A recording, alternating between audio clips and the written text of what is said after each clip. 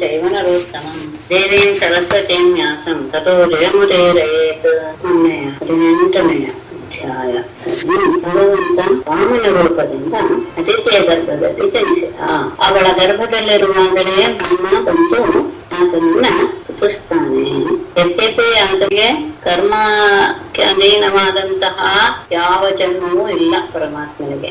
ಆದರೆ ದೇವತೆಗಳ ಸಂತೋಷಕ್ಕೋಸ್ಕರ ಆ ರೀತಿಯಾದಂತಹ ಜನ್ಮವನ್ನು ಪಡಿತಾನೆ ಪರಮಾತ್ಮ ಅನ್ನೋದು ವಿಶೇಷ. ಅಂದ್ರೆ ಎಂತಹ ದಯಾಮೂರ್ತಿ ಅನ್ನೋದನ್ನ ಇದರಲ್ಲಿ ಗಮನಿಸ್ಕೊಳ್ಬಹುದು. ಅಂದ್ರೆ ಭಕ್ತರ ಏಳಿಗೆಗೋಸ್ಕರ ಅವರಿಗೆ ತನ್ನಿಂದ ಒಳ್ಳೇದಾಗ್ಲಿ ಅನ್ನೋ ಉದ್ದೇಶದಿಂದ ಯಾವ ರೂಪವನ್ನಾದ್ರೂ ಪಡಿತಾನೆ, ಯಾವ ಕೆಲಸವನ್ನಾದ್ರೂ ಮಾಡ್ತಾನೆ. ಇದು ತುಂಬಾ ಗಮನಿಸಬೇಕಾದಂತಹ ಅಂಶ. ರೂಪದಲ್ಲಿ ಹೋಗಿ ಈಗ ಭಿಕ್ಷೆ ಬೇಡುವಂತಹ ಸಂದರ್ಭ ಪರಮಾತ್ಮನಿಗೆ ಅದಾಗಿತ್ತೆ. ಆದ್ರೆ ಆತ ಬಲಿಯನ್ನೂ ಬಿಟ್ಕೊಡ್ಲಾರ. ಯಾಕೆಂದ್ರೆ ಅವನು ಸಹ ಉತ್ತಮನಾದವನು. ಮತ್ತೆ ಅವನಲ್ಲಿ ಈಗ ಯಾವ ದೋಷವೂ ಇಲ್ಲ. ಅವನನ್ನು ಹಾಗೆ ಯುದ್ಧ ಮಾಡಿ ಸಂಹಾರ ಮಾಡಕ್ಕೂ ಆಗಲ್ಲ. ಇದನ್ನೆಲ್ಲ ಸ್ವಲ್ಪ ಗಮನಿಸಿದಾಗ ಪರಮಾತ್ಮ ತನ್ನನ್ನ ನಂಬಿದವರ ಒಳ್ಳೇದಕ್ಕೋಸ್ಕರ, ಅವರ ಅಭಿವೃದ್ಧಿಗೋಸ್ಕರ ಯಾವ ರೀತಿಯ ಪಾತ್ರವನ್ನಾದ್ರೂ ವಹಿಸ್ತಾನೆ ಅನ್ನೋದನ್ನ ತುಂಬಾ ಅಂದ್ರೆ ಮನಸ್ಸಿನಲ್ಲಿ ತಂದ್ಕೊಳ್ಬೇಕು ಅಂತ ಅನ್ಕೊಳ್ತೇನೆ. ಬ್ರಹ್ಮನ ಸ್ತುತಿ ಹಿಂದಿನ ಇದರಲ್ಲಿ ನಮ್ಗೆ ಗೊತ್ತಾಗಿದೆ. ಅಂತಹ ಸಂದರ್ಭದಲ್ಲಿ ಆತನ ಸ್ತುತಿ ಆದ ಮೇಲೆ ಪರಮಾತ್ಮ ಅಲ್ಲಿ ಪ್ರತ್ಯಕ್ಷನಾಗ್ತಾನೆ. ಅವನು ಹೇಗಿದ್ದ ಅನ್ನೋದನ್ನ ಚೆನ್ನಾಗಿ ತಗೊಂಡಿದ್ದಾರೆ. ನಾಲ್ಕು ಭುಜಗಳಲ್ಲಿ ಶಂಖಚಕ್ರದ ಪದ್ಮಗಳನ್ನು ಧರಿಸಿದ್ದ, ಕಮಲದ ಹಾಗೆ ವಿಶಾಲವಾದ ಕಣ್ಣು ಮತ್ತು ಪೀತಾಂಬರದ ಶರೀರವೂ ಸಹ ಸ್ವಚ್ಛವಾದಂತಹ ಶ್ಯಾಮಲ ವರ್ಣದಿಂದ ಕೂಡಿತ್ತು. ಮಕರ ಕುಂಡಲಗಳನ್ನು ಧರಿಸಿದ್ದರಿಂದ ಆ ಕಿವಿಯಲ್ಲಿರುವಂತಹ ಮಕರ ಕುಂಡಲಗಳ ಕಾಂತಿ ಆ ಮುಖಕ್ಕೆ ವ್ಯಾಪಿಸಿ ಮುಖದ ಕಾಂತಿಯನ್ನು ಹೆಚ್ಚಿತ್ತು. ಎದೆಯಲ್ಲಿ ಶ್ರೀವತ್ಸ ಬಂದಂತಹ ಒಂದು ಚಿಹ್ನೆ. ಇಡೀ ತಲೆಯಿಂದ ಕಾಲಿನವರೆಗೂ ಎಲ್ಲ ಅವಯವಗಳಲ್ಲಿಯೂ ಸಹ ಆ ಅವಯವಗಳಿಗೆ ಯೋಗ್ಯವಾದಂತಹ ಆಭರಣಗಳು, ಕಿರೀಟ, ಕೇಯೂರ, ಕಾಂಚೆ, ಹಾರ, ನೂಪುರ ಎಲ್ಲ. ಹಾಗೆ ಕಂಠದಲ್ಲೇ ಕೊಡ್ತಾ ಇರುವಂತಹ ಅದರಲ್ಲಿರುವಂತಹ ಮಧುವನ್ನ ಪಾನ ಮಾಡೋದಕ್ಕೋಸ್ಕರ ಅಲ್ಲೇ ಸುತ್ತಾ ಇರುವಂತಹ ಭ್ರಮರಗಳ ಝೇಂಕಾರದಿಂದ ತುಂಬಿರುವಂತಹ ವನಮಾಲೆ ಕಂಠದಲ್ಲಿ ಶೋಭಿಸ್ತಾ ಇದೆ. ಅಷ್ಟೇ ಅಲ್ಲ, ಕಂಠದಲ್ಲಿ ಸುಗುಮಣಿಯೂ ಸಹ ಈ ರೀತಿಯಾದಂತಹ ಎಲ್ಲ ಅಲಂಕಾರದಿಂದ ಅವನು ಆ ಆಶ್ರಮದಲ್ಲಿ ಪ್ರತ್ಯಕ್ಷನಾದಾಗ ಆ ಕಶ್ಯಪರ ಆಶ್ರಮದಲ್ಲಿರುವಂತಹ ಕತ್ತಲೆ ಪೂರ್ತಿ ಹೋಗಿತ್ತು. ಆತ ಉದಯಿಸಿದ ಸಂದರ್ಭದಲ್ಲಿ ಹೇಗಿತ್ತು ವಾತಾವರಣಗಳೆಲ್ಲವೂ ಸಹ ಅತ್ಯಂತ ನಿರ್ಮಲವಾಗ್ಬಿಟ್ಟು, ನದಿ ಸರೋವರಗಳ ನೀರೆಲ್ಲವೂ ಸಹ ಅತ್ಯಂತ ಸ್ವಚ್ಛವಾಯಿತು. ಎಲ್ಲರ ಮನಸ್ಸಿನಲ್ಲೂ ಅಸಾಧಾರಣವಾದಂತಹ ಆನಂದ ಎನ್ನುವುದು ಪ್ರಜೆಗಳ ಮನಸ್ಸಿನಲ್ಲ. ಅಂದ್ರೆ ಅವರಿಗೆ ಗೊತ್ತಿಲ್ಲದೆ ಇರುವಂತಹ ರೀತಿಯಲ್ಲಿ ಅಪೂರ್ವವಾದಂತಹ ಉತ್ಸಾಹ. ಎಲ್ಲ ಋತುಗಳು ಸಹ ತಮ್ಮ ತಮ್ಮ ಋತು ಧರ್ಮಗಳನ್ನ ಪ್ರಕಟಪಡಿಸ್ತಾ ಇವೆ. ಸ್ವರ್ಗಲೋಕ, ಅಂತರಿಕ್ಷ, ಭೂಮಿ, ಅಗ್ನಿ, ಬ್ರಾಹ್ಮಣರು, ಪರ್ವತಗಳು ಎಲ್ಲರೂ ಸಹ ಅತ್ಯಂತ ಆನಂದದಿಂದ ಕೂಡ್ಕೊಂಡ್ರು. ಅಂತಹ ಸಂದರ್ಭ ಏನು ತಿಥಿಯ ವಿಷಯ ಏನು ಅಂದ್ರೆ, ಶ್ರವಣ ನಕ್ಷತ್ರದಿಂದ ಕೂಡಿದಾನೆ ಚಂದ್ರ. ಭಾದ್ರಪದ ಶುದ್ಧ ದ್ವಾದಶಿ ದಿನ ಅಭಿಜಿತ್ ಮುಹೂರ್ತದಲ್ಲಿ ಸೂರ್ಯ ಆಕಾಶದ ಮಧ್ಯದಲ್ಲಿ ಇದ್ದಾನೆ. ಅಂತಹ ಅಭಿಜಿತ್ ಅಂದ್ರೆ ಸಾಮಾನ್ಯ 12 ಗಂಟೆ 11 ಮುಖ. ಅದು ಆ ತಿಥಿಯ ಅನುಗುಣವಾಗಿ ಅಭಿಜಿತ್ ಮುಹೂರ್ತ ಬರುತ್ತೆ, ಮಧ್ಯಾಹ್ನದ ಸಮಯ. ಹಾಗಾಗಿ ಸೂರ್ಯ ಆಕಾಶದ ಮಧ್ಯದಲ್ಲಿದ್ದಾನೆ. ಎಲ್ಲ ಗ್ರಹ ನಕ್ಷತ್ರಗಳು ಸಹ ಅತ್ಯಂತ ಯೋಗ್ಯವಾದ ರೀತಿಯಲ್ಲಿ ತಮ್ಮನ್ನ ಹೊರಪಡಿಸ್ತಾ ಇವೆ. ಅಂತಹ ಸಂದರ್ಭದಲ್ಲಿ ಪರಮಪುರುಷ ಅದಿತಿಯ ಗರ್ಭದಿಂದ ಜನ್ಮ ತಾಳಿದ. ಅವನ ಅವತರಿಸಿದ ದಿನವನ್ನ ವಿಜಯದ್ವಾದಶಿ ಅಂತಾನು ಸಹ ಹೇಳ್ತಾರೆ. ಆ ಮುಹೂರ್ತಕ್ಕೆ ಅವನ ಅವತಾರದ ಸಂದರ್ಭದಲ್ಲಿ ಸಹಜವಾಗಿ ದೇವ ವಾದ್ಯಗಳೆಲ್ಲವೂ ಸಹ ಮುಳುಗೋದಕ್ಕೆ ಶುರು ಮಾಡುವು. ಅಪ್ಸರೆಯರೆಲ್ಲರೂ ಸಹ ಸಂತೋಷದಿಂದ ನರ್ತನ ಮಾಡಿದರು. ಗಂಧರ್ವರು ಗಾನ ಮಾಡಿದರು. ಮಹರ್ಷಿಗಳೆಲ್ಲರೂ ಸಹ ಮಹರ್ಷಿಗಳು, ದೇವತೆಗಳು, ಮನುಗಳು, ಪಿತೃದೇವತೆಗಳು, ಅಗ್ನಿಗಳು ಎಲ್ಲರೂ ಸಹ ಸಂತೋಷವನ್ನ ಹೊಂದಿದರು. ಸಿದ್ಧರು, ವಿದ್ಯಾಧರರು, ಯಾರ್ಯಾರು ಪ್ರಮುಖರಾದವರು ಇದ್ದಾರೋ ಅಂದ್ರೆ ಎಲ್ಲರಿಗೂ ಸಹ ಈಗಿನ ಕಷ್ಟದ ಸಮಯ ಅವರೆಲ್ಲರಿಗೂ ಒಂದು ರೀತಿಯಾದಂತಹ ಆನಂದ ಸಿಕ್ತು. ಕಿಂಪುರುಷರು, ಕಿನ್ನರರು, ಚಾರಣರು, ಯಕ್ಷರು, ದಕ್ಷರು, ಪಕ್ಷಿಗಳು, ನಾಗದೇವತೆಗಳು ಎಲ್ಲರೂ ಸಹ ಸಂತೋಷ ಪಟ್ಟರು. ಎಲ್ಲರೂ ಭಗವಂತನ ಮಹಿಮೆಯನ್ನ ಹಾಡ್ತಾ ಹೊಗಳ್ತಾ ನರ್ತನ ಮಾಡ್ತಾ ತಮ್ಮ ಸಂತೋಷವನ್ನು ಪ್ರಕಟಪಡಿಸಿದ್ರು. ಅಷ್ಟೇ ಅಲ್ಲ, ಅದಿತಿ ಆಶ್ರಮವನ್ನ ಹೂವುಗಳಿಂದ ಮುಚ್ಚಿಬಿಟ್ರು. ಹೀಗೆ ತನ್ನ ಗರ್ಭದಲ್ಲಿ ಹುಟ್ಟಿದಂತಹ ಪರಮಪುರುಷನನ್ನು ಆದ್ರೆ ಆ ಕ್ಷಣವೇ ಬಂದ ತಕ್ಷಣ ಆಗುವಂತಹ ಅನುಭವವೇ ಬೇರೆ. ಸಂತೋಷದಲ್ಲಿ ಅವಳು ಮೈ ಮರೆತು ಬಿಟ್ಲು. ಕಶ್ಯಪರಿಗೂ ಸಹ ಭಗವಂತನ ಯೋಗ ಮಾಯೆ ತನ್ನ ಆಶ್ರಮದಲ್ಲಿ ಶರೀರವನ್ನು ಧರಿಸಿ ಬಂದಿದೆ ಎಂಬುದು ಸಹ ಆನಂದವಾಗಿ ಅವರ ಬಾಯಿಂದ ಜಯ ಎನ್ನುವಂತಹ ಒಂದು ಶಬ್ದ ಬಂತು. ಭಗವಂತ ಸ್ವಯಂ ಅವ್ಯಕ್ತ ಸ್ವರೂಪ. ಆದರೆ ಈಗ ಅವರ ಮುಂದೆ ಅವನು ಅತ್ಯಂತ ಉತ್ತಮೋತ್ತಮವಾದಂತಹ ಆಭರಣ ಆಯುಧಗಳನ್ನೆಲ್ಲ ಧರಿಸಿಕೊಂಡು ಶರೀರವನ್ನು ಧರಿಸಿ ಪ್ರತ್ಯಕ್ಷನಾಗಿದ್ದಾನೆ. ಹಾಗೆ ಆ ರೀತಿಯ ಶರೀರ ಒಂದು ಕ್ಷಣದಲ್ಲಿ ಅದಿತಿ ಕಶ್ಯಪರು ನೋಡ್ತಾ ಇದ್ದ ಹಾಗೇನೆ ನಟ ಹೇಗೆ ತನ್ನ ವೇಷವನ್ನು ಬದಲಾಯಿಸ್ತಾನ ನಾಟಕದಲ್ಲಿ, ಹಾಗೆ ವಾಮನ ಬ್ರಹ್ಮಚಾರಿಯ ರೂಪವನ್ನ ತಾಳಿಬಿಟ್ಟ. ಇದು ನಿಜವಾಗಿಯೂ ಸಹ ಊಹಿಸಕ್ಕೂ ಸಹ ಸಾಧ್ಯವಾಗದೇ ಇರುವಂತಹ ಅದ್ಭುತವಾದಂತಹ ಒಂದು ವಿಷಯ. ಹೀಗೆ ವಾಮನ ರೂಪದ ಬ್ರಹ್ಮಚಾರಿಯನ್ನ ನೋಡಿ ಮಹರ್ಷಿಗಳಿಗೆಲ್ಲ ತುಂಬಾ ಸಂತೋಷವಾದಂತಹ ಎಲ್ಲ ಜಾತಕ ನಾಮಕರಣ ಅದೆಲ್ಲ ಕಾರ್ಯಗಳನ್ನು ಸಹ ಕಶ್ಯಪರನ್ನ ಮುಂದೆ ಮಾಡಿಕೊಂಡು ಎಲ್ಲವನ್ನ ಅವರಿಂದ ಮಾಡಿಸಿದ್ರು. ಆತನಿಗೆ ಉಪನಯನ ಸಂಸ್ಕಾರವು ಆರಂಭವಾದಾಗ ಸಾಕ್ಷಾತ್ ಗಾಯತ್ರಿ ದೇವತೆ ಅಧಿದೇವತೆಯಾದಂತಹ ಸೂರ್ಯನೇ ಗಾಯತ್ರಿ ಮಂತ್ರವನ್ನ ಉಪದೇಶ ಮಾಡಿದ. ಹಾಗೇನೆ ಬೃಹಸ್ಪತಿಗಳು ಪಟುವಿಗೆ ಯಜ್ಞೋಪವೀತವನ್ನು ಕೊಟ್ಟರು. ಕಶ್ಯಪ ಮೌಂಜಿಯನ್ನ, ಹಾಗೆ ಭೂದೇವಿ ಕೃಷ್ಣಾಜನವನ್ನ, ಔಷಧಿಯ ಒಡೆಯನಾದಂತಹ ಚಂದ್ರ ದಂಡವನ್ನ ಕೊಟ್ಟ. ತಾಯಿಯಾದ ಅದಿತಿ ಕೌಪೀನವನ್ನ ಆಚ್ಛಾದನವನ್ನು ಕೊಟ್ಟರು. ಅಂತರಿಕ್ಷ ದೇವತೆ ಛತ್ರವನ್ನು ಕೊಟ್ಟರು. ಬ್ರಹ್ಮ ಕಮಂಡಲವನ್ನು ಕೊಟ್ಟ. ಸಪ್ತರ್ಷಿಗಳು ದರ್ಭೆಗಳನ್ನ ಪವಿತ್ರವಾದಂತಹ ದರ್ಭಗಳನ್ನು ಕೊಟ್ಟರು. ಸರಸ್ವತಿ ಅಕ್ಷಮಾಲಿಕೆಯನ್ನು ಕೊಟ್ಟರು. ಕುಬೇರ ಭಿಕ್ಷಾಪಾತ್ರ ಎನ್ನದ ಆ ಭಿಕ್ಷಾಪಾತ್ರೆಗೆ ಸಾಕ್ಷಾತ್ ಜಗನ್ಮಾತೆಯಾದಂತಹ ಪಾರ್ವತಿಯೇ ಕೊಟ್ಟರು. ಹೀಗೆ ಬ್ರಹ್ಮಚಾರ್ಯ ಲಕ್ಷಣದಿಂದ ಪ್ರತಿಯೊಂದು ಲಕ್ಷಣದಿಂದಲೂ ಕೂಡಿಕೊಂಡಿರುವಂತಹ ವಾಮನ ಶೋಭಿತವಾದಂತಹ ಸಭೆಯನ್ನೆಲ್ಲ ತನ್ನ ತೇಜಸ್ಸಿನಿಂದಲೇ ತೇಜೋಯುಕ್ತವನ್ನಾಗಿ ಮಾಡಿದ. ಅದಾದ ಮೇಲೆ ಕಶ್ಯಪರು ಉಪನಯನ ಕಾಲದಲ್ಲಿ ಹೋಮಾಗ್ನಿಯನ್ನ ಪ್ರತಿಷ್ಠಾಪನೆ ಮಾಡಿ ಗರ್ಭಗಳಿಂದ ಮಂತ್ರಪೂರ್ವಕವಾಗಿ ಅಲ್ಲಿ ಪರಿಸ್ತರಣವನ್ನು ಮಾಡಿ ಅಗ್ನಿಯನ್ನ ಶಾಸ್ತ್ರೋಕ್ತವಾಗಿ ಪೂಜಿಸಿ ಹೋಮ ಕಾರ್ಯವನ್ನು ಸಹ ಮುಗಿಸಿದರು. ವಾಮನ ವಿಯೋಪನಯನ ಸಂಸ್ಕಾರ ಮುಗಿತಾ ಬಂತು. ಈ ಕಡೆ ಬಲಿಚಕ್ರವರ್ತಿ ತನ್ನ ಪುರೋಹಿತರಾದಂತಹ ಶುಕ್ರಾಚಾರ್ಯರ ಸಹಾಯ ತೆಗೆದುಕೊಂಡು ಅಶ್ವಮೇಧ ಯಾಗವನ್ನ ಆರಂಭಿಸಿದ್ದಾನೆ. ಬಲಿಚಕ್ರವರ್ತಿಯ ಕೀರ್ತಿ ಎಲ್ಲ ಕಡೆಗೂ ಸಹ ವ್ಯಾಪಿಸಿತ್ತು. ಅವನು ಈಗ ಅತ್ಯಂತ ಪವಿತ್ರನಾಗ್ಬಿಟ್ಟಿದ್ದಾನೆ, ಅತ್ಯಂತ ಶುದ್ಧ ಮನಸ್ಸುಳ್ಳವನಾಗ್ಬಿಟ್ಟಿದ್ದಾನೆ. ಹಾಗಾಗಿ ಅವನ ಕೀರ್ತಿ ಎಲ್ಲ ಕಡೆಗೂ ಸಹ ವ್ಯಾಪಿಸಿತ್ತು. ಇದನ್ನ ಕೇಳಿದಂತಹ ವಾಮನ ಆ ಯಜ್ಞಶಾಲೆಯನ್ನ ಹೋಗ್ಬೇಕು ಅಗ್ನಿಶಾಲೆಗೆ ಅಂತ ಹೊರಟ. ಆತ ಒಂದೊಂದು ಹೆಜ್ಜೆಯನ್ನು ಇಡುವಾಗ ಭೂಮಿ ನಡುಗುತ್ತಾ ಇತ್ತು. ಅಂತಹ ಭಾರವಾದಂತಹ ಹೆಜ್ಜೆಯನ್ನು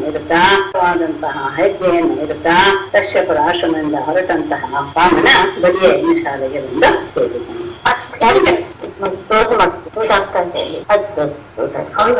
ನರ್ಮದಾ ತೀರದಲ್ಲಿ ಭೃಗುಕಚ್ಛ ಎನ್ನುವ ಹೆಸರಿನ ಒಂದು ಪವಿತ್ರವಾದ ಕ್ಷೇತ್ರದಲ್ಲಿ ಯಜ್ಞ ನಡೀತಾ ಇತ್ತು. ಸೂರ್ಯನ ಹಾಗೆ ಆಚಾರ್ಯ ಯಜ್ಞಶಾಲೆಗೆ ಪ್ರವೇಶಿಸ್ತಾ ಇರೋದನ್ನ ಅಲ್ಲಿರುವಂತಹ ಎಲ್ಲ ಋತ್ವಿಜರು ಸಹ ನೋಡಿ ಆತನ ತೇಜಸ್ಸಿಗೆ ಎಲ್ಲರೂ ಸಹ ಬೆರಗಾಗಿ ಬಿಟ್ಟು, ಯಾವಾಗ ಆತ ಯಜ್ಞಶಾಲೆಯನ್ನೇ ಪ್ರವೇಶ ಮಾಡಿದನು ಆತನ ತೇಜಸ್ಸಿನಿಂದ ಅಲ್ಲಿರುವಂತಹ ಎಲ್ಲರೂ ಸಹ ಮಹಾ ತೇಜಸ್ವಿಗಳೇ. ಅಲ್ಲಿರುವಂತಹವ್ರು ಯಾರೂ ಸಹ ಕಡಿಮೆ ಜ್ಞಾನಗಳಲ್ಲ. ಅವರೆಲ್ಲರೂ ಸಹ ಒಂದು ರೀತಿಯಾಗಿ ತೇಜೋಹೀನರಾಗಿ ಬಿಟ್ರು. ಎಲ್ಲರ ಮನಸ್ಸು ಸಹ ಒಂಥರ ಮಂಕು ಕವಿದ ಹಾಗೆ ಉತ್ಸಾಹವನ್ನೆಲ್ಲ ಅವನೇ ಕಿತ್ಕೊಂಡ್ಬಿಟ್ನೋ ಎನ್ನುವ ರೀತಿಯಲ್ಲಿ ಆಗಿ ಹೋಯಿತು.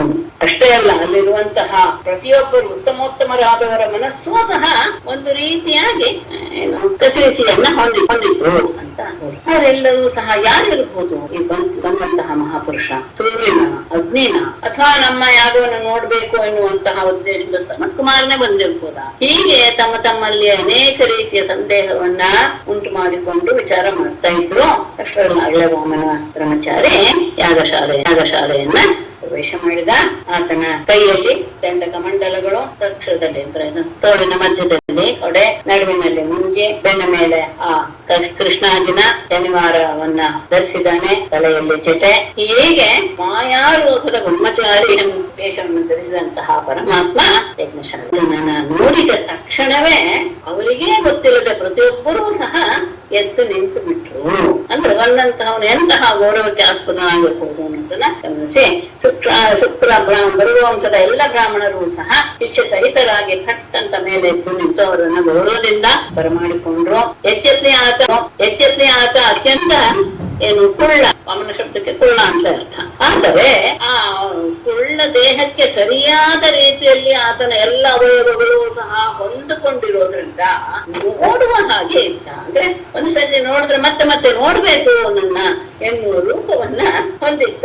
ಅಕರಾಳ ವಿಕರಾಳ ಅಲ್ಲ, ಆತನ ಕುಳ್ಳಾಗಿರುವಂತಹ ದೇಹಕ್ಕೆ ಸರಿಯಾದಂತಹ ಪುಟ್ಟ ಪುಟ್ಟ ಕೈಗಳು, ಕಾಲುಗಳು, ಕಣ್ಣುಗಳು, ನೋವು ಎಲ್ಲವೂ ಸಹ ಅತ್ಯಂತ ಸುಂದರವಾಗಿ ಬದಿಗೂ ಸಹ ಆತನನ್ನು ನೋಡಿ ಬಹಳ ಆನಂದವಾಗಿ ಹೋಯಿತು. ಆತನನ್ನ ಎದುರುಗೊಂಡು ಆತನಿಗೆ ಲೋಕ್ಯ ರೀತಿಯಾದಂತಹ ಆಸನವನ್ನೆಲ್ಲ ಕೊಟ್ಟು ಕೂರಿಸಿದ. ಎಲ್ಲವನ್ನೂ ಬಿಟ್ಟಂತಹವನು ಪರಮಾತ್ಮ. ಆತನಿಗೆ ಯಾವುದು ಬೇಡ, ಯೋಗಿಗಳಿಗೆ ಮಾತ್ರ, ಅದು ಸಹ ಜ್ಞಾನದಿಂದ ಮಾತ್ರ ತಿಳಿಯಲು ಸಾಧ್ಯನಾದಂತಹ ಅವನು ಪರಮ ಪುರುಷ. ಆತನಿಗೆ ಬಲಿ ಪೂಜೆಯನ್ನು ಸಲ್ಲಿಸಿದ ಅನ್ನೋದು ವಿಶೇಷ. ಅದು ವಿಶೇಷ. ಅಷ್ಟೇ ಅಲ್ಲ, ಆತನ ಪಾದಗಳನ್ನ ತೊಳೆದು ಆ ತೊಳೆದ ನೀರನ್ನ ತನ್ನ ತಲೆ ಮೇಲೆ ಪ್ರೋಕ್ಷಿಸಿಕೊಂಡ. ಆ ಪಾದ ತೀರ್ಥ ಅನ್ನೋದು ಎಂಥದ್ದು ಅಂದ್ರೆ, ಯಾವನ ಪಾದ ತೀರ್ಥವೇ ಗಂಗೆಯಾಗಿ ಬಂದು ಆ ಗಂಗೆಯನ್ನ ತಮ್ಮ ಶಿರಸ್ಸಿನಲ್ಲಿ ಧರಿಸಿ ಪವಿತ್ರರು ಅಂತ ಅನ್ನಿಸ್ಕೊಂಡ್ಬಿಟ್ಟಿದ್ದಾರೆ ಯಾರು? ಪ್ರತಿಯೊಬ್ಬರೂ ಸಹ, ದೇವಾದಿ ದೇವತೆಗಳು ಸಹ. ಅಷ್ಟೇ ಅಲ್ಲ, ಪರಮೇಶ್ವರ ಅದನ್ನ ಅವನ ಪಾದ ಜಲವನ್ನ ತನ್ನ ತಲೆ ಮೇಲೆ ಪ್ರೋಕ್ಷಿಸಿಕೊಂಡು ಅವನು ಪವಿತ್ರನಾದ ಎನ್ನುವಂತಹ ವಿಷಯವೂ ಇದೆ. ಅಂತಹ ಬ್ರಾಹ್ಮಣನ ಆ ಪಾದ ಜಲವನ್ನ ಪ್ರೋಕ್ಷಿಸಿಕೊಂಡಂತಹ ಅವನು ಈ ಬ್ರಾಹ್ಮಣನ ಪೂಜೆಯಿಂದ ತಾನು ಅತ್ಯಂತ ಪವಿತ್ರನಾದೆ ಅಂತ ಹೇಳ್ತಾನೆ. ನಿನಗೆ ನೀನು ಬಂದಿದೀಯಾ, ನಿನಗೆ ಸ್ವಾಗತವೂ ಹೌದು. ನಾನು ನಿನಗೆ ಏನ್ ಮಾಡುವು, ನಮ್ಮಿಂದ ನಿನಗೆ ಏನ್ ಬೇಕಾಗಿದೆ? ನಿನ್ನನ್ನು ನೋಡಿದ್ರೆ ಹೇಗ್ ಅನ್ಸುತ್ತೆ ಅಂದ್ರೆ, ಅನೇಕ ಬ್ರಹ್ಮರ್ಷಿಗಳ ತಪಸ್ಸು ಸಾಕ್ಷಾತ್ ಶರೀರವನ್ನು ಧರಿಸಿ ಬಂದ್ಬಿಟ್ಟಿದ್ಯೋ ಎನ್ನುವ ಹಾಗೆ ನೀನು ಕಾಣಿಸ್ತಾ ಇದೆಯಾ. ಅಂದ್ರೆ ಅನೇಕ ಜನ ಬ್ರಹ್ಮರ್ಷಿಗಳು ಮಾಡಿದ ತಪಸ್ಸುಗಳೆಲ್ಲವೂ ಸಹ ಒಂದು ಶರೀರವನ್ನು ಧರಿಸಿ ಬಂದ್ರೆ ಹೇಗಿರುತ್ತೋ ಹಾಗೆ ಇದೆಯಾ. ಅಂತಹ ನಿನ್ನನ್ನ ನೋಡಿ ನನಗೆ ಬಹಳ ಆಗಿಬಿಟ್ಟಿದೆ. ನೀನ್ ನಮ್ಮ ಮನೆಗೆ ಬಂದಿದ್ರಿಂದ ನಮ್ಮ ಪಿತೃದೇವರೆಲ್ಲರೂ ಸಹ ಇವತ್ತು ತೃಪ್ತರಾಗ್ಬಿಟ್ರು. ನಮ್ಮ ವಂಶವೇ ಪಾವನವಾಯಿತು. ನನ್ನ ಯಜ್ಞವೂ ಸಹ ಸಫಲವಾಯಿತು. ನಾ ಇಲ್ಲಿಯವರೆಗೂ ಸಹ ಅಗ್ನಿಗೆ ಏನೇನೇನೇನು ಹೋಮಗಳನ್ನ ಮಾಡಿದೇನೋ ಅದೆಲ್ಲವೂ ನನಗೆ ಇವತ್ತು ಎಲ್ಲ ಕೊಟ್ಟು ಬಿಡ್ತು. ನಿನ್ನ ಪಾದದ ತೀರ್ಥವನ್ನ ಪ್ರೋಕ್ಷಣೆ ಮಾಡ್ಕೊಂಡಿದ್ರಿಂದ ನನ್ನ ಪಾಪಗಳು ಸಹ ಕಳೆದು ಹೋದವು. ಮತ್ತೆ ಈ ಆಶ್ರಮದ ನೆಲವೂ ಸಹ ಪವಿತ್ರವಾಯಿತು. ನನ್ನ ಶರೀರಗಳು ಸಹ ಪವಿತ್ರವಾಗ್ಬಿಟ್ಟು. ಆದ್ರೆ ನಿನ್ನನ್ನ ನೋಡಿದ್ರೆ ನೀನು ಏನೋ ಅಪೇಕ್ಷೆ ಇಟ್ಕೊಂಡು ನಮ್ಮಿಂದ ಬಂದ ಹಾಗೆ ನನಗೆ ಅರ್ಥ ಇದೆ. ನಿನ್ನ ಇಚ್ಛೆ ಏನು ಅನ್ನೋದನ್ನ ತಿಳಿಸು.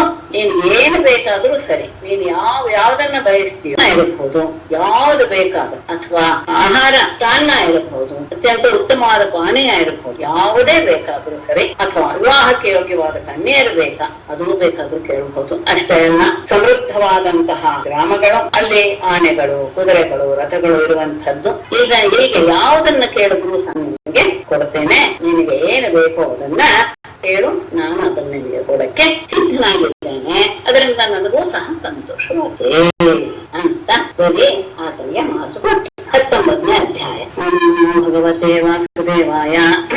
ಶ್ರೀಶುಭವಾಚ ಇತಿ ವೈರೋಚನೈರ್ವಾಕ್ಯಂ ಧರ್ಮಯುಕ್ತಂ ಸಸೂನೃತಂ ನಿಶಮ್ಯ ಭಗವಾನ್ ಪ್ರೀತಃ ಪತಿನಂದ್ಯ ಇದಮಬ್ರವೀತ್.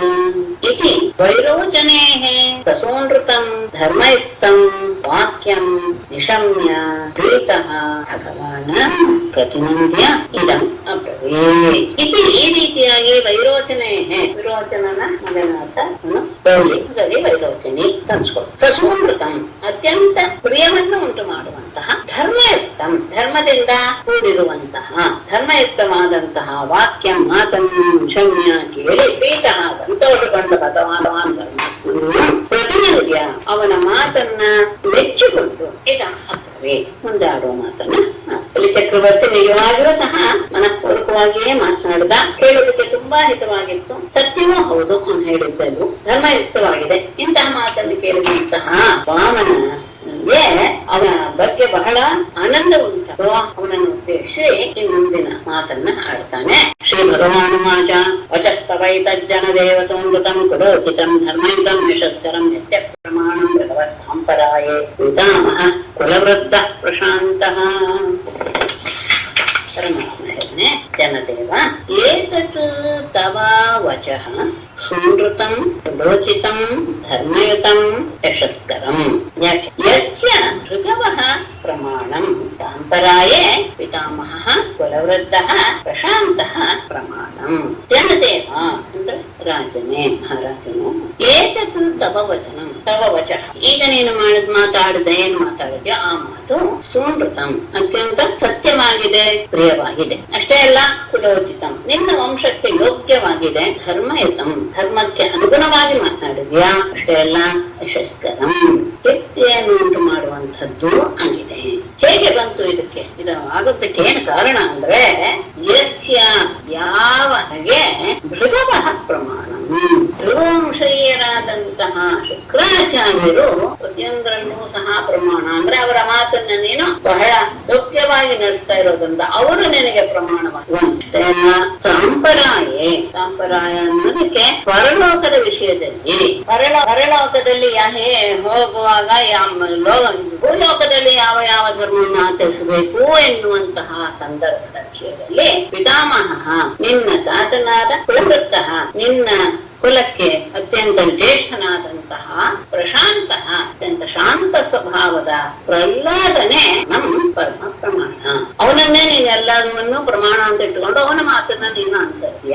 ಯಾವುದೇ ವಿಷಯದಲ್ಲಿ ಈ ಲೋಕದಲ್ಲಿ ಹೇಗಿದ್ರೆ ಆಮೇಲೆ ನಮಗೆ ಪರಲೋಕದಲ್ಲಿ ಒಳ್ಳೊಳ್ಳೆಯ ಸ್ಥಾನವಾಗ್ಲಿ ಒಳ್ಳೊಳ್ಳೆಯ ಸ್ಥಿತಿ ಆಗ್ಲಿ ಉಂಟಾಗುತ್ತೆ ಅನ್ನೋದಕ್ಕೆ ನಿನ್ಗೆ ಇವನು ಪ್ರಮಾಣ, ಪ್ರಹ್ಲಾದ ಪ್ರಮಾಣ. ಮತ್ತೆ ಇಲ್ಲಿ ಹೇಗೆ ವ್ಯವಹಾರ ಮಾಡ್ತೀಯ ಅಂದ್ರೆ ಭೃಗುವಂಶದವರಾದಂತಹ ಶುಕ್ರಾಚಾರ್ಯರೇ ನಿನಗೆ ಇಲ್ಲಿ ಪ್ರಮಾಣ. ಹಾಗಿರುವಾಗ ನೀನು ಆಡಿದಂತಹ ಮಾತುಗಳು ಯೋಗ್ಯವಾಗಿಯೇ ಇದೆ. ಇಂಥವರ ಅಧೀನದಲ್ಲಿ ಬೆಳೆದಂತಹ, ಇಂಥವರ ಶಿಕ್ಷಣದಲ್ಲಿ ಬೆಳೆದಂತಹ ನಿನಗೆ ನಿನ್ನ ಮಾತುಗಳು, ನಿನ್ನ ಈ ಮಾತುಗಳು ಅತ್ಯಂತ ಯೋಗ್ಯವಾಗಿದೆ. ಯಾಕೆ ಅಂದ್ರೆ ನಿನ್ನ ವಂಶದಲ್ಲಿ ಇಲ್ಲಿಯವರೆಗೂ ಆ ಥರದವರು ಯಾರು ಹುಟ್ಟೇ ಇಲ್ಲ, ಯಾರು ಅನೀತಿಯ ಯುಕ್ತವಾಗಿ ನಡೆದುಕೊಳ್ಳುವರು. ನಹ್ಯೇ ತಸ್ಮಿನ್ ಕುಲೇ ಕಶ್ಚಿತ್ ನಿಸ್ಸತ್ವ ಕೃಪಣ ಕುಮಾರ್ ತಜ್ಞಾಖ್ಯಾತ ಪ್ರತಿಶ್ರುತ್ಯ ಯೋವಾ ದಾತಾ ವಿಜಾತಯೇ.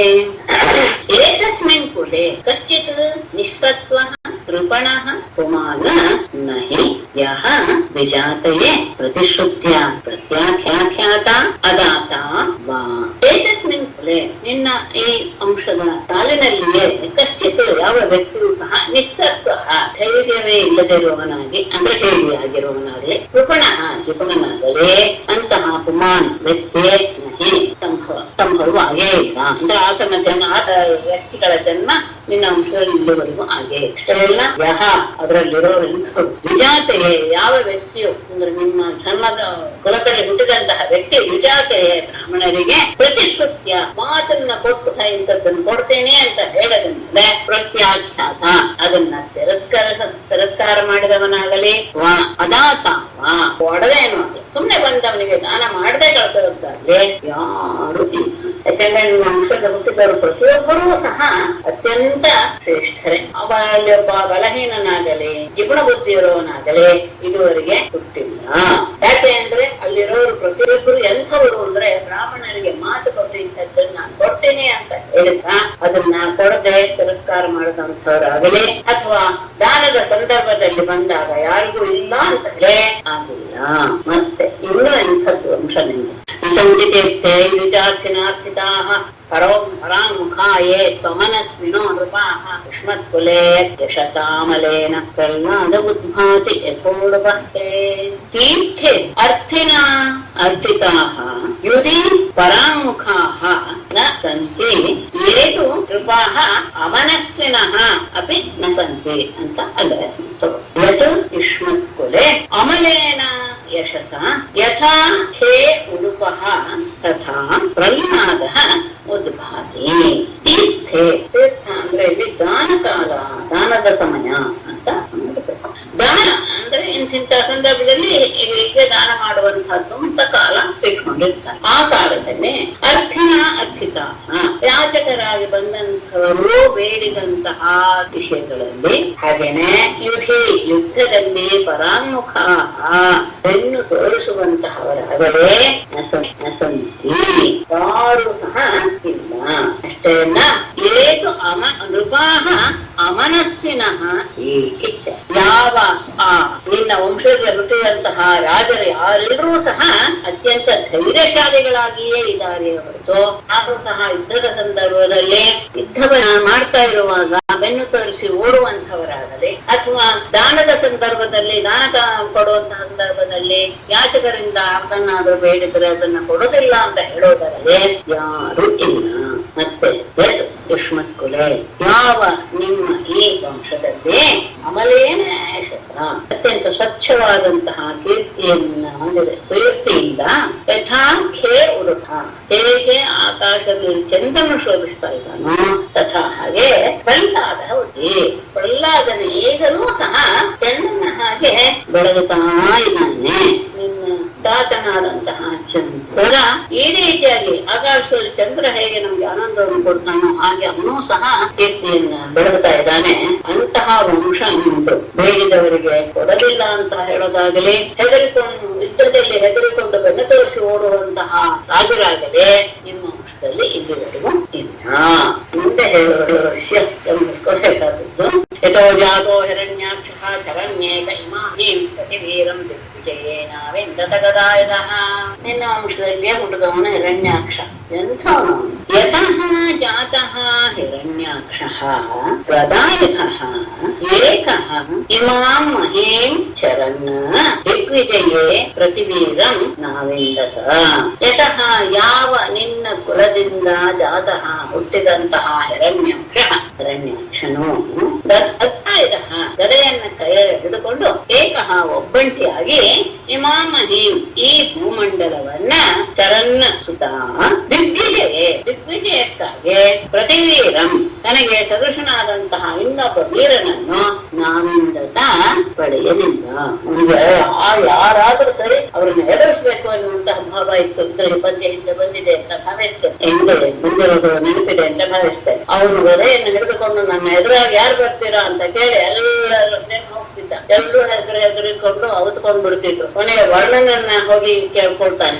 ಆಗ ನೀನು ತುಂಬಾ ದೊಡ್ಡ ಯಾಗ ಮಾಡಿದಿ ಅಂತಲ್ಲ, ನೀನಾದ್ರೂ ನನಗೆ ಸ್ಪರ್ಧೆಯನ್ನು ಕೊಡು. ಆಗ ವರ್ಣನಿಗೆ ಸ್ವಲ್ಪ ಕೋಪ ಬಂದ್ರು ಸಹ ಏನು ಮಾಡಕ್ ಆಗಲ್ಲ, ಹಿರಣ್ಯಾಕ್ಷನ ಎದುರ್ಸಕ್ ಆಗಲ್ಲ ಅಂತ ಇದೆ. ನಿನ್ನನ್ನು ಎದುರಿಸೋನು ಒಬ್ಬ ಇದ್ದಾನೆ ಅಂತ ಹೇಳಿ ಸಮಾಧಾನ ಮಾಡಿ ಕಳಿಸಿಬಿಡ್ತಾನೆ.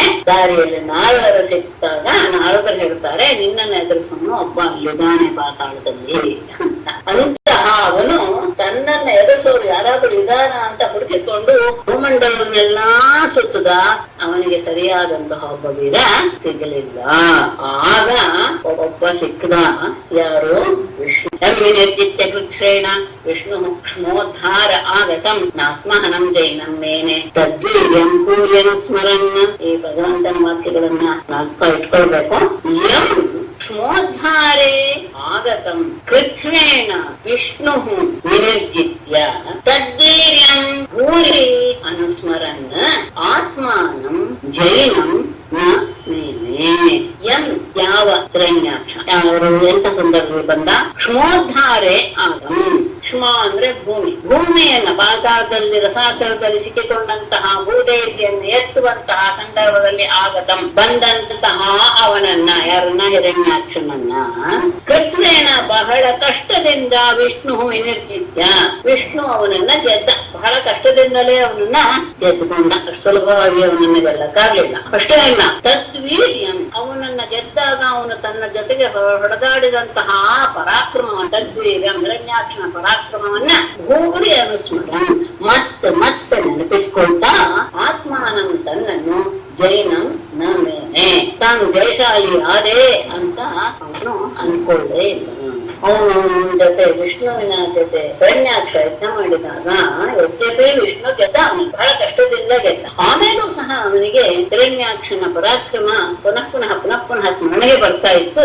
ಆ ಸಂದರ್ಭದಲ್ಲಿ ಅವನನ್ನು ಯದ್ಯಪಿ ಗೆದ್ದುಕೊಂಡಿದ್ರು ಸಹ ತಾನು ಗೆದ್ದೆ ಎನ್ನುವಂತಹ ಭಾವ ಅವನ ಮನಸ್ಸಿನಲ್ಲಿ ಬರಲಿಲ್ಲ. ನಿಶಮ್ಯ ತದ್ರಥಂ ಭ್ರಾತ ಹಿರಣ್ಯಕಶಿಪುಃ ಪುರ ಹಂತುಂ ಭ್ರಾತೃಹಣಂ ಕ್ರುದ್ಧಃ ಜನಾಮನಿಲಯಂ ಹರೇಃ. ಆಮೇಲೆ ಪುರ ಹಿರಣ್ಯಕಶಿಪುಃ ಭ್ರಾತ ಹಿರಣ್ಯಕಶಿಪುಃ ತದ್ವಧಂ ನಿಶಮ್ಯ ಕ್ರುದ್ಧಃ ಭ್ರಾತೃಹಣಂ ಹಂತುಂ ಹರೇಃ ನಿಲಯಂ ಜಗಾಮ. ಹೀಗೆ ವಿಷ್ಣು ತನ್ನ ತಮ್ಮನನ್ನು ಕೊಂದ ಎನ್ನುವ ವಾರ್ತೆ ಗೊತ್ತಾಯ್ತು ಹಿರಣ್ಯಕಶಿಪು. ಪುರ ಹಿಂದೆ ಭ್ರಾತ ಹಿರಣ್ಯಕಶಿಪುಃ ಅವನ ಹಿರಣ್ಯಾಕ್ಷನ ಸಹೋದರನಾದಂತಹ ಹಿರಣ್ಯಕವು ತದ್ವಧಂ ನಿಶಮ್ಯ ತನ್ನ ತಮ್ಮನಾದ ಹಿರಣ್ಯಾಕ್ಷನ ವಧೆಯನ್ನ ತಿಳಿದುಕೊಂಡವನಾಗಿ ಕ್ರೋಧ ಬಹಳ ಕೋಪದಿಂದ ಭ್ರಾತೃಹಣಂ ಹಂತು ತನ್ನ ತಮ್ಮನನ್ನು ಕೊಂದವನನ್ನ ಕೊಲ್ಲಲು ಹರೇಹೇ ನಿಲಯಂ ಜಗಾಮ ಭಗವಂತನ ವಾಸಸ್ಥಾನವಾದಂತಹ ವೈಕುಂಠವನ್ನು ಕುರಿತು ಹೊರಟ. ತನ್ನ ತಮ್ಮನನ್ನು ವಿಷ್ಣು ಕೊಂದಿದ್ದಾನೆ ಎನ್ನುವಂತಹ ವಿಷಯ ಹಿರಣ್ಯಕಶಿಪುವಿಗೆ ಗೊತ್ತಾದಾಗ ಅವನು ನನ್ನ ತಮ್ಮನನ್ನು ಕೊಂದವನನ್ನು ಕೊಂದು ಬಿಡಬೇಕು ಎನ್ನುವಂತಹ ವೈಕುಂಠಕ್ಕೆ ಹೋದ ಅವನನ್ನ ಎದುರಿಸಲಿಕ್ಕೆ. ಆಗ ಪರಮಾತ್ಮ ಎಂಬ ತಮಾಯಾಂತಂ ಸಮಾಲೋಕ್ಯ ಶೂಲಪಾಣಿಂ ಕೃತಾಂತವತ್ ಚಿಂತಯಾಮಾಸ ಕಾಲಜ್ಞಃ ವಿಷ್ಣುರ್ ಮಾಯಾವಿನಾಂ ವರಃ ಮಾಯಾವಿನಾಂ ವರಃ ಕಾಲಜ್ಞಃ ವಿಷ್ಣುಃ ಕೃತಾಂತವತ್ ಶೂಲಪಾಣಿಂ ಆಯಾಂತಂ ತಂ ಸಮಾಲೋಕ್ಯ ಚಿಂತಯಾಮಾಸ. ಮಾಯಾವಿನಾಂ ವರಃ ಮಾಯಾವಿಗಳಲ್ಲಿ ಅತ್ಯಂತ ಶ್ರೇಷ್ಠನಾದಂತಹವನು. ಅಷ್ಟೇ ಅಲ್ಲ ಕಾಲಜ್ಞ ಯಾವ್ಯಾವ ಸಂದರ್ಭದಲ್ಲಿ ಹೇಗೆ ನಡೆದುಕೊಳ್ಳಬೇಕು ಎನ್ನುವಂತಹ ವಿಷಯವನ್ನ ಪರಿಪೂರ್ಣವಾಗಿ ತಿಳಿದುಕೊಂಡವನು. ಅಂತಹ ವಿಷ್ಣುವು ಕೃತಾಂತವತ್ತು ಯಮನ ರೀತಿಯಲ್ಲಿ ಶೂಲಪಾಣಿ ಕೈಯಲ್ಲಿ ಶೂಲವನ್ನು ಹಿಡಿದುಕೊಂಡು ಆಯಾಂತ ಬರುತ್ತಿರುವ ತಮ್ ಹಿರಣ್ಯಕಶಿಪುವನ್ನು ಸಮಾಲೋಕ್ಯ ನೋಡಿ ಚಿಂತೆಯಾಮಾಸ ಹೀಗೆ ಯೋಚನೆ ಮಾಡಿದ. ವೈಕುಂಠಕ್ಕೆ ಬಂದ ಅವನು ದಾಳಿ ಇಟ್ಟ, ಇನ್ನು ವಿಷ್ಣುವನ್ನ ಕೈಸ ಬಿಡಬೇಕು ಎನ್ನುವ ಭಾವನೆ. ಈ ವಿಷಯವನ್ನ ಮಾಯಾವಿಗಳಲ್ಲಿ ಅತ್ಯಂತ ಶ್ರೇಷ್ಠನಾದವನು, ಅತ್ಯಂತ ಎಲ್ಲ ಮಾಯೆಯನ್ನು ಗೆದ್ದುಕೊಂಡವನು ಸಹ. ಅಂತಹ ಮತ್ತೆ ಕಾಲಕ್ಕೆ ತಕ್ಕ ಹಾಗೆ ಹೇಗೆ ವ್ಯವಹಾರ ಮಾಡಬೇಕು ಈ ಸಂದರ್ಭದಲ್ಲಿ ನಾನು ಎನ್ನುವ ವಿಷಯವನ್ನು ಚೆನ್ನಾಗಿ ಇರ್ತಿರುವಂತಹ ಪರಮಾತ್ಮನಾದ ವಿಷ್ಣುವು ಕೈಯಲ್ಲಿ ಶೂಲವನ್ನು ಹಿಡ್ಕೊಂಡು ಬರ್ತಾ ಇದ್ದಾನೆ ಯಮನ ಹಾಗೆ ಬರ್ತಾ ಇರುವಂತಹ ಹಿರಣ್ಯಕಶಿಪುವನ್ನು ನೋಡಿ ಮುಂದೆ ಹೇಳುವ ರೀತಿಯಲ್ಲಿ ಯೋಚನೆ ಮಾಡಿದ. ಗಮನಿಸಿ ವಿಷಯ ಈ ಶ್ಲೋಕ. ಯಥೋಹಂ ತತ್ರಾಸೌ ನೃತ್ಯ ಪ್ರಾಣಭೃತಾಮಿವ ಅತೋಹಮಸ್ಯ ಸ್ವಯಂ ಪ್ರವೇಕ್ಷ್ಯಾಮಿ ಪರಾದೃಶಃ ಯತಃ ಅಹಂ ತತ್ರ ಪ್ರಾಣಭೃತಾಂ ಮೃತ್ಯುಃ ಇವ ಅಸೌ ಅತಃ ಅಹಂ ಅಸ್ಯ ಹೃದಯಂ ಪ್ರವೇಕ್ಷ್ಯಾಮಿ ಪರಾದೃಶಃ. ಯತಃ ಎಲ್ಲೆಲ್ಲಿ ವಿಶ್ಲೇಷಣೆ ಮಾಡುವ ರೀತಿ ಎಲ್ಲೆಲ್ಲಿ ನಾನು ಹೋಗ್ತೀನೋ ಅಂದ್ರೆ ಅವನು ಬರ್ತಾ ಇದ್ದಾನೆ ಅಂದ್ರೆ ನಾನು ತಪ್ಪಿಸ್ಕೊಂಡು ಹೋಗ್ಬೇಕು. ಎಲ್ಲೆಲ್ಲಿ ನಾನು ಹೋಗ್ತೀನೋ ತತ್ರ ಅಲ್ಲಿ ಪ್ರಾಣಭೃತಾಂ ಮೃತ್ಯು ಇವ ಮರಣದ ಧರ್ಮ ಇರುವಂತಹ ಜೀವಿಗಳಿಗೆ ಯಾವಾಗಲೂ ಮೃತ್ಯು ಎನ್ನುವುದು ಅವರ ಬೆನ್ನ ಬಿಡದೆ ಹೇಗೆ ಹಿಂದಿಂದೇನೆ ಹೋಗುತ್ತೋ ಹಾಗೆ ಅಸೌ ಈ ಹಿರಣ್ಯಕಶಿಪು ಸಹ ನನ್ನನ್ನ ಹಿಂಬಾಲಿಸಿ ಬಂದೇ ಬರ್ತಾನೆ. ಪ್ರಾಣ ಇರುವಂತಹ ವ್ಯಕ್ತಿಗಳಿಗೆ ಮೃತ್ಯುವಿನಿಂದ ಹೇಗೆ ಹೆದರಿಕೆ ಇರುತ್ತೋ, ಯಾವಾಗಲೂ ಮೃತ್ಯು ಅವ್ರ ಬೆನ್ನ ಹಿಂದಿನ ಹೇಗಿರುತ್ತೋ ಹಾಗೆ ನಾನು ಎಲ್ಲೆಲ್ಲಿ ಹೋದ್ರು ಸಹ ಹಿರಣ್ಯಕಶಿಪು ಅಲ್ಲಲ್ಲಿ ಬರ್ತಾನೆ. ಹಾಗಾಗಿ ನಾನು ಏನ್ ಮಾಡ್ತೇನೆ ಆದ್ದರಿಂದ ನಾನು ಅಸಿ ಹೃದಯ ಬಿಡುತ್ತೇನೆ. ನಾನು ಇವನ ಹೃದಯ ಒಳಗೆ ಪ್ರವೇಶ ಮಾಡ್ಬಿಡ್ತೇನೆ. ಯಾಕೆಂದ್ರೆ ತನ್ನ ಹೃದಯದಲ್ಲಿ ಅವನು ಗಮನಿಸ್ಕೊಳ್ಳಲ್ಲ. ಯಾಕೆ ಅಂದ್ರೆ ಅವನು ಪರಾದೃಶ, ಅವನು ಹೊರಗಡೆ ಇರುವುದನ್ನು ಮಾತ್ರ ನೋಡ್ತಾ ಇದ್ದೇನೆ ಹೊರತು ತನ್ನ ಹೃದಯದಲ್ಲಿಯೇ ಇರುವಂತಹ ನನ್ನನ್ನ ಅವನು ನೋಡೋದಿಲ್ಲ. ನಾನು ಎಲ್ಲೆಲ್ಲಿ ಹೋದ್ರೂ ಸಹ ಅವನು ಅಲ್ಲಲ್ಲಿ ನನ್ನ ಹಿಂಬಾಲಿಸಿ ಬರ್ತಾನೆ. ಪ್ರಾಣಿಗಳನ್ನೆಲ್ಲ ಮೃತ್ಯು ಹೇಗೆ ಹಿಂಬಾಲಿಸುತ್ತೋ ಹಾಗೆ ಆದಾಗ ಅದು ಸ್ವಲ್ಪ ತೊಂದರೆನೆ ಆಗತ್ತೆ. ಹಾಗಾಗಿ ನಾನು ಇವನ ಹೃದಯವನ್ನೇ ಪ್ರವೇಶ ಮಾಡಿ ಬಿಡ್ತೇನೆ. ಯಾಕೆ ಅಂದ್ರೆ ಇವನು ಹೃದಯದಲ್ಲಿ ನನ್ನನ್ನು ಗಮನಿಸಲ್ಲ. ಯಾಕೆಂದ್ರೆ ಇವನು ಪರಾದೃಶ, ಹೊರಗಡೆ ಇರೋದನ್ನು ಮಾತ್ರ ನೋಡುವಂತಹ ದೃಷ್ಟಿ. ಹೀಗೆ ಏವಂ ಸನಿಶ್ಚಿತ್ಯ ಶರೀರಂ ಆಧಾವತೋ ನಿರ್ವಿಶೇ ಸುರೇಂದ್ರ ಶ್ವಾಸಾನಿಲಾಂತರ್ಹಿತ ಸೂಕ್ಷ್ಮ ದೇಹ ತತ್ ಪ್ರಾಣರಂಧ್ರೇಣ ವಿವಿಘ್ನ ಚೇತಾಃ. ಅಸುರೇಂದ್ರ ಏವಂ ಸಹ ನಿಶ್ಚಿತ್ಯ ಆಧಾವತಃ ರಿಪೋಃ ಶರೀರಂ ಶ್ವಾಸಾನಿಲಾಂತರ ಸೂಕ್ಷ್ಮ ದೇಹ ವಿವಿಘ್ನ ಚೇತಾಃ ತತ್ ಪ್ರಾಣರಂಧ್ರೇಣ ನಿರ್ವಿಶೇ. ಅಸುರೇಂದ್ರ ಅಸುರ ಶ್ರೇಷ್ಠನೇ ಏವಂ ಈ ರೀತಿಯಾಗಿ ಸಹ ವಿಷ್ಣು ಆಧಾವತಃ ತನ್ನ ಹಿಂದೆ ಓಡಿಕೊಂಡು ಬರ್ತಾ ಇರುವಂತಹ, ತನ್ನನ್ನು ಹಿಂಬಾಲಿಸಿ ಬರ್ತಾ ಇರುವಂತಹ ರಿಪೋಹೋ ಶತ್ರುವಿನ ಶರೀರವನ್ನ ಪ್ರವೇಶ ಮಾಡಿದ. ಹೇಗೆ ಪ್ರವೇಶ ಮಾಡಿದ? ಶ್ವಾಸಾನಿಲಾಂತರ್ಹಿತ ಸೂಕ್ಷ್ಮ ದೇಹ. ಶ್ವಾಸ ಅನಿಲ, ಉಸಿರಾಟದ ಗಾಳಿಯಲ್ಲಿ ಅಂತರ್ಹಿತ ಸೇರಿಕೊಂಡ ಸೂಕ್ಷ್ಮ ದೇಹವುಳ್ಳವನಾಗಿ ಅವನಿಂದ ಉಸಿರಾಟದಲ್ಲಿ ಬರುವಂತಹ, ಉಸಿರಾಟದ ಸಂದರ್ಭದಲ್ಲಿ ಅವನು ತೆಗೆದುಕೊಳ್ಳುವಂತಹ ಉಚ್ಛ್ವಾಸದ ಗಾಳಿಯಲ್ಲಿ ಅತ್ಯಂತ ಸೂಕ್ಷ್ಮ ಶರೀರವನ್ನು ಪಡೆದದ್ದು ವಿವೇಕ್ನ ಚೇತ. ಒಂದು ಹೇಳ್ತಾರೆ, ನಡುಗುತ್ತಾ ಇರುವಂತಹ ಮನಸ್ಸುಳ್ಳವನಾಗಿ ಪ್ರಾಣರಂಧ್ರೇಣ, ಅವನ ಪ್ರಾಣವಾದ ಅಂದ್ರೆ ಮೂಗಿನ ಮೂಲಕ ನಿರ್ವಿದಿಶೆ ಪ್ರವೇಶ. ಹರೇ ಮೇಡಮ್, ಇಲ್ಲಿ ಆಕ್ಚುಲಿ ವಿಷ್ಣು ಅವಾಗ್ಲೇ ಕೊಂಡ್ಬಿಡ್ಬೋದಾಗಿತ್ತು ಹಿರಣ್ಯಕಶಿಪುನಲ್ವಾ, ಆದ್ರೆ ಲೋಕ ಕಲ್ಯಾಣಕ್ಕೆ ಪ್ರಹ್ಲಾದನ ಜನನ ಆಗ್ಬೇಕು, ಅವ್ನ ಭಕ್ತಿ ಎಲ್ಲರಿಗೂ ಗೊತ್ತಾಗ್ಬೇಕು ಅಂತ ವಿಷ್ಣು ಈ ತರ ಪ್ರವೇಶ ಮಾಡದ ಹಿರಣ್ಯಕಶಿಪುವಿಗೆ. ಅಲ್ಲ, ಮತ್ತೆ ಇನ್ನೊಂದು ನೀವು ಗಮನಿಸ್ಬೇಕು, ಯಾರನ್ನ ಹಾಗೆ ಎದುರು ಸಿಕ್ಕದ ಅಂತ ಕೊಂದ್ಬಿಡಕ್ಕಾಗಲ್ಲ. ಅವ್ರು ಕೊಲ್ಲಕ್ ಬರ್ತಾ ಇದ್ದ ಅಲ್ವಾ ವಿಷ್ಣು? ಆದರೆ ಆತನಿಂದ ಇವನಿಗೆ ಏನಾದ್ರೂ ತೊಂದರೆ ಆಗಿದೆ ಇಲ್ಲ ತಾನೆ? ಯಾವಾಗ ವ್ಯಕ್ತಿಯಿಂದ ತೊಂದರೆ ಆಗಿದೆಯೋ ಅದು ಮಾತ್ರ ಅವನ ಶಿಕ್ಷಾರ್ಹನೆ ಹೊರತು ಸುಮ್ಮನೆ ಶಿಕ್ಷೆ ಮಾಡಕ್ಕಾಗಲ್ಲ. ಅವನಿಗೆ ಅವನ ತಮ್ಮನ್ನು ಕಳ್ಕೊಂಡಿದ್ದರಿಂದ ಇವನಿಗೆ ದ್ವೇಷಿ ಆಗಿದ್ದಾನೆ, ಸರಿಯಾಗಿ. ಇವನಿಗೆ ಅವನೇನು ದೇಶ ಮಾಡಿಲ್ಲಲ್ಲ, ಅದನ್ನ ನೀವು ಗಮನಿಸ್ಬೇಕು. ಅವನ ಜನ್ಮ ಏನಾಗಿದೆಯೋ ಅವರ ಧರ್ಮಕ್ಕೆ ಅನುಸಾರವಾಗಿ ಅವರೆಷ್ಟೆಷ್ಟು ಅನುಭವಿಸಬೇಕು, ಅಷ್ಟು ಅನುಭವಿಸದ ಮೇಲೇನೆ ಅವರ ಅಂತ್ಯವಾಗತ್ತೆ ಹೊರತು ಅದಕ್ಕೆ ಮೊದಲೇ ಆಗೋದಿಲ್ಲ. ಎದುರೇ ಸಿಕ್ಕಿರುವಂತ ಹೊರಬಿಡಕ್ ಆಗೋದಿಲ್ಲ. ಸುಮ್ನೆ ಹೇಳದ್ನೆ ವಾಮನ ಅವತಾರ ತಾಳಿವಾಗ ಪರಮಾತ್ಮ ನೀನ್ ಹೇಳಿದೆ ಸರಿ, ಈ ಯುದ್ಧದಲ್ಲಿ ಕೊಲ್ಲಕ್ ಆಗೋದಿಲ್ಲ. ಯಾಕಾಗೋಲ್ಲ? ಅವನು ಅಂಥ ಇದರಲ್ಲಿದ್ದಾನೆ, ಸ್ಥಿತಿಯಲ್ಲಿದ್ದಾನೆ, ಉತ್ತಮ ಸ್ಥಿತಿಯಲ್ಲಿದ್ದಾನೆ. ಉತ್ತಮನನ್ನು ಕೊಲ್ಲೋದು ಯಾವ ಪರಮಾತ್ಮನಿಗೂ ಸಹ ಅಸಾಧ್ಯ ಅಲ್ವೇ?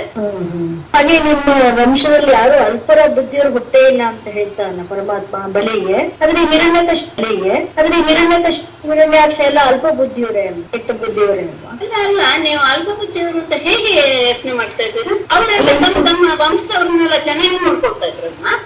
ಸೇನಾಧಿಪತಿಗಳನ್ನೆಲ್ಲ ಹೇಗೆ ನೋಡ್ಕೊಳ್ತಾ ಇದ್ರು? ಒಬ್ಬೊಬ್ರು ಸಹ ಅವನ ಸರಿಸಮಾನರಾಗಿದ್ರಲ್ವೇ? ಅವರು ಇಷ್ಟಲ್ಲ ಅವನೇನಾದ್ರೂ ತೊಂದರೆ ಮಾಡಿದಾನೆ?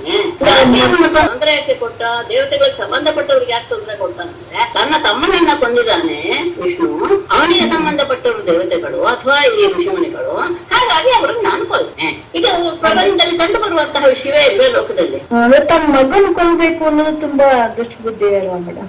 ಅದೇ ನೈರುಕೋದು ಅಲ್ಲ ವಸತಿ, ವಸತಿ ಯಾವ ಮಟ್ಟಕ್ಕೆ ಹೋಗುತ್ತೆ ಅಂತ ಯೋಚನೆ ಮಾಡಕ್ಕೆ ಆಗೋದಿಲ್ಲ. ಇನ್ನೊಂದು, ಹೀಗೆ ಆದಾಗಲೇ ಆತನ ವಧೆ ಆಗಕ್ಕೆ ಕಾರಣ ಅಂದ್ರೆ ಅವನೇನಾದ್ರೂ ಮಗನನ್ನ ಹಿಂಸೆ ಪಡಿಸ್ತಾ ಇದ್ರೆ ಅವನ ವಧೆ ಆಗ್ತದೆ ಇಲ್ಲದೆ ಆ ಕಾರಣ. ಆ ರೀತಿಯಾದಂತಹ ಭಾವ, ಆ ರೀತಿಯಾದಂತಹ ಕ್ರೋಧ ಎನ್ನೋದು ಹುಟ್ಟಿದಾಗ್ಲೇನೆ ಆತನ ಅಂತ್ಯ ಅನ್ನೋದು ಆಗೋದು. ಇಲ್ಲಿದ್ರೆ ಅಂತ್ಯ ಆಗ್ತಾ ಇರ್ಲಿಲ್ಲ. ಎಲ್ಲ ಅಂತ್ಯಕ್ಕೂ ಒಂದೊಂದು ಕಾರಣ ಬೇಕು, ಸುಮ್ನೆ ಆಗಲ್ಲ. ಒಬ್ಬ ಮನುಷ್ಯನ ಪ್ರಾಣ ಹೋಗ್ಬೇಕಾದ್ರೂ ಸಹ ಏನೋ ಆಗ್ಬೇಕು, ಬೀಳೋದು ಏನೋ ಒಂದ್ ಆಗಿರುತ್ತೆ ತಾನೆ. ಸುಮ್ನೆ ಎಲ್ಲೂ ಪ್ರಾಣ ಹೋಗಲ್ಲ, ನೆನಪಿಟ್ಕೊಳ್ಳಿ. ಏನೋ ಒಂದ್ ಕಾರಣ ಅಲ್ಲ ಆಗೇ ಅಂದ್ರೆ ನಮ್ಗೆ ಗೊತ್ತಾಗಲ್ಲ ಅಷ್ಟೇ. ಕಾರಣವಿಲ್ಲ ಕೆಲಸವೂ ನಡೆಯೋದಿಲ್ಲ. ನೋಡಿದಾಗ ಬಲಿನ ಅವನ ವಂಶದ ಬಗ್ಗೆ ಉಬ್ಬಿಸಿ ಹೇಳ್ದಂಗಿದೆ ಅಲ್ವ? ಗಮನಿಸ್ಕೊಳ್ಳಿ, ಪ್ರಹ್ಲಾದನಾಗಲಿ ವಿರೋಚನ ಬಗ್ಗೆನೂ ಮುಂದೆ ಹೇಳ್ತಾನೆ, ಹೇಗೆ ವಿರೋಚನ ಮೋಸ ಹೋದ ಅಂತ. ಅವರೆಲ್ಲರೂ ಸಹ ಅತ್ಯಂತ ಉತ್ತಮರೇ ಆಗಿತ್ತು. ಪ್ರಹ್ಲಾದನ ವಂಶ ಅನ್ನೋದು ಅತ್ಯಂತ ಉತ್ತಮವಾದಂತಹ ವಂಶ. ಬಲಿಯೇನು ಕಡಿಮೆ ಅಲ್ಲ, ಬಲಿಯ ಮುಂದಿನ ವಿಷಯಗಳು ಗೊತ್ತಾಗುತ್ತೆ. ಅವನೇನು ಯಾವ್ದಕ್ಕೇನು ಹೆದರ್ಲಿಲ್ಲ. ಪರಮಾತ್ಮ ತನ್ನನ್ನ ಹೀಗ್ ಮಾಡ್ಬಿಟ್ಟ. ಆಯ್ತು, ನಾನ್ ನಿನಗ್ ಬಗ್ಗಿದ್ದೀನಿ, ನೀನು ನನ್ ತಲೆ ಮೇಲೆ ಕಾಲಿಡು, 3ನೇ ಹೆಜ್ಜೆ. ಹೌದು, ಇಲ್ಲ ಇನ್ನೊಂದ್ ಜಾಗ ಇಲ್ಲ, ನಾನ್ ಮಾತಿಡು ಅಂತ ಅವನು ಅಲ್ಲಿವರೆಗೂ ಬರ್ತಾರೆ. ಯಾರಿಗೆ ಸಾಧ್ಯ ಆ ತರದ ಭಾವ? ಉತ್ತಮರಾದವರಿಗೆ ಮಾತ್ರ ತಾನೇ ಸಾಧ್ಯ. ಇಲ್ಲಿದ್ರೆ ಇಲ್ಲವ ಅಂತ ಮಾಡ್ಬಿಟ್ಟೇನಂತೆಲ್ಲ ವಾಪಸ್ ಕೊಟ್ಬಿಡು ಅಂತ ತಾನೇ ದೈನ್ಯವನ್ನ ಆಶ್ರಯಿಸ್ತಾರೆ ಜನ. ಅಂತಹ ಸ್ಥಿರತೆ ಇದೆ ಅಂತ ಹೇಳಿದ್ರೆ ಅವ್ರು ಎಂತಹ ಉತ್ತಮೋತ್ತಮರಾಗಿರ್ಬೇಕು. ಸಂದರ್ಭ ಯಾವಾಗಲೂ ಸಂಕಟ ಸಂದರ್ಭದಲ್ಲಿ ಧೈರ್ಯ ಕಳ್ಕೊಳ್ಳೋದಿದೆಯಲ್ಲ, ಅದು ಸಹಜವಾದ ಆಗ ಧೈರ್ಯದಿಂದ ನಡ್ಕೊಳ್ಳೋದಿದೆಯಲ್ಲ, ಅದು ಉತ್ತಮರಿಗೆ ಮಾತ್ರ ಸಾಧ್ಯ, ಎಲ್ಲರಿಗೂ ಸಾಧ್ಯ ಇಲ್ಲ. ಅವರು ಕೊನೆಗೆ ದೈನ್ಯವನ್ನ ಆಶ್ರಯಿಸಿ ಕೊನೆಗೆ ಸತ್ಯ ನಾವು ಬದುಕಿದ್ರು ಸಾಕು ಎನ್ನುವಂತಹ ಪರಿಸ್ಥಿತಿಗೆ ಬಂದ್ಬಿಡ್ತಾರೆ. ಹಾಗಿಲ್ಲ, ಉತ್ತಮರು ಯಾರು ಆ ತರ ನಡ್ಕೊಳ್ಳಲ್ಲ. ಅದನ್ನ ನಾವು ತೋರಿಸ್ಕೊಟ್ಟಲ್ಲಿ ವಂಶ ಶ್ರೇಷ್ಠವೇ ಇಲ್ವೇ? ಯಾಕಲ್ಲ? ಅಯ್ಯೋ, ನಮಗೆ ಅದರಿಂದ ಅವನು ಯಾವಾಗಲೂ ದುಷ್ಟ, ಈ ರೀತಿಯಾದಂತಹ ಭಾವನೆ ಇಲ್ಲ, ಖಂಡಿತ ಇಲ್ಲ. ಅವರಲ್ಲಿ ಯಾವುದೋ ಒಂದು ವಿಷಯದಲ್ಲಿ ಮಾತ್ರ ಒಂದು ದೌರ್ಬಲ್ಯ ಅನ್ನೋದಿಲ್ಲ. ವಿಷ್ಣುವಿನ ಪಕ್ಷದವ್ರು ಮಾತ್ರ ನನಗೆ ದೇಶಿಗಳು ಉಳಿದವ್ರನ್ನೆಲ್ಲ ಅವ್ನು ಚೆನ್ನಾಗೇ ನೋಡ್ಕೊಂಡಿದ್ದ. ಅವರ ಆಡಳಿತ ಎಲ್ಲರೂ ಚೆನ್ನಾಗಿ ಆಗಿಲ್ಲ. ಹಾಗಾದ್ರೆ ಯಾವಾಗ್ಲೂ ದೇವತೆಗಳೇನು ಬಹಳ ಸುಬಂದಿರೆ, ಅವ್ರೇನು ಕೆಟ್ಟದ್ ಮಾಡೇ ಇಲ್ವೇ? ಮಾಡಿದಂತಹ ಕೆಟ್ಟದಕ್ಕೆ ಶಿಕ್ಷೆ ಆಗ್ಬೇಕು ತಾನೆ. ಆ ಶಿಕ್ಷೆ ಯಾರಿಂದ ಆಗ್ಬೇಕು? ಇಂಥವ್ರ ಮೇಲೆ ತಾನೇ ಆಗ್ಬೇಕು, ಸಿಗ್ಬೇಕು. ಮತ್ತೆ ಹೇಳ್ತಾರೆ, ಹಿರಣ್ಯಕಶಿಪು ಎಲ್ಲ ಬ್ರಾಹ್ಮಣರನ್ನು ಋಷಿಮುನಿಗಳನ್ನು ಸಹ ಕೊಂದುಬಿಟ್ಟ, ನಾಶ ಮಾಡ್ಬಿಟ್ಟ ಅಂದ್ರೆ ಅವರವ್ರದ್ದು ಯಾವ ಯಾವ ಹಿಂದಿನ ಕರ್ಮಗಳಿತ್ತು ಅದಕ್ಕೆ ಸರಿಯಾಗಿ ಅವರಾಗೆ ಆ ಸ್ಥಿತಿ ಬಂತು.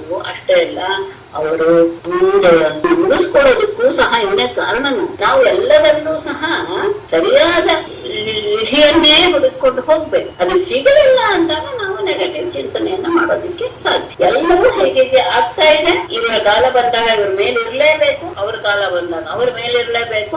ಅವ್ರಿಗೂ ಸಹ ಅವ್ರು ಮಾಡಿದಂತಹ ಕರ್ಮಕ್ಕೆ ಸರಿಯಾದಂತಹ ಪ್ರಾಯಶ್ಚಿತ್ತ ಆಗ್ಬೇಕು ಅಂತ ಹೇಳಿದ್ರೆ ಅದು ರಾಕ್ಷಸರಿಂದ ಆಗ್ಬೇಕು ದೇವತೆಗಳಿಗೆ ಅಲ್ವೇ. ಅವರೇನು ಯಾವಾಗ್ಲೂ ಸಹ ಒಳ್ಳೆಯದನ್ನೇ ಮಾಡ್ತಾ ಇದ್ದಾರೆ ಇಲ್ಲ ತಾನೆ. ಅವರಲ್ಲೂ ಸಹ ಬೇಕಾದಷ್ಟು ಅಸೂಯೆ ದ್ವೇಷ ಎಲ್ಲ ಇದೆ ತಾನೆ. ಯಾರಿಗಿಲ್ಲ?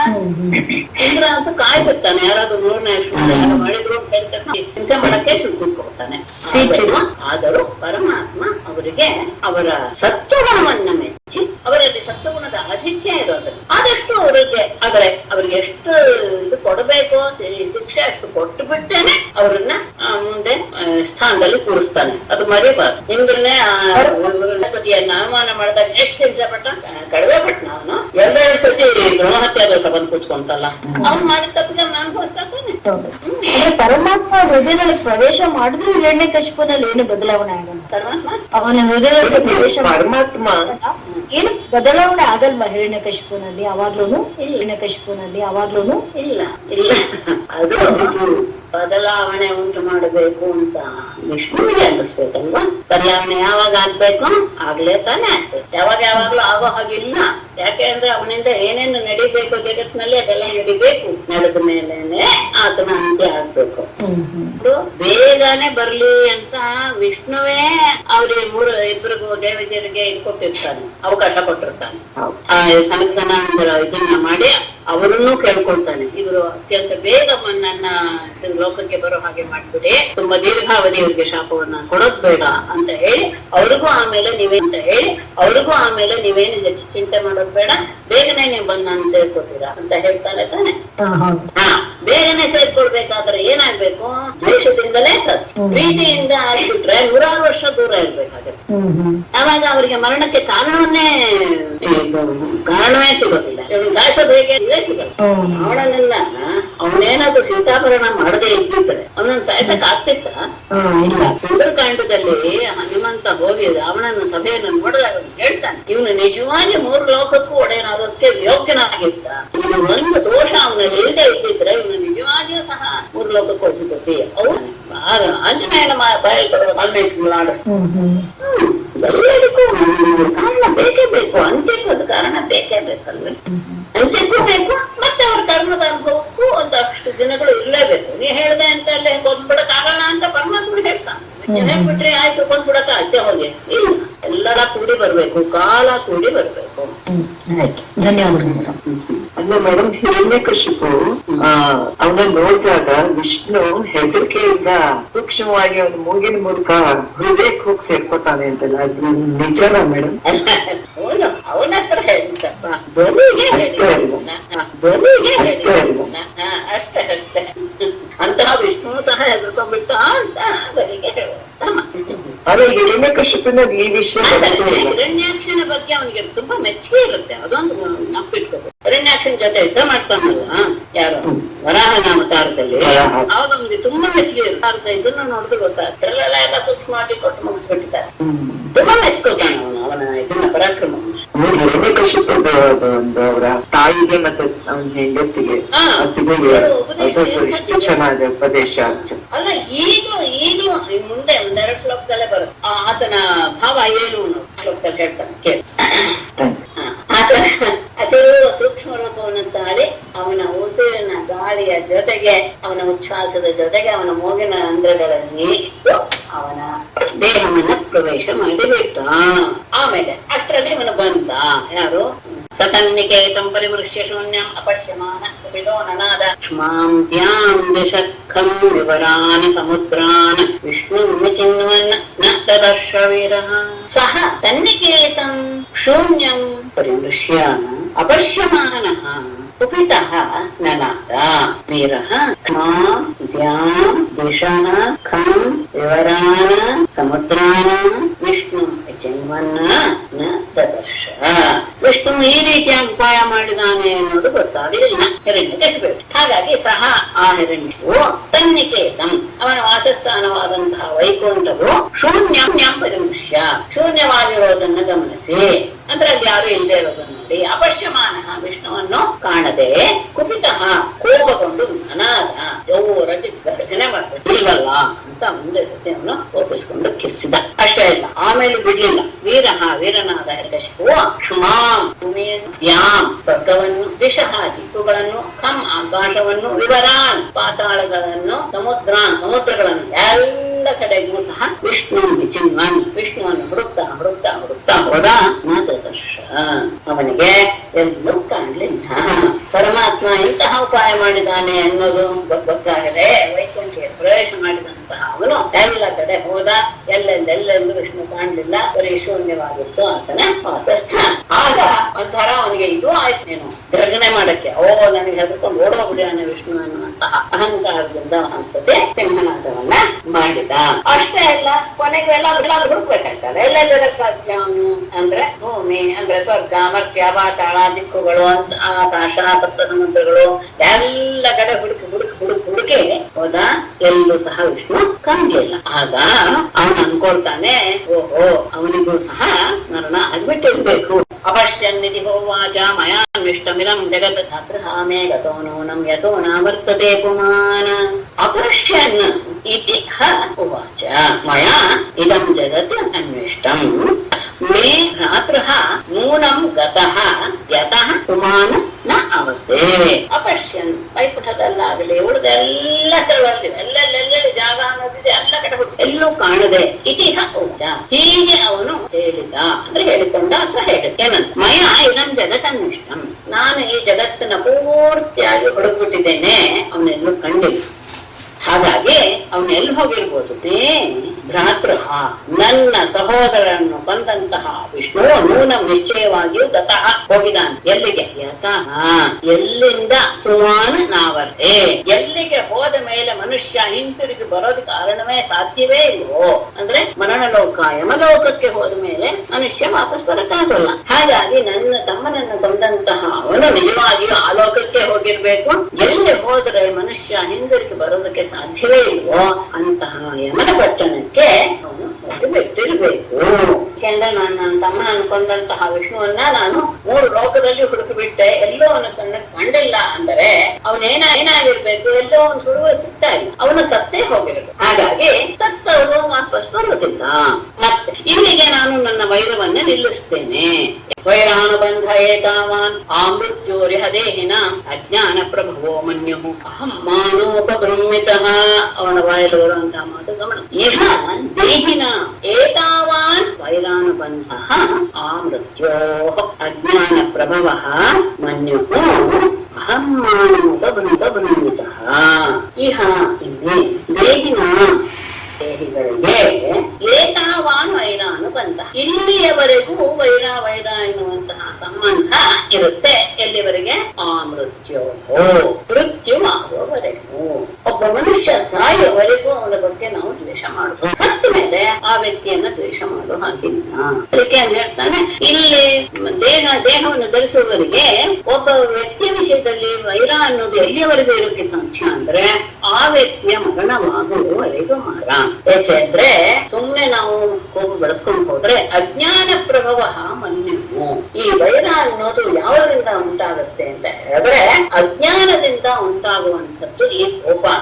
ಅದೇನಾಗ್ಬಿಡುತ್ತೆ? ಅಹಂ ಮಾನೋಪಬ್ರಹ್ಮಿತ. ಅದು ನಾನು ಎನ್ನುವಂತಹ ಭಾವ ಇಟ್ಕೊಂಡಾಗ ಅಹಂಕಾರದಿಂದ ಇನ್ನೂ ಹೆಚ್ಚೆಚ್ಚೆಚ್ಚೆಚ್ಚ ಆಗಕ್ ಹೋಗುತ್ತೆ. ಹಾಗಾಗಿ ಒಬ್ಬ ವ್ಯಕ್ತಿಯ ಮೃತ್ಯು ಆಯ್ತು ಅಂತ ಹೇಳಿದರೆ ಅಲ್ಲಿಗೆ ನಾವು ಆ ವೈರವನ್ನ ಬಿಟ್ಟು ಬಿಡಬೇಕು. ಆ ಆಮೇಲೂ ನಾವು ಬೆಳೆಸ್ಕೊಂಡು ಹೋಗ್ತೀವಿ ಅಂದ್ರೆ ಆ ಕೋಪ ಅನ್ನೋದು ಅಜ್ಞಾನದಿಂದ ಉಂಟಾಗೋದು, ಅದು ಅಹಂಕಾರ ಇದ್ದ ತಕ್ಷಣ ಅದು ಇನ್ನೂ ಬೆಳೆಸ್ಕೊಂಡೇ ಹೋಗುತ್ತೆ, ಹೆಚ್ಚಾಗ್ತಾ ಹೋಗುತ್ತೆ. ಅದು ಕಡಿಮೆ ಹೋಗ್ತೀನಿ. ಇದೇ ಮಾತನ್ನ ರಾಮಾಯಣದಲ್ಲಿ ರಾಮ ವಿಭೀಷಣನಿಗೆ ಆಡ್ತಾನೆ, ಆಮರಣ ಅಂತಂ ವೈರಂ ಎನ್ನುವ ಮಾತನ್ನ. ವಿಭೀಷಣ ರಾವಣ ಸತ್ತ ಮೇಲೆ ಅವನಿಗೆ ನಾನು ಸಂಸ್ಕಾರ ಮಾಡೋದಿಲ್ಲ, ಅವನು ತುಂಬಾ ದುಷ್ಟನಾಗಿದ್ದ, ಹಾಗಾಗಿ ನಾನು ಸಂಸ್ಕಾರ ಮಾಡೋದಿಲ್ಲ ಅಂತ ಹೇಳಿದಾಗ ರಾಮ ಮಾತಾಡ್ತಾನೆ, ಯಾವಾಗಲೂ ವೈರ ಅನ್ನೋದು ಆಮರಣ. ನೀನೇ ಮಾಡಲ್ವಾ ಹೇಳು, ನಾನ್ ಮಾಡ್ತೀನಿ ಅವನಿಗೆ ಅಂತ ಅವನು ವಿಭೀಷಣ ಹತ್ರ. ಹಾಗಾಗಿ ಯಾವಾಗ್ಲೂ ಸಹ ವೈರ ಸತ್ತ ಮೇಲೆ ಇರಬಾರದು. ಅದಕ್ಕೆ ಯಾರಾದ್ರೂ ಅತ್ಯಂತ ವೈರಿಗಳು ಹೋಗ್ಬಿಟ್ರು ಅಂತ ಹೇಳಿದ್ರು ಸಹ ಅವರನ್ನ ಹೋಗಿ ನೋಡಿಕೊಂಡು ಬರುವಂತಹ ಒಂದು ಕ್ರಮ ನಮ್ಮ ಸನಾತನ ಧರ್ಮದಲ್ಲಿ ಇದೆ. ಸತ್ತವರ ಮೇಲೆ ಯಾವ ದೇಶವನ್ನು ಸಾಧಿಸಬಾರದು ಅನ್ನೋದೇ ನಮ್ಮ ಧರ್ಮ. ಇಂತ ಮಾತಾಡ್ತಾನೆ ಯಾರು ಗಮನಿಸಿದ್ರೆ ಅಷ್ಟ. ಹೀಗೆ ಹೇಳಿದ. ಆಗ ನಿನ್ನ ಆಯ್ತು, ಇದು ಹಿರಣ್ಯಕಶಿಪುವಿನ ವಿಷಯ. ಪಿತಾ ಪ್ರಹ್ಲಾದ ಪುತ್ರಸ್ತೆ ತದ್ವಿದ್ವಾನ್ ದ್ವಿಜವತ್ಸಲಃ ಸಮಾಯುಃ ದ್ವಿಜಲಿಂಗೇಭ್ಯಃ ದೇವೇಭ್ಯೋ ದಾತ್ಸಯಾಚಿತಃ. ವಿರೋಚನನ ವಿಷಯ ಬರೋದೇ ಇಲ್ಲ ಎಲ್ಲೂ ಸಹ. ಇದ್ರಲ್ಲಿ ಮಾತ್ರ ಗೊತ್ತಾಗಿದೆ. ಬೇಗ ಆಯ್ತು ಅನ್ನೋದು ಸ್ವಲ್ಪ ನೋಡ್ತೀನಿ, ಎಲ್ಲಿ ಬಿಡ್ಬೇಕು ಗೊತ್ತಿಲ್ಲ. ಇಲ್ಲೇ ಇವನೇ ಪರಮಾತ್ಮ ಬಲಿಗೆ ಹೇಳಿದ ಮಾತು. ತೇ ಪಿತಾ ಪ್ರಹ್ಲಾದ ಪುತ್ರ ತದ್ವಿದ್ವಾನ್ ದ್ವಿಜವತ್ಸಲಃ ದ್ವಿಜಲಿಂಗೇಭ್ಯಃ ದೇವೇಭ್ಯಃ ಯಾಚಿತಃ ಸಹ ಸ್ವಂ ಆಯುಃ ಅದಾತ್. ತನ್ನ ಆಯುಷನ್ನೇ ಕೊಟ್ಟು ಬಿಡ್ತಾನಂತೆ ದೇವತೆಗಳಿಗೆ. ಯಾರು? ಬಲಿಯ ತಂದೆ. ತೇ ಪಿತಾ, ನಿನ್ನ ತಂದೆಯಾದ ಪ್ರಹ್ಲಾದ ಪುತ್ರ, ಪ್ರಹ್ಲಾದನ ಮಗನಾದ ವಿರೋಚನನು ತದ್ವಿದ್ವಾನ್. ತದ್ವಿದ್ವಾನ್ ಅಂದ್ರೆ ಬಂದಂತಹ ಬ್ರಾಹ್ಮಣರ ಮನಸ್ಸಿನಲ್ಲಿ ಯಾವ ಕಪಟವಿದೆ ಎನ್ನುವುದನ್ನ ಅರಿತಿದ್ದವನಾದರೂ ಸಹ ದ್ವಿಜವತ್ಸಲ, ಬ್ರಾಹ್ಮಣರ ಬಗ್ಗೆ ಅತ್ಯಂತ ಗೌರವವನ್ನು ಹೊಂದಿರುವಂತಹ ಅವನು ದ್ವಿಜಲಿಂಗೇಭ್ಯ ದೇವೇಭ್ಯ, ದ್ವಿಜರ ಬ್ರಾಹ್ಮಣರ ವೇಷವನ್ನು ಹಾಕಿಕೊಂಡು ಬಂದಂತಹ ದೇವತೆಗಳೇ ಯಾಚಿತ, ಅವರಿಂದ ಬೇಡಲ್ಪಟ್ಟಂತಹ ಅವನು ಸ್ವಂ ಆಯುವು, ತನ್ನ ಆಯುಷನ್ನೇ ಅದಾತು ದಾನ ಮಾಡಿಬಿಟ್ಟ. ನಿನ್ನ ತಂದೆಯಾದ ಪ್ರಹ್ಲಾದನೂ ಸಹ ಅತ್ಯಂತ ಬ್ರಾಹ್ಮಣರ ಬಗ್ಗೆ ಗೌರವವನ್ನು ಹೊಂದಿ, ಅವನಿಗೆ ಗೊತ್ತಿತ್ತು ತನ್ನ ಹತ್ತಿರ ಬೇಡಕ್ಕೆ ಬಂದಂತಹ ಅವರು ನಿಜವಾದ ಬ್ರಾಹ್ಮಣರಲ್ಲ, ಅವರು ಕಪಟದಾರಿಗಳು, ದೇವತೆಗಳೇ ಎನ್ನುವುದು ಗೊತ್ತಿದ್ರೂ ಸಹ ಬ್ರಾಹ್ಮಣರ ಮೇಲಿರುವಂತಹ ಒಂದು ಗೌರವದಿಂದ, ವಿಶ್ವಾಸದಿಂದ ಅವನು ಅವರಿಂದ ಅವರು ಕೇಳಿಕೊಂಡ್ರು, ನಿನ್ನ ಆಯುಷ್ಯನ ನಮ್ಗೆ ಕೊಡು ಅಂತ ಕೇಳಿದ್ರು. ಹಾಗೆ ಅವನು ತನ್ನ ಆಯುಷ್ಯವನ್ನೇ ಕೊಟ್ಟು ಬಿಟ್ಟ. ಇದು ವಿಶೇಷ. ಭವಾನಾಚರಿತಾನ್ ಧರ್ಮಾನ್ ಆಸ್ಥಿತ ಗೃಹಮೇಧಿಭಿಃ ಬ್ರಾಹ್ಮಣೈ ಪೂರ್ವಜೈಶ್ವರೈಃ ಅನ್ಯೈಶ್ಚ ಉತ್ತಾಮ ಕೀರ್ತಿಭಿಃ. ನೀನು ಸಹ ಅಂತಹ ಧರ್ಮವನ್ನೇ ಆಚರಿಸ್ತಾ ಇದೆಯಾ? ಎಂಥದ್ದು? ಉದ್ದಾನ ಕೀರ್ತಿಭಿಃ ಪೂರ್ವಜೈಃ ಅನ್ಯೈಃ ಶೂರೈಃ ಚ ಗೃಹಮೇಧಿಭಿಃ ಬ್ರಾಹ್ಮಣೈಃ ಆಚರಿತಾನ್ ಧರ್ಮಾನ್ ಭವಾನ್ ಆಸ್ಥಿತ ಉತ್ತಮ ಕೀರ್ತಿಭಿಃ. ಅತ್ಯಂತ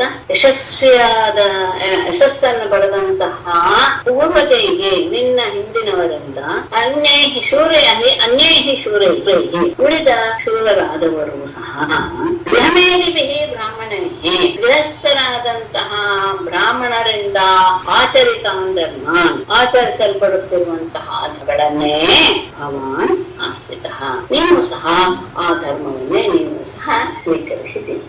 ಮಹಾತ್ಮರು ನಿನ್ನ ಪೂರ್ವಜರು ಅತ್ಯಂತ ಶೂರರು ಸಹ, ಅವರೆಲ್ಲರೂ ಸಹ ಈ ಶುಕ್ರಾದಿ ಬ್ರಾಹ್ಮಣ ಗೃಹಸ್ಥರಾದಂತಹ ಶುಕ್ರ ವಂಶದ ಮೃಗವಂಶದ ಬ್ರಾಹ್ಮಣರಿಂದ ಯಾವ ಯಾವ ಧರ್ಮಗಳು ಆಚರಿಸುತ್ತೋ ಆ ಧರ್ಮಗಳನ್ನೇ ನೀನು ಸಹ ನಿನ್ನ ಜೀವನದಲ್ಲಿ ಅಳವಡಿಸ್ಕೊಂಡಿದ್ಯಾ. ನೀನು ಸಹ ಆ ರೀತಿಯಾದಂತಹ ಧರ್ಮವನ್ನೇ ನಡೆಸ್ತಾ ಇದೆಯಾ. ಹಾಗಾಗಿ ನಾನು ನಿನ್ನಲ್ಲಿ ಎಲ್ಲ ಹೇಳಂಗೆಲ್ಲ ಏನು ಇಲ್ಲ ಅನ್ನೋ. ತಸ್ಮಾತ್ ತತ್ವ ಮಹೇವೇಶದ ಪ್ರಣೇಹಂ ವರದರ್ಶವಾನ್ ಪದಾನಿ ತ್ರೀಣಿ ದೈತ್ಯೇಂದ್ರ ಸಂಹಿತಾನಿ ಪದಾ ಮಮ. ದೈತ್ಯೇಂದ್ರ ತಸ್ಮಾತ್ ತ್ವತ್ತಃ ವರದರ್ಶವಾತ್ ಅಹಂ ಈಶತ್ ಮಹೀಂ ವೃಣೇ ಮಮ ಪದಾ ಸಂಹಿತಾನಿ ತ್ರೀಣಿ ಪದಾನಿ. ದೈತ್ಯೇಂದ್ರ, ದೈತ್ಯ ಶ್ರೇಷ್ಠನೇ, ತಸ್ಮಾತ್ ಅಂತಹ ವರದರ್ಶವಾತ್, ವರದ ಋಷಭ ಅಂದ್ರೆ ವರವನ್ನ ಕೇಳಿದವರಿಗೆ ಬೇಕಾದಷ್ಟು ಮಳೆಯನ್ನು ಸುರಿಸುವಂತಹ ಕೊಡುವ. ವರವನ್ನು ಕೇಳಿದ ಯಾರು ಯಾಚನೆಯಾಗಿ ಬಂದಿರ್ತಾರೋ ಅವ್ರು ಕೇಳಿದಷ್ಟು ಅಲ್ಲ, ಅದಕ್ಕಿಂತ ಹೆಚ್ಚು ಬೇಡಿದ ವಸ್ತುಗಳನ್ನು ಕೊಡುವಂತಹ ಶ್ರೇಷ್ಠನಾದಂತಹ ನಿನ್ನಿಂದ ತ್ವತ್ತಃ ನಿನ್ನಿಂದ ಅಹಂ ನಾನು ಈಶತ್ ಮಹಿ ಪುಣೆ ಒಂದು ಸಣ್ಣ ಭೂಮಿಯನ್ನು ನಾನು ಕೇಳ್ತೇನೆ. ಎಂಥದ್ದು? ಮಮ ಪದ ಸಂಹಿತಾನೆ ನನ್ನ ಪಾದಗಳಿಗೆ ಅನುಗುಣವಾದ ಅಂದ್ರೆ ನಾನು ವಾಮನ, ನನ್ನ ಪಾದ ಎಷ್ಟಿದೆಯೋ ಅದಕ್ಕೆ ಯೋಗ್ಯವಾದ 3 ಪದಾನಿ 3 ಹೆಜ್ಜೆಗಳನ್ನ ಭೂಮಿಯನ್ನ ನಾನು ಕೇಳ್ತೇನೆ. ಏನು ವರವನ್ನ ಕೊಡುವವರಿಗೆ ಬೇಕಾದ ಹಾಗೆ ಅವರಿಗೆ ನೀನು ಇಚ್ಛೆಯನ್ನು ಪೂರೈಸ್ತೀಯಾ. ನೀನು ವರವನ್ನು ಕೊಡುವುದರಲ್ಲಿ ಅತ್ಯಂತ ಶ್ರೇಷ್ಠ, ವರದರಲ್ಲಿ ಶ್ರೇಷ್ಠ. ಅಂತಹ ನಿನ್ನಿಂದ ನಾನು ಒಂದು ಸಣ್ಣ ಭೂಮಿಯನ್ನು ಕೇಳುತ್ತೇನೆ. ಅದು ಎಂತಹ ಭೂಮಿ? ನನ್ನ ಹೆಜ್ಜೆಗೆ ಯೋಗ್ಯವಾದಂತಹ 3 ಹೆಜ್ಜೆಗಳಷ್ಟು ಭೂಮಿಯನ್ನ ನಾನು ನಿನ್ನಲ್ಲಿ ಬೇಡ್ತೇನೆ. ನನ್ನ ಕಾಲಿನ ಅಳತೆಯನ್ನೇ 3 ಪದಗಳು ಹೆಜ್ಜೆ ಅದನ್ನ ನಾನು ಕೇಳ್ತೇನೆ. ನಾಣ್ಯತೆ ಕಾಮಯೇ ರಾಜನ್ ವದಾನ್ಯಾತ್ ಜಗದೀಶ್ವರಾತ್ ನಯನ ಪ್ರಾಪ್ನೋತಿ ವೈವಿದ್ವಾನ್ ಯಾವದರ್ಥ ಪ್ರತಿಗ್ರಹ ರಾಜನ್ ವದಾನ್ಯಾತ್ ಜಗದೀಶ್ವರಾತ್ ತೇ ಅನ್ಯತ್ ನ ಕಾಮಯೇ ವಿದ್ವಾನ್ ಯಾವದರ್ಥ ಪರಿಗ್ರಹ ಏನಃ ನ ಪ್ರಾಪ್ನೋತಿ ವೈ. ಅದ್ಭುತವಾದ ಮಾತು ಇದು ಸಹ. ರಾಜನೇ ವದಾನ್ಯ ನೀನು ಅತ್ಯಂತ ಉದಾರಿ. ವದಾನ್ಯ ಅಂದ್ರೆ ಕೊಡುವುದರಲ್ಲಿ ಶ್ರೇಷ್ಠನಾದವನಿಗೆ ವದಾನ್ಯ ಎನ್ನುವ ಶಬ್ದವನ್ನು ಸಂತರಿಸ್ತಾರೆ. ಎಲ್ಲವನ್ನ ಕೊಡ್ತಾನೆ, ಕೇಳಿದ್ದೆಲ್ಲ ಕೊಡ್ತಾನೆ. ಅಂತಹ ಉದಾರಿಯಾದಂತಹ ಜಗದೀಶ್ವರ ನೀನೇನಿಲ್ಲ, ತ್ರಿಲೋಕಕ್ಕೂ ಒಡೆಯನಾಗಿದೆಯಾ, ಹಾಗಾಗಿ ಜಗತ್ತಿಗೆ ಒಡೆಯನಾಗಿದೆಯಾ. ಅಂತಹ ತೇ ನಿನ್ನಿಂದ ಅನ್ಯತಿನ ಕಾಮೆ ಬೇರೆ ಏನನ್ನೂ ನಾನು ಬಯಸೋದಿಲ್ಲ. ನೀನ್ ಎತ್ತಿದ್ರೆ ಅತ್ಯಂತ ಉದಾರಿ, ಜಗತ್ತಿಗೆ ಒಡೆಯ, ಇಂತಹನು ಏನ್ ಬೇಕಾದ್ರೂ ಕೊಡಬಲ್ಲ. ಆದ್ರೆ ನಾನು ನಿನ್ನೆಲ್ಲ ಈ 3 ಹೆಜ್ಜೆಗಳಷ್ಟು ಭೂಮಿಯನ್ನು ಮಾತ್ರ ಕೇಳ್ತೇನೆ. ಯಾಕೆ ಹಾಗೆ ಅಂದ್ರೆ ವಿದ್ವಾನ್ ಎಲ್ಲವನ್ನು ಅರಿತಿರುವಂತಹ ಜ್ಞಾನಿಯಾದವನು ಯಾವದರ್ಥ ಪರಿಗ್ರಹ ಎಷ್ಟು ತಗೊಂಡ್ರೆ ನಮಗೆ ಪ್ರಯೋಜನವಿದೆಯೋ ಅಂದ್ರೆ ಎಷ್ಟರಿಂದ ನಮ್ಮ ಪ್ರಯೋಜನ ಸಿದ್ಧಿಸುತ್ತೋ ಅಷ್ಟು ಮಾತ್ರ ತೆಗೆದುಕೊಂಡಾಗ ಏನಃ ನ ಪ್ರಾಪ್ತಿ ಅವನು ದೋಷವನ್ನು ಪ್ರಾಪ್ನೋತಿ ವೈಶಿಷ್ಟ್ಯ ದೋಷವನ್ನು ಹೊಂದುವುದಿಲ್ಲವಷ್ಟೇ. ನೀನು ಜಗದೀಶ್ವರ ಹೇಳಿದ್ದನ್ನೆಲ್ಲ ಕೊಡುವಂತಹ ದಾತ. ಆದರೂ ನಾನು ಕೇಳೋದು 3 ಹೆಜ್ಜೆ ಅಂತ. ಏಕೆಂದ್ರೆ ಪಂಡಿತನಾದವನು ತಾನೇನನ್ನ ಬಯಸ್ತಾನೋ ಆ ಬಯಸೋದ್ರಿಂದ ಅವನಿಗೆ ಎಷ್ಟು ಪ್ರಯೋಜನವಾಗಬೇಕು ಅಷ್ಟು ಮಾತ್ರ ಅವನು ಬಯಸ್ಬೇಕು. ಹಾಗೆ ಬಯಸದ್ರಿಂದ ಅವನು ಹೆಚ್ಚು ಸಂಗ್ರಹ ಮಾಡಿದ್ರೆ ಅವನು ದೋಷಭಾಗ ಆಗ್ತಾನೆ. ಯಾರು? ಆ ವ್ಯಕ್ತಿ ಬ್ರಾಹ್ಮಣನಾದವನು. ಅದಕ್ಕೆ ಅವ್ರು ಹೇಳ್ತಾರೆ ಅವನಿಗೆ ಎಷ್ಟು ಬೇಕೋ ಅಷ್ಟು ಮಾತ್ರ ಬ್ರಾಹ್ಮಣನಿಗೆ ಸಿಗ್ಬೇಕೆ ಹೊರತು ಹೆಚ್ಚು ಅವನಿಗೆ ಸಂಗ್ರಹಕ್ಕೆ ಅವಕಾಶ ಕೊಡಬಾರ್ದು, ಸಂಗ್ರಹ ಮಾಡಬಾರ್ದು ಬ್ರಾಹ್ಮಣ ಅನ್ನೋದೇ ಇದೆ. ಹಾಗಾಗಿ ಹಾಗೆ ಅಷ್ಟು ಮಾತ್ರ ಮಾಡಿದಾಗ ಅವನು ದೋಷಕ್ಕೆ ಕಾರಣನಾಗೋದಿಲ್ಲ, ದೋಷದಿಂದ ಮುಕ್ತನಾಗ್ತಾನೆ ಅಂತ ಹೇಳಿದಾಗ ಬಲಿರುವಾಚ ಅಹೋ ಬ್ರಾಹ್ಮಣದಾಯಾದ ವಾಚಸ್ತೆ ವೃದ್ಧ ಸಮ್ಮತಾಃ ತ್ವಂ ಬಾಲೋ ಬಾಲಸಮತಿಃ ಸ್ವಾರ್ಥಂ ಪ್ರತ್ಯಬುಧೋ ಯಥಾ. ಅಹೋ ಬ್ರಾಹ್ಮಣದಾಯಾದ ತೇ ವಚಃ ತೇ ವಾಚಃ ವೃದ್ಧ ಸಮ್ಮತಾಃ ತ್ವಂ ಬಾಲಃ ಬಾಲಿಷಮತಿಃ ಸ್ವಾರ್ಥಂ ಪ್ರತಿ ಯಥಾ ಅಬುಧಃ. ಹೇಳ್ತಾನೆ ಅಹೋ ಬ್ರಾಹ್ಮಣದಾಯಾದ ಎಲೆ ಬ್ರಾಹ್ಮಣ ಪುತ್ರನೇ ತೇ ವಾಚಃ ನಿಮ್ಮ ಮಾತುಗಳೆಲ್ಲವೂ ಸಹ ವೃದ್ಧ ಸಮ್ಮತಃ ಹಿರಿಯರಾದವರು ಒಪ್ಪುವ ಹಾಗೆ ಅವರೆಲ್ಲರಿಗೂ ಯೋಗ್ಯವಾದಂತಹ ಮಾತುಗಳನ್ನೇ ನೀನು ಆಡಿದೀಯ. ಆದರೆ ನೀನೇನು ತ್ವಂ ಬಾಲ ನೀನೇನು ತುಂಬಾ ಸಣ್ಣ ಹುಡುಗ, ಹಾಗಾಗಿ ಬಾಲಿಷಮತಿ ಆ ಹುಡುಗನಿಗೆ ಇರುವಷ್ಟೇ ನಿನಗೆ ಬುದ್ಧಿ ಇದೆ. ನಿನಗೆ ಸ್ವಾರ್ಥಂ ಪ್ರತಿ ನಿನ್ನ ಉದ್ದೇಶ ಅಥವಾ ನಿನಗೆ ಏನು ಬೇಕು ನಿನ್ನ ಪ್ರಯೋಜನ ಏನೋ ಎನ್ನುವುದರ ಬಗ್ಗೆ ಯಥಾ ಅಬುಧಃ ನಿನಗೆ ತಿಳುವಳಿಕೆ ಇಲ್ಲ. ಯದ್ಯಪಿ ನೀನು ಆಡುವ ಮಾತೆಲ್ಲವೂ ಸಹ ಹಿರಿಯರು ಒಪ್ಪುವಂತಹ ಮಾತುಗಳೇ, ಆದರೆ ನೀನು ಇನ್ನೂ ಹುಡುಗ ಮತ್ತೆ ನಿನ್ನ ಬುದ್ಧಿಯೂ ಆ ಮಟ್ಟದಲ್ಲಿಯೇ ಇರೋದ್ರಿಂದ ನಿನಗೆ ಯಾವುದು ಒಳ್ಳೆಯದು ಏನನ್ನು ಪಡ್ಕೊಂಡ್ರೆ ಒಳ್ಳೆಯದು ಎನ್ನುವ ವಿಷಯದಲ್ಲಿ ನೀನು ತಿಳುವಳಿಕೆ ಇಲ್ಲದವನು. ಹಾಗಾಗಿ ನಾನೆಂಥ ಮಾಮಜೋಭಿ ಸಮಾರಾಧ್ಯ ಲೋಕಾನಾಮೇಕಮೇಶ್ವರಂ ಪದತ್ರಯಂ ಪ್ರಣೀತೇಯಃ ಅಬುದ್ಧಿಮಾನ್ ದ್ವಿಪದಾಶುಷಂ ಲೋಕಾನಾಂ ಏಕಂ ಈಶ್ವರಂ ಮಾಂ ಅಜೋಭಿಃ ಸಮಾರಾಧ್ಯ ಯಃ ಅಬುದ್ಧಿಮಾನ್ ದ್ವಿಪದಾಶುಷಂ ಪದತ್ರಯಂ ಪ್ರಣೀತೆ. ನಿನಗೆ ಬುದ್ಧಿ ಇಲ್ಲ ಅನ್ನೋದಕ್ಕೆ ಏನು ಅಂದ್ರೆ ಅದಕ್ಕೆ ಪ್ರಮಾಣ ಮಂದಿರ ಮಾತು. ಲೋಕಾನಾಂ ಏಕಂ ಈಶ್ವರಂ 3 ಲೋಕಗಳಿಗೂ ಸಹ ಒಬ್ಬನೇ ಒಡೆಯನಾದನು. ಅಂತಹ ಮಾಂ ನನ್ನನ್ನ ವಚೋಭಿಃ ಸಮಾರಾಧ್ಯ ಸಾಮರ್ಥ್ಯ, ನಿನ್ನ ಅತ್ಯಂತ ಮನಸ್ಸಿಗೆ ಹಿತವನ್ನು ಉಂಟು ಮಾಡುವಂತಹ ಮಾತುಗಳಿಂದ ನೀನು ನನ್ನನ್ನ ಸಂತೋಷಪಡಿಸಿದೀಯ. ಅಂತಹವನು ನೀನು. ಯಹ ಯಾವನೇನು ಅಬುದ್ಧಿಮಾನ್, ಬುದ್ಧಿ ಇಲ್ಲದೆ ಇರುವಂತಹ ಅವನೇನು. ಯಾಕೆ ಹಾಗೆ ಹೇಳ್ತಾ ಇದೀಯಾ? ದ್ವೀಪದಾಶುಷಂ, ದ್ವೀಪಗಳನ್ನೇ ಕೊಡುವಂತಹ ಸಾಮರ್ಥ್ಯವುಳ್ಳಂತಹ ನನ್ನನ್ನ ಪದತ್ರಯಂ ವೃಣೆ, 3 ಹೆಜ್ಜೆಗಳಷ್ಟು ಭೂಮಿಯನ್ನ ಕೇಳ್ತಾ ಇದೀಯಾ ಅಂದ್ರೆ ನೀನು ಬುದ್ಧಿವಂತ ಅಂತ ಹೇಳಬೇಕೆ. ಯಾಕೆ ಹಾಗೆ ನಿನ್ನ ಪ್ರಯೋಜನ ನಿನಗೆ ಗೊತ್ತಿಲ್ಲ. ಲೋಕಕ್ಕೆಲ್ಲ ಒಬ್ಬನೇ ಒಡೆಯ, ಮತ್ತೆ ಇಡೀ ಜಂಬೂ ದ್ವೀಪಕ್ಕೆ ನಾನು ಒಡೆಯನಾಗಿದ್ದೀನಿ. ಇಂತಹ ಒಂದು ದ್ವೀಪವನ್ನೇ ಕೊಡುವಂತಹ ಸಾಮರ್ಥ್ಯ ನನಗಿದೆ ಬಂದಂತಹ ಯಾಚಕರಿಗೆ ಹೇಳಿದಾಗ, ಅಂತಹ ಮತ್ತೆ ಅಷ್ಟಲ್ಲ ನನ್ನಲ್ಲಿ ಆ ಉದಾರ ಬುದ್ಧಿಯೂ ಸಹ ಇದೆ. ಅಂತಹ ನನಗೆ ಬಂದು ನನ್ನನ್ನ ನೀನು ಬಹಳ ಮೃದುವಾದ ಒಳ್ಳೆಯ ಮಾತುಗಳಿಂದ ನನ್ನನ್ನು ಸಂತೋಷಪಡಿಸಿಯೂ ಇದೆಯಾ. ಅಂತಹವನು 3ನೇ ನೆರವನ್ನು ಕೇಳ್ತಾ ಇದೀಯಾ, 3 ಹೆಜ್ಜೆ ಎಷ್ಟು ಕೇಳ್ತಾ ಇದೀಯಾ ಅಂದ್ರೆ ನೀನು ಬುದ್ಧಿವಂತನಲ್ಲ ಅಂತಾನೆ ಹೇಳಿದ್ರು. ಹಾಗಾಗಿ ಇನ್ನೊಮ್ಮೆ ಹೇಳ್ತೀನಿ ಕೇಳು. ನಗುಮಾನ್ ಮಾಂ ಉಪವ್ರಜ್ಯ ಭೂಯೋ ಯಾಚಿತು ಮರ್ಹತಿ ತಸ್ಮಾತ್ ವೃತ್ತಿ ಕರೀಂ ಭೂಮಿಂ ವಟೋ ಕಾಮಂ ಪ್ರತೀಕ್ಷಮೇ. ಪುಮಾನ್ ಮಾಂ ಉಪವ್ರಜ್ಯ ಭೂಯಃ ಯಾಚಿತಂ ನ ಅರ್ಹಿ ತಸ್ಮಾತ್ ವಟೋ ವೃತ್ತಿ ಕರೀಂ ಭೂಮಿಂ ಕಾಮಂ ಮೇ ಪ್ರತೀಕ್ಷ. ಮತ್ತೆ ನನ್ನ ಹತ್ರ ಬಂದ ಮೇಲೂ ಸಹ ನೀನು ಇನ್ನೊಬ್ಬರನ್ನ ಬೇಡುವಂತಹ ಪರಿಸ್ಥಿತಿ ಬರಬಾರದು, ಅದು ನನಗೆ ಅವಮಾನ. ಹಾಗಾಗಿ ಪುಮಾನ್ ವ್ಯಕ್ತಿಯು ಮನುಷ್ಯನಾದವನು ಮಾ ಉಪವ್ರಜ್ಯ ನನ್ನ ಹತ್ತಿರ ಬಂದು ಭೂಯಃ ಮತ್ತೆ ಯಾಚಿತು ಬೇರೆಯವರ ಹತ್ರ ಬೇಡಲು ನ ಅರ್ಹಿ ಅವನು ಹೋಗಬಾರದು. ನನ್ನ ಹತ್ರ ಬಂದ ಮೇಲೆ ಅವನು ಕೊಟ್ಟಿದ್ ಸಾಕಾಗಿಲ್ಲ ಇನ್ನೊಬ್ಬರ ಹತ್ರ ಹೋಗಿ ಬೇಡಬೇಕು ಎನ್ನುವಂತಹ ಪರಿಸ್ಥಿತಿ ಖಂಡಿತ ಬರಬಾರದು. ನನ್ನ ಹತ್ರ ಯಾರು ಬಂದಿದ್ದಾರೋ ಅವನಿಗೆ. ತಸ್ಮಾತ್ ಆದ್ದರಿಂದ ಬಟು ಬ್ರಾಹ್ಮಣ ಹೊಟ್ಟಿವೆ ವೃತ್ತಿಕರಿ ಭೂಮಿಂ, ನಿನ್ನ ಜೀವನಕ್ಕೆ ಎಷ್ಟು ಬೇಕೋ ಉತ್ತಮವಾದಂತಹ ಜೀವನ ನಡೆಸಕ್ಕೆ ಎಷ್ಟು ಆದಾಯ ಬೇಕೋ ಅಂತಹ ಆದಾಯವನ್ನು ಕೊಡುವಂತಹ ಭೂಮಿಯನ್ನು ನಿನಗೆ ಎಷ್ಟು ಬೇಕೋ ಅಷ್ಟು ಉತ್ತಮವಾದಂತಹ ದವಸ ಧಾನ್ಯಗಳನ್ನು ಬೆಳೆಯುವಂತಹ ಭೂಮಿಯನ್ನ ನನ್ನಿಂದ ನೀನು ಕೇಳು. ಹಾಗಾಗಿ ನಿನ್ನ ಜೀವನ ಅತ್ಯಂತ ಸುಖವಾಗಿ ನಡಿಬೇಕು ಮುಂದೆ. ಅಂತಹ ಭೂಮಿಯನ್ನು, ಈ ಭೂಮಿ ಕೇಳ್ತಾ ಇದ್ಯಾ 3 ಹೆಜ್ಜೆ ಅಷ್ಟೇ ಬೇಡ, ನಿನಗೆ ಎಷ್ಟು ಬೇಕೋ ಅಷ್ಟು ಫಲವತ್ತಾದಂತಹ ಭೂಮಿಯನ್ನ ನೀನು ನನ್ನಿಂದ ಪಡೆದು. ಯಾಕೆಂದ್ರೆ ನನ್ನ ಹತ್ರ ಬಂದ್ಮೇಲೆ ಮತ್ತೆ ಇನ್ನೊಬ್ಬರ ಹತ್ರ ನೀನು ಬೇಡಕ್ಕೆ ಹೋಗಬಾರದು. ಶ್ರೀ ಭಗವಾನ್ ವಾಚ ಯಾವಂತೋ ವಿಷಯ ಶ್ರೇಷ್ಠಾ ತ್ರಿಲೋಕ್ಯಾಂ ಅಜಿತೇಂದ್ರಿಯಂ ನ ಶಕ್ನುವಂತಿ ತೇ ಸರ್ವೇ ಪ್ರತಿಪೂರಯಿತುಂ ನೃಪ. ಈತ ಹೇಳುವಂತಹ ಮಾತು ಬಹಳ ಮುಖ್ಯ. ಭಗವಂತನ ಮಾತು. ಮನುಷ್ಯ ಹೇಗಿರ್ತಾನೆ ಪ್ರಪಂಚದಲ್ಲಿ, ಹೇಗೆ ಇರಬಾರ್ದು ಅನ್ನೋದನ್ನು ಚೆನ್ನಾಗಿ ಕೊಡ್ತಾ ಇದ್ದಾರೆ.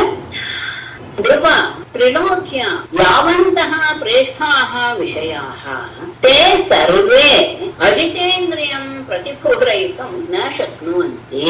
ಅದ್ಭುತವಾದ ನೃಪ ರಾಜನೇ, ತ್ರಿಲೋಕ್ಯಾಂ ಈ 3 ಲೋಕಗಳಲ್ಲಿ ಯಾವಂತಹ ಶ್ರೇಷ್ಠಾಃ ವಿಷಯಾಃ ಎಷ್ಟೆಷ್ಟು ಪ್ರಿಯವಾದಂತಹ ವಿಷಯಗಳಿವೆಯೋ ಅಂದ್ರೆ ವಸ್ತುಗಳ ಎಲ್ಲ ರೀತಿಯ ಮನಸ್ಸಿಗೆ ಇಂದ್ರಿಯಗಳಿಗೆ ತೃಪ್ತಿಯನ್ನು ಉಂಟು ಮಾಡುವಂತಹ ಎಲ್ಲ ವಿಷಯಗಳು. ತೇ ಸರ್ವೇ ಅವುಗಳೆಲ್ಲವೂ ಸಹ ಅಜಿತೇಂದ್ರಿಯಂ ಇಂದ್ರಿಯವನ್ನ ನಿಗ್ರಹ ಮಾಡದೇ ಇರುವಂತಹ ವ್ಯಕ್ತಿಯನ್ನ ಪ್ರತಿಪೂರಯಿತು ಸಂತೋಷ ಪಡಿಸಲು ನ ಶಕ್ನುವಂತೆ ಸಮರ್ಥವಲ್ಲ. ನೀವು ಎಷ್ಟೇ ಕೊಡು, ಅತ್ಯಂತ ಇಷ್ಟವಾದಂತಹ ವಸ್ತುಗಳೆಲ್ಲೂ ಸಹ ಒಬ್ಬರಿಗೆ ಕೊಟ್ಟು ಅವನ್ನ ತೃಪ್ತಿಪಡಿಸಬಹುದು ಅಂತ ಆದ್ರೆ ಅದು ಅಸಂಭವ. ಯಾಕೆ ಅಂದ್ರೆ ಮನಸ್ಸಿನಲ್ಲಿ ನಿಗ್ರಹ ಇಲ್ಲ ಅಂತ ಅಂದುಕೊಂಡಂತಹ ಹಾಗಿರುವಂತಹ ವ್ಯಕ್ತಿಯನ್ನ ನೀವು ಎಷ್ಟೇ ಕೊಟ್ಟರು ಸಹ ಅವನು ಇನ್ನೂ ಬೇಕು ಅಂತಾನೆ ಹೇಳ್ತಾನೆ ಹೊರತು ಅವನನ್ನ ತೃಪ್ತಿಪಡಿಸೋದಕ್ಕೆ ಯಾವ ವಸ್ತುಗಳಿಗೂ ಸಹ ಸಾಮರ್ಥ್ಯವಿಲ್ಲ. ಒಂದು ವೇಳೆ ತ್ರಿವಿಕ್ರಮೈರ ಸಂತುಷ್ಟೋ ದ್ವೀಪೇನಾಪಿ ನ ಪೂರ್ಯತೆ ನವರ್ಷ ಸಮೇತೇನ ಸಪ್ತದ್ವೀಪವರೇಚ್ಛಯ ತ್ರಿಭಿಃ ಕ್ರಮೈಃ ಅಸಂತುಷ್ಟಃ ನವವರ್ಷ ಸಮೇತೇನ ದ್ವೀಪೇನಾಪಿ ನ ಪೂರ್ಯತೆ ಸಪ್ತದ್ವೀಪವರೇಚ್ಛಯ. ತ್ರಿಭಿಃ ಕ್ರಮೈಃ 3 ಹೆಜ್ಜೆಗಳಿಂದ ಸಂತುಷ್ಟಃ ಸಂತೋಷ ಪಡದೇ ಇರುವಂತೆ ನವವರ್ಷ ಸಮೇತೇನ 9 ದೇಶಗಳಿಂದ 9 ಭೂಮಿಯ ವರ್ಷ ಅಂದ್ರೆ ಇಲ್ಲಿ ದೇಶ, ಆ ದೇಶಗಳಿಂದ ಕೂಡಿದಂತಹ ದ್ವೀಪೇನ ಅಂದ್ರೆ ಒಂದು ಜಂಬೂ ದ್ವೀಪ ಅಂತ ತಗೊಂಡಾಗ ಅದರಿಂದಲೂ ಸಹ ಅಪೇನ ಪೂರ್ಯತೆ ಅವನು ಅವನ ಸಂತೋಷವನ್ನ ಪೂರೈಸಿಕೊಳ್ಳೋದಿಲ್ಲ. ಯಾಕೆ ಯಾವಾಗ ಏನನ್ಸುತ್ತೆ ಸಪ್ತದ್ವೀಪ ಬರೇನ ಇಲ್ಲ ನಾನು 7 ದ್ವೀಪಗಳನ್ನು ಪಡೆಯಬೇಕು ಎನ್ನುವಂತಹ ಇಚ್ಛೆ ಅವನಲ್ಲಿ ಬಂದು ಕೂತ್ಕೊಂಡ್ಬಿಡು. ಒಂದು ದ್ವೀಪ ಅದು 9 ವರ್ಷಗಳಿಂದ ಕೂಡಿರುವಂತಹ ದ್ವೀಪ ದೀಪವನ್ನ ನೀವು ಅವನಿಗೆ ಕೊಟ್ಟರೂ ಸಹ 3 ಹೆಜ್ಜೆಗಳಿಂದಲೇ ತೃಪ್ತಿ ಪಡದೇ ಇದ್ದವನು ಇಂಥದ್ರಲ್ಲೂ ಸಹ ಅವನು ತೃಪ್ತಿ ಪಡಲ್ಲ. ಅಲ್ಲ 3 ಹೆಜ್ಜೆ ಕೇಳದೆ ಅವನು ನವ ಸಮೇತವಾದ ದೀಪ ಕೊಟ್ಟ ಅಂತ ಅವನು ಸಮಾಧಾನ ಹೊಂದ. ಅವನಿಗೇನ್ ಅನ್ಸುತ್ತೆ, ಇಲ್ಲ 7 ದೀಪಗಳಿಂದ ಕೂಡಿರುವಂತಹ ಭೂಮಿಯನ್ನ ನಾನು ಪಡಿಬೇಕಲ್ಲ ಎನ್ನುವಂತಹ ಇಚ್ಛೆ ಇದ್ದೇ ಇರುತ್ತೆ. ಯಾಕೆ ಅಂದ್ರೆ ಉದಾಹರಣೆ ಇದ್ದಾರೆ, ಸಪ್ತದ್ವೀಪಾಧಿಪತಯೋ ಕೃಪಾ ವೈನ್ಯಗಯಾದಯ ಅರ್ಥೆ ಕಾಮೇಹಿ ಗತಾನಾಂತಂ ಕೃಷ್ಣಾಯ ಇತಿ ನ ಶ್ರುತಂ. ವೈನ್ಯಗಯಾದಯಃ ನೃಪಾಃ ಸಪ್ತದ್ವೀಪಾಧಿಪತಯಃ ಅರ್ಥೈಃ ಕಾಮೈಃ ಕೃಷ್ಣಾಯಾಃ ಅಂತಂ ನ ಜಗಾಮ ನ ಗತಾಃ ಇತಿ ನಃ ಶ್ರುತಂ. ವೈನ್ಯಗಯಾದಯಃ, ವೈನ್ಯಗಯ ಇವರೆಲ್ಲ ರಾಜರು ಅಂದ್ರೆ ಪೃಥುವಿನ ಅಪ್ಪ ಅಲ್ಲ, ಪೃಥು ವೈನ್ಯ ಅಂದ್ರೆ ವೇರನ ಮಗ ಪೃಥು. ಅವರು ಗಯ ಮೊದಲಾದಂತಹ ರಾಜರು, ನೃಪಾಹ ರಾಜರು. ಸಪ್ತದ್ವೀಪ ಅಧಿಪತಯ ಅವರೇನಾಗಿದ್ರು, 7 ದ್ವೀಪಗಳಿಗೂ ಸಹ ಅಧಿಪತಿಗಳಾಗಿ. ಆದರೂ ಅರ್ಥೈಹಿ ಕಾಮೈಹಿ ಅವರಿಗೆ ಆ ಹಣ ಮತ್ತು ಅವರ ಇಚ್ಛೆಗಳಿಂದಲೂ ಸಹ ಕೃಷ್ಣಾಯಾಹ ಅಂತಂ ಆಸೆಯ ಕೊನೆಯನ್ನ ನ ಗತಾಹ ಹೊಂದಲಿಲ್ಲ. ಇತಿ ನತಂ ಹೀಗೆ ಆಗಿದೆ ಎನ್ನುವ ವಿಷಯವನ್ನು ನಾನು ಕೇಳಿ ತಿಳ್ಕೊಂಡಿದ್ದೇನೆ. ಆಸೆಯ ಕೊನೆ ಎನ್ನುವುದು ಇಂಥವರಿಗೂ ಸಾಧ್ಯವಾಗಿಲ್ಲ. ಎಂಥವರಿಗೆ, ಸಪ್ತದ್ವೀಪಾಧಿಪತಿಗಳಿಗೂ ಸಹ ಎಂಥವರು ಪೃಥು ಗಯ ಇಂಥ ರಾಜರು ಸಹ ಇಷ್ಟು ಬದುಕೊಂಡು ಸಹ ಇನ್ನೂ ವಿಸ್ತಾರ ಮಾಡಬೇಕು ಎನ್ನುವಂತಹ ಭಾವನೆ ಹೊಂದೆ ಅವರಿಗೆ ಹಣದಿಂದಲಾಗಲಿ ಇಚ್ಛೆಗಳಿಂದಲಾಗಲಿ ಆಸೆ ಎನ್ನುವುದು ಮುಗಿಲಿಲ್ಲ ಎನ್ನುವ ವಿಷಯ ನನಗೆ ತಿಳಿದಿದೆ. ಆದರೆ ಎದುಚ್ಛಯೋಪನ್ನೇನ ಸಂತುಷ್ಟೋ ವರ್ತತೆ ಸುಖಂ ನ ಸಂತುಷ್ಟಸ್ತ್ರಿಭಿರ್ಲೋಕೈಃ ಅಜಿತಾತ್ಮೋಪಸಾದಿತೈಃ. ಅಜಿತಾತ್ಮ ಯದುಚ್ಛಯಾ ಉಪಪನ್ನೇನ ಸಂತುಷ್ಟಃ ಉಪಸಾದಿತೈಃ ಸುಖಂ. ಇಲ್ಲ, ಸ್ವಲ್ಪ ಬದಲಾವಣೆ ಮಾಡ್ತೇನೆ. ಸಂತುಷ್ಟ ಮೊದಲನೇ ಸನ್ಮಾನ. ಸಂತುಷ್ಟ ಯದುಚ್ಛಯಾ ಉಪಪನ್ನೇನ ಸುಖಂ ವರ್ತತೆ. ಅಜಿತಾತ್ಮ ಉಪಸಾದಿತೈಃ ತ್ರಿಭಿಃ ಲೋಕೈಃ ಅಸಂತುಷ್ಟಃ ನ ಸಂತುಷ್ಟಃ.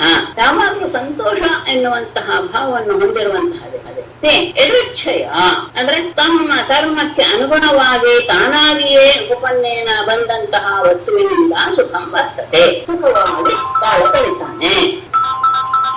ಆದರೆ ಅಜಿತಾತ್ಮ ಅಸಂತುಷ್ಟ ಅಲ್ಲದ ಮುಂದೆ ಒಳ್ಳೆಯದು. ಅಥವಾ ಅಸಂತುಷ್ಟ ಅಜಿತಾತ್ಮ ಸಂತೋಷವಿಲ್ಲದೆ ಇರುವವನು, ಮನಸ್ಸನ್ನ ಗೆದ್ದದೇ ಇರುವಂತಹ ವ್ಯಕ್ತಿ ಉಪಸಾರಿತೈ ತ್ರಿಭಿಃ ಲೋಕೈಃ ತನಗೆ 3 ಲೋಕಗಳು ಪ್ರಾಪ್ತವಾದರೂ ಸಹ ನ ಸುಖಂ ವರ್ತತೆ. ಅವನು ಸುಖವಾಗಿ ಇರೋದಿಲ್ಲ. ತನ್ನ ಕರ್ಮಕ್ಕೆ ಅನುಗುಣವಾಗಿ ಅವರು ಬೇಡೋ ಅದೊಂದು ವಿಶೇಷ ನಮ್ಮಲ್ಲಿ. ಅವನು ಮಾಡಿದಂತಹ ಕರ್ಮಕ್ಕೆ ಅನುಗುಣವಾಗಿ ಅವನಿಗೆ ಎಷ್ಟು ಲಭ್ಯವಾಗಬೇಕೋ ಅಷ್ಟು ಲಭ್ಯ ಆಗಿಯೇ ಆಗತ್ತೆ. ಬೇಡ ಅಂದ್ರೂ ಅದು ಬಂದು ನಮ್ಮನ್ನ ಸೇರ್ಕೊಳ್ಳುತ್ತೆ. ಹಾಗೆ ಬಂದಿದ್ದರಲ್ಲಿಯೇ ಸಂತೋಷವನ್ನು ಹೊಂದಿದವನು ಜೀವನ ಪರ್ಯಂತ ಸುಖವಾಗಿ ಇರ್ತಾನೆ.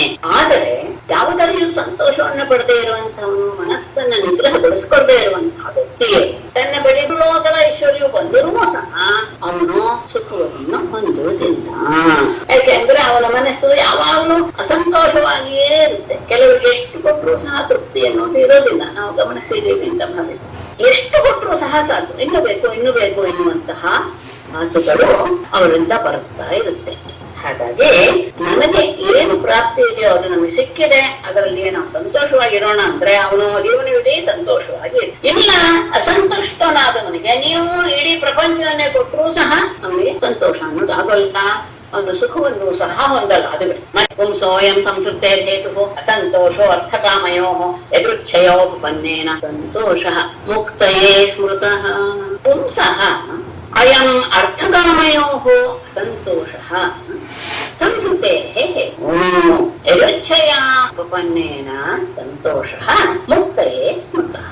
ಪುಂಸಃ ಮನುಷ್ಯನಿಗೆ ಅಯಂ ಈ ಅರ್ಥಕಾಮಯೋ ಅಸಂತೋಷ, ಧನದ ವಿಷಯದಲ್ಲಾಗಲಿ ಭೋಗಗಳ ವಿಷಯದಲ್ಲಾಗಲಿ ಅಸಂತೋಷ ಅನ್ನೋದಿದೆಯಲ್ಲ, ಅದೇನೆ ಸಂಸೃತೆ ಹೇತು ಅವನು ಮತ್ತೆ ಮತ್ತೆ ಮತ್ತೆ ಜನ್ಮ ಪಡೆದು ಮರಣಗಳನ್ನು ಹೊಂದುವಂತಹ ಆ ಚಕ್ರಗಳಿಗೆ ಸಿಲುಕಿಕೊಳ್ಳುವುದಕ್ಕೆ ಕಾರಣವಾದೆ. ನಮಗೆ ಎಷ್ಟು ಸಿಕ್ಕರೂ ಸಹ ತೃಪ್ತಿ ಪಡದೇ ಇರುವಂತಹದ್ದೇ ನಮಗೆ ಮತ್ತೆ ಮತ್ತೆ ಮುಂದಿನ ಜನ್ಮದ ಮುಂದಿನ ಜನ್ಮವನ್ನ ಮತ್ತೆ ಮತ್ತೆ ಪಡೆಯುವಂತಹ ಪರಿಸ್ಥಿತಿ ಬರದೆ. ಆದರೆ ಯದೃಚ್ಛಯ ಉಪಪನ್ನೇನ ಆದ್ರೆ ನಾವೇನು ಪ್ರಯತ್ನ ಪಡ್ತಿದ್ರು ಸಹ ನಮ್ಮ ಹಿಂದಿನ ಕರ್ಮಕ್ಕೆ ಅನುಸಾರವಾಗಿ ಬಂದಂತಹ ಅರ್ಥ ಕಾಮಗಳಿಂದ ಸಂತೋಷ ಎನ್ನುವುದು ಪಟ್ರೆ ಅದು ಮುಕ್ತಿಯೇ ಸ್ವತಃ, ಅದು ಮುಕ್ತಿಗೆ ಕಾರಣವಾಗುತ್ತೆ. ನನಗೆ ಸಿಕ್ಕಿದ್ರಲ್ಲಿ ನಾನು ಸಂತೋಷ ಪಟ್ಟೆ, ಅದಕ್ಕೋಸ್ಕರ ನಾವು ಯಾವ ರೀತಿಯಾದಂತಹ ಪ್ರಯತ್ನವನ್ನು ಮಾಡಲಿಲ್ಲ. ಆಗ ಏನಾಯ್ತು, ಕರ್ಮ ಎನ್ನುವುದು ನಿಂತೋಯ್ತು. ಕರ್ಮಕ್ಕೆ ಅನುಗುಣವಾಗಿ ಮುಂದೆ ಪಡೆಯುವಂತಹ ಜನ್ಮ ಮರಣಗಳನ್ನು ಸಹ ಹೊಂದುವಂತಹ ಪರಿಸ್ಥಿತಿ ಬರುವುದಿಲ್ಲ.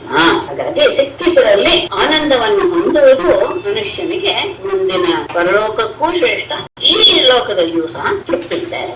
ಅಷ್ಟೇ ಅಲ್ಲ, ಯದೃಚ್ಛಾಲಾವತುಷ್ಟಸ್ಯ ತೇಜೋ ವಿಪ್ರಸ್ಯ ವರ್ಧತೆ ತತ್ಪ್ರಶಾಮ್ಯತಿ ಅಸಂತೋಷಾತ್ ಆಶುಕ್ಷಣಿಃ ತಸ್ಮಾತ್ ಯದೃಚ್ಛಾಲಾವತುಷ್ಟಸ್ಯ ವಿಪ್ರಸ್ಯ ತೇಜಃ ವರ್ಧತೆ ಅಂಭಸಾ ಆಶುಕ್ಷಣಿಃ ಇವ ಅಸಂತೋಷಾತ್ ತತ್ ಪ್ರಶಾಮ್ಯತಿ.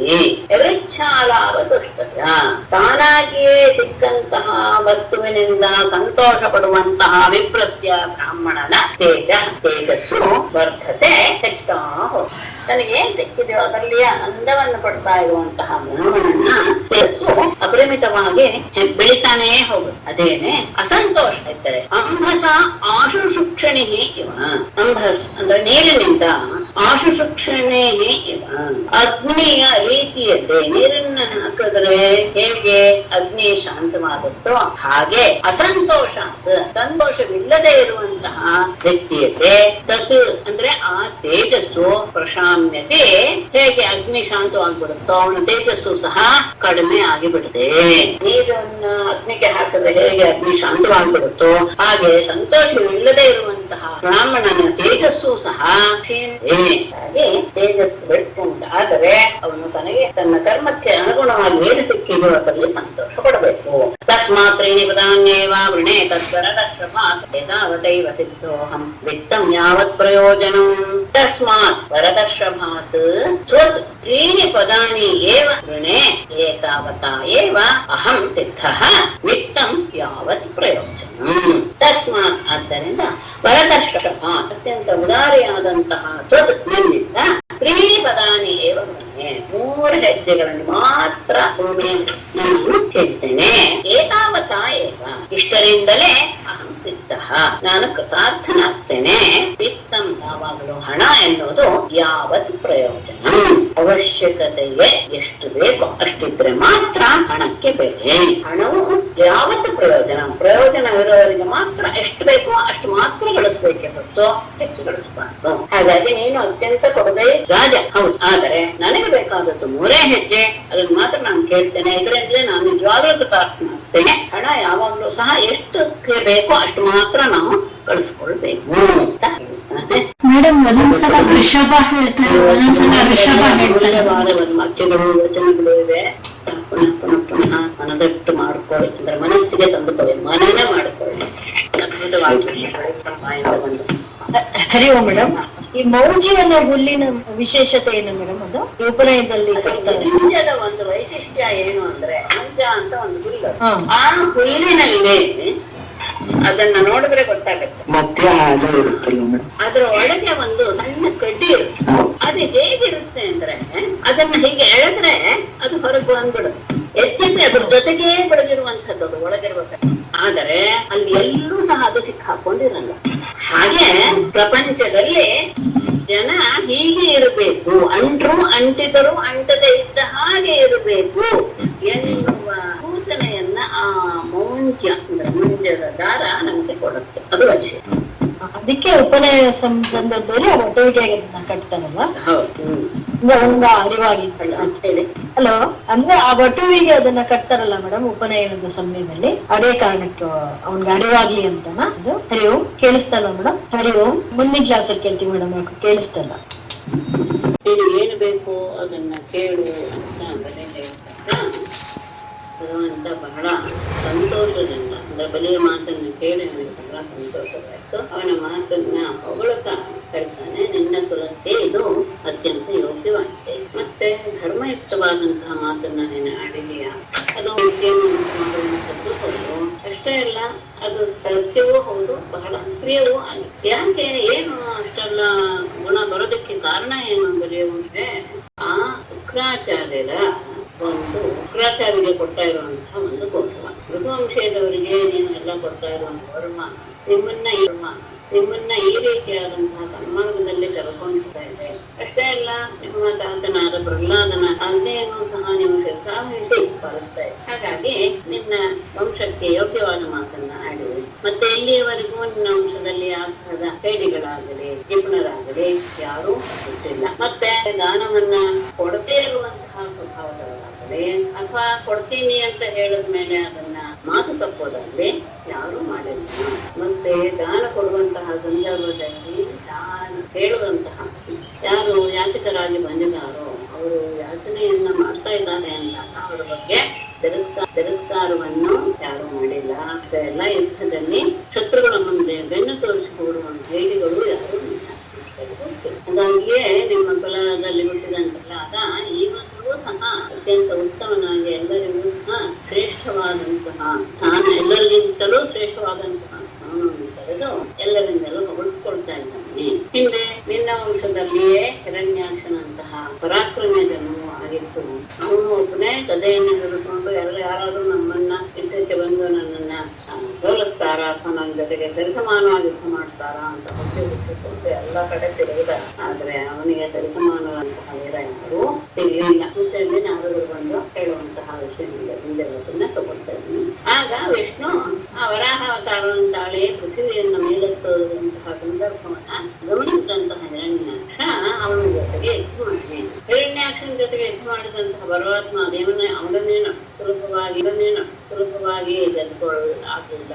ಅವನು ಸಹ ಬಹಳ ಪ್ರಯತ್ನ ಪಟ್ಟೇನೆ ಅವನನ್ನ ಗೆದ್ದುಕೊಂಡ. ಯದ್ಯಪಿ ವಿಷ್ಣು ಹಿರಣ್ಯಾಕ್ಷನನ್ನು ಗೆದ್ದರೂ ಸಹ ಅವನಿಗೆ ಅವನ ಶೌರ್ಯದ ಬಗ್ಗೆ ಬಹಳ ಹೆಮ್ಮೆ ಇತ್ತು.